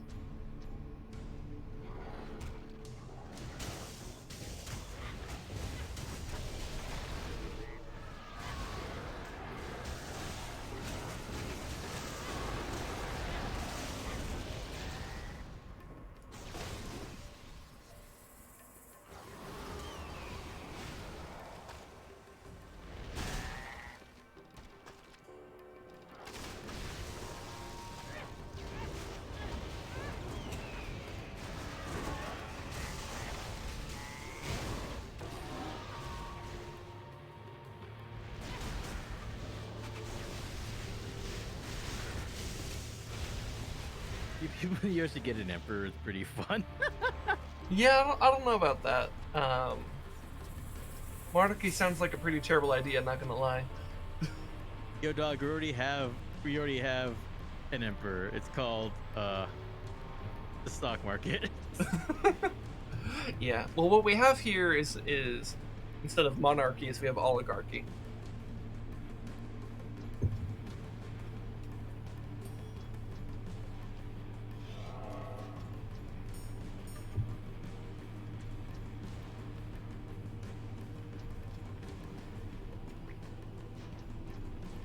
But I do like how you phrase that, H kills. It's like, imagine having your taxes go to the government. I just throw coins at the emperor. Just throw coins at the emperor. That's a pretty funny way to phrase that. I like that. Have you ever heard of Golden Week? It's Pog. I guess I haven't heard of this Golden Week, but I doubt it will change my mind.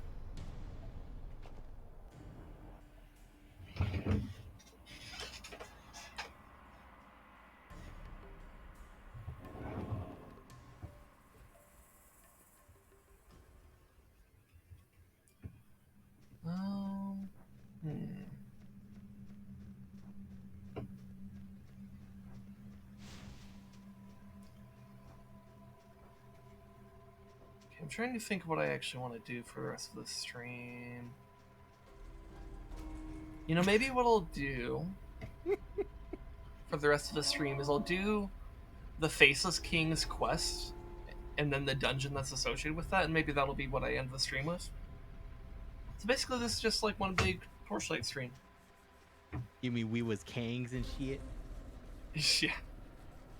I still laugh that Ubisoft could ban you from the forums for simply typing "we" because of that meme. Wait, I have not heard of this situation. What is? Oh, okay. People were spamming the shit out of "we was Kangs and shit" meme on the fucking forums for Assassin's Creed Origins. Okay. So aggressively that they tuned their auto mods to suppress that meme so hard that if you just put simply "we," it would ban you. Yeah, that's a little bit overzealous. Just a touch, you know. To avoid that fucking meme, we was Kangs and shit. Oh my god. Oh my god. Fucking Ubisoft is a joke. Yeah. Also, the treatment of the Tom Clancy property should be a war crime in of itself. It's the worst thing to happen since Pearl Harbor. Obviously. It's the worst thing that happened since people taking Tom Clancy, like, seriously. Like, I like Tom Clancy's stuff, and I like the vibes and everything, but it's just like, come on, guys, please. Yeah. No, I'm just poking fun. But also just like, Ubisoft, please get your shit together. What? You literally, the tutorial of Rainbow Six Siege was literally a fucking college getting chemical bombed. Oof. Why are we in the military Olympics? No, you misunderstand. The military Olympics is about how hard you can commit war crimes. So they started it off with a war crime. Obviously. It's like they had an entire story with a fucking white mass terrorist organization and all these other. It's like, where's that Rainbow Six Siege? Damn it! Hmm.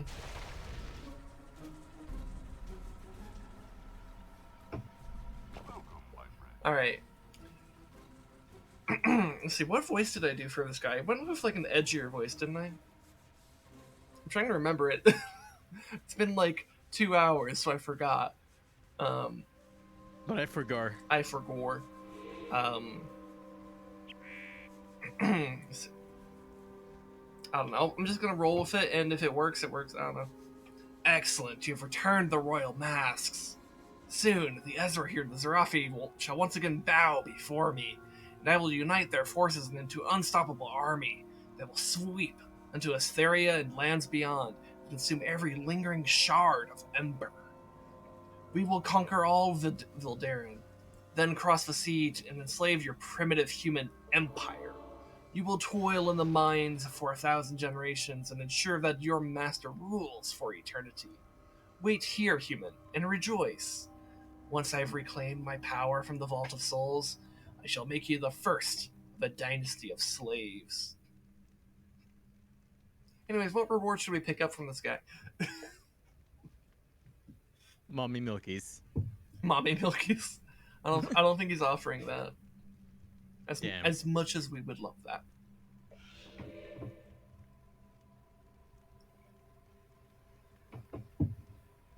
What sells for the best here? I guess this one? Alright, cool.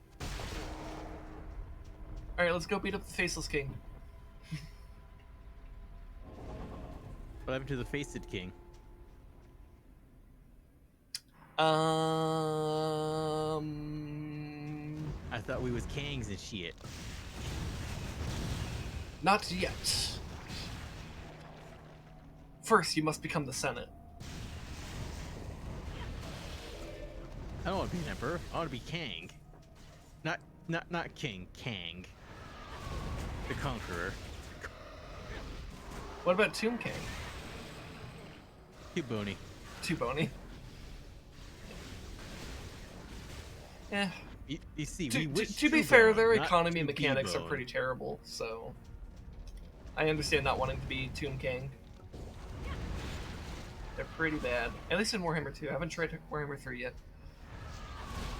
Everyone's just waiting for Immortal Empires. Literally every opinion of Warhammer 3 has just been, we want Immortal Empires. Yep. I mean, I have heard that for people who bother to actually play the new campaign they have, it's interesting and stuff. But yeah, everyone wants Immortal Empires. Fucking everyone. Limit. Yeah, everyone's just like, give us what we want. But we worked on hard in this super cool tutorial campaign that's actually really good, and also on this campaign, Immortal Empires! Literally, if they wanted to print money, it could have just been Immortal Empires. Yeah. Like, I laugh on that. They legit could have just released Immortal Empires right out the gate before the main campaign, and it would have sold like fucking hotcakes. Yeah.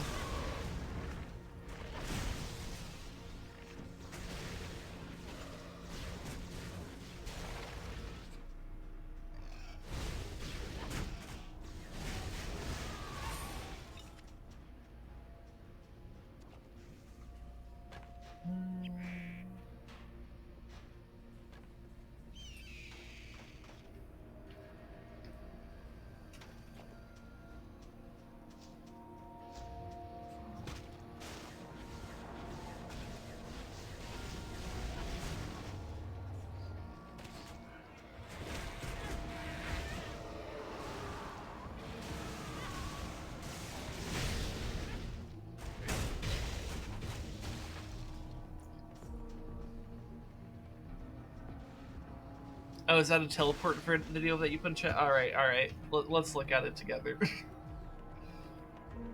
me pull it up real quick. Oh. Hold on. Hold on.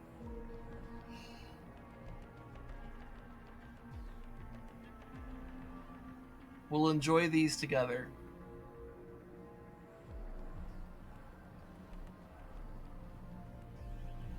Alright.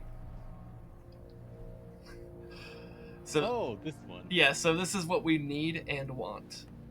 Oh, Oh, these. these? My, My boobies. boobies? My massive fucking titties? My super stuffed up milkies? My hunger bonger doinky boinkies? My fucking fabric stretching, wind flapping, gravity welling sex mounds? You mean these super duper ultra hyper goddamn motherfucking.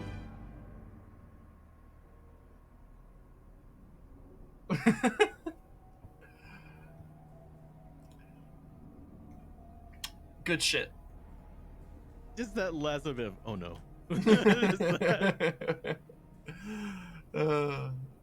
Alright. Back to Torchlight.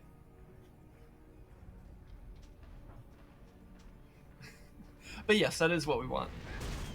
And hey, maybe that's what gets put in the thumbnail, the teleport, Teleport. mommy milkies, you know? That's what we all want. That's what we all need. Horny. And it would be a way to get anime titty in the thumbnail. Yeah. This has been a fun stream.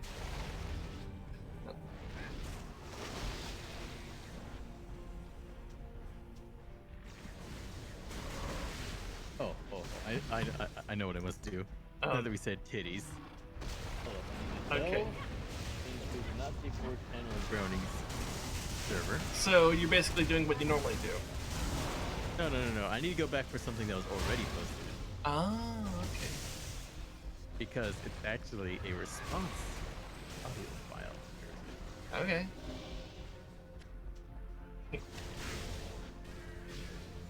Bear in mind I have streamer mode on for Discord, so if you DM me, I won't hear the Badoop. Okay.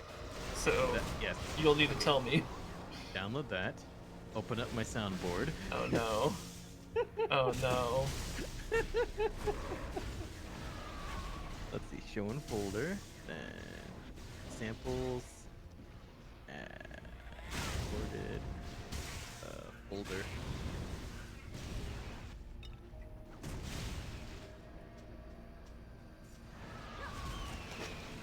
Which one do I not use? I can use that one. Okay. You know, I'll replace that one. Button. Samples. Top left.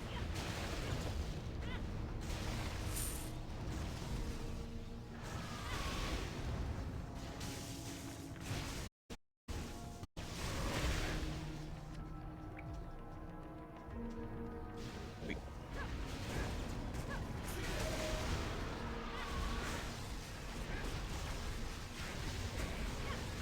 Oh, it might be a little quiet. Anyways. Yeah, that's pretty quiet. I can hear that you're Yeah. playing something, but I can't hear it very well, which certainly means chat probably isn't hearing it very well. Damn. I need to make it louder. Okay, Open up Audacity. Alright, try not to blast our ears off. In the meantime, I'll just go through this dungeon. Because, you know, he was Kangs and shit. He was Kangs and shit.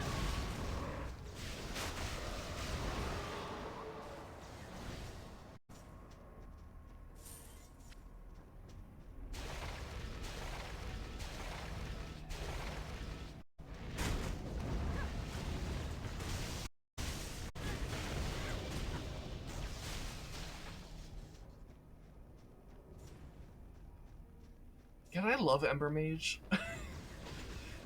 I don't think there's a single build of Ember Mage I didn't enjoy. It's just, it's such a good class. It's very well designed.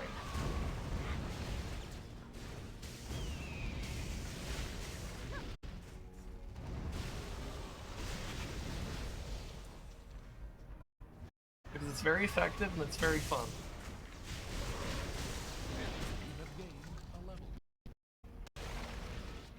Here, I think we're gonna go ahead and give ourselves more vitality though, because we could use a bit more survivability.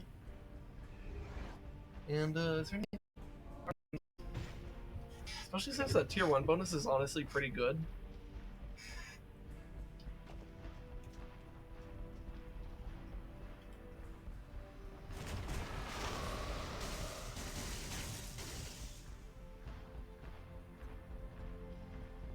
Oh, are we already at the boss? Alright, cool. Your pet can't carry anymore. Alright, time to fight the Faceless King.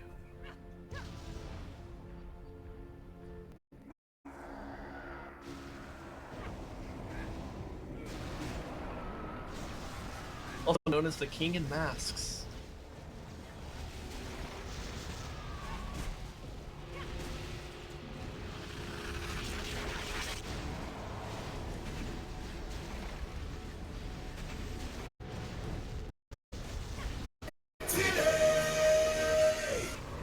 Okay.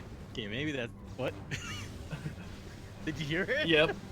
Okay, there we go. I don't know. It was an early conversation about titties. Okay.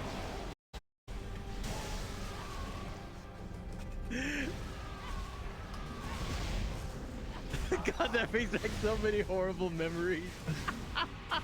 What, this? Oh, wait, no, wrong one.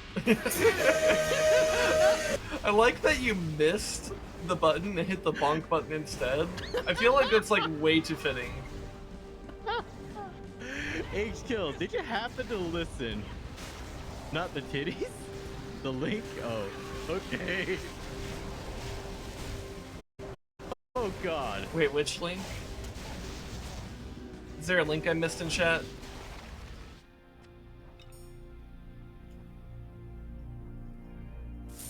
Okay, now I know what you mean, H-Kills. That's curse. Hold on, what did I miss? What did I miss? I missed something then. Oh, I did miss something. What is this?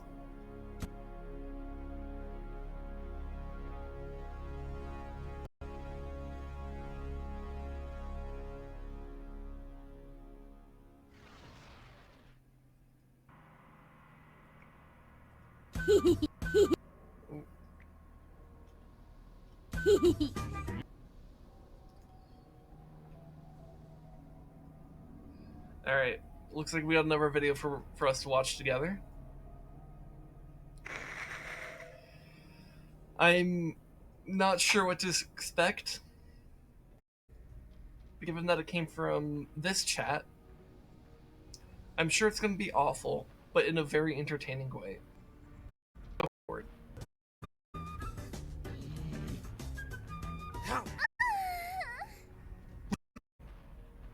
It's not fair. It's not fair. Alright. Okay. That was a weird. Extra weird. My wife fairly recently started watching Gravity Falls together. So Like, oh, okay. All right. That was that had. Are you sure? Yeah. Yeah, watch it again to make the double check. No, I'm good. Anyways, that was the Faceless King. Kang. Here, I'm gonna go step right outside where it is. I'm gonna open a portal to Zeryphesh, and then I'll go take care of stuff in Zeryphesh, and then like that'll be our stream. We'll take care of the main quest next time I do Torchlight. So let's see, portal, Zeryphesh.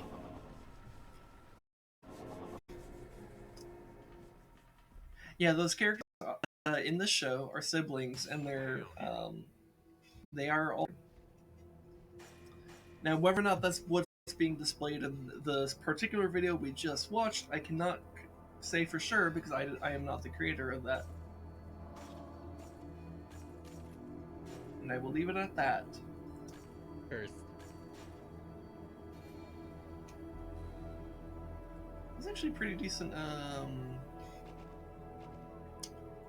collar for a pet. Let's do it. That collar better be for the pet. What if I want a collar? You ever think about that? What if it was for me? It better be enchanted, otherwise it offers no tactical advantage whatsoever. Hail, hero. What if it's there for just enjoyment? Respectful. What if it's there for the respectful enjoyment of Wamen? You know? I'm not bothered enough to understand this.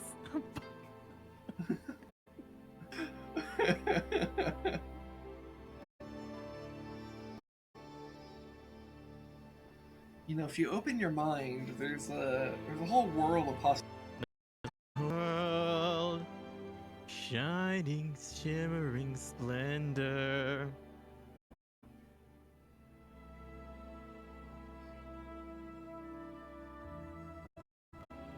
What? I'm just looking at items. I wonder if I might want this one, electric damage, which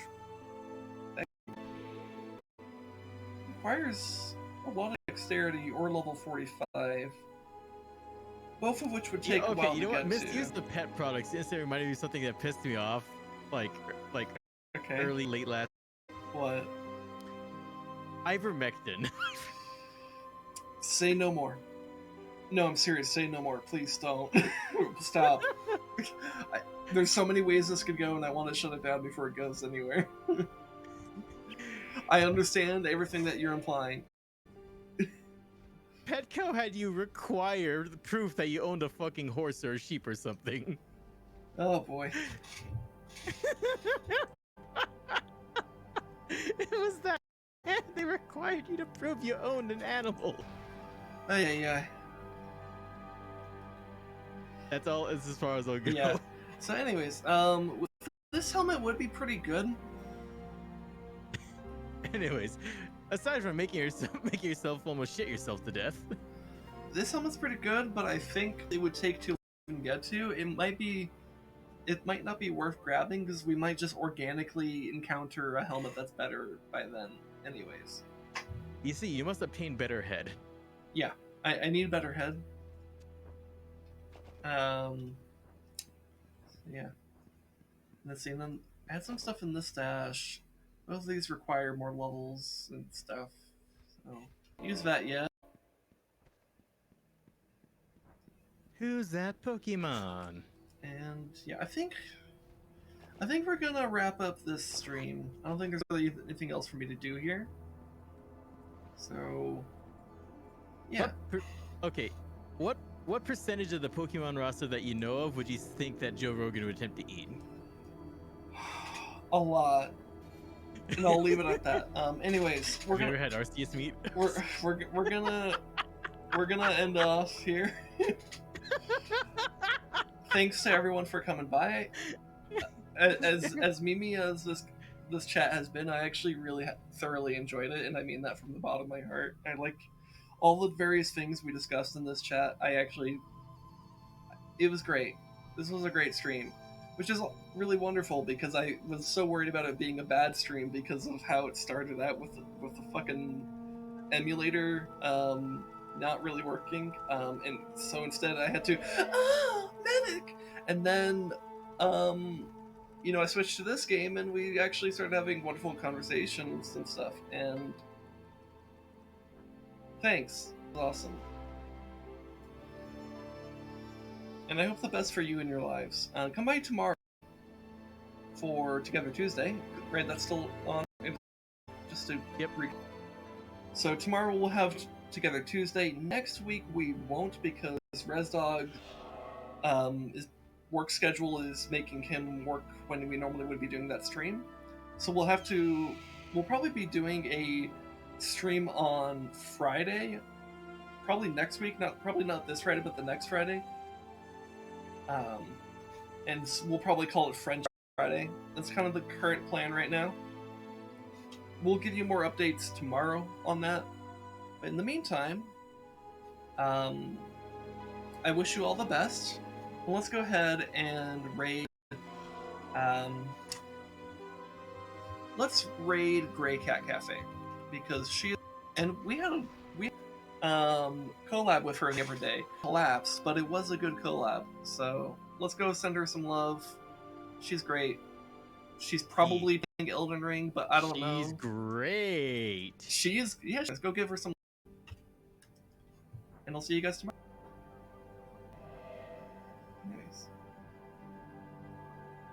Anyways, beautiful time. See ya.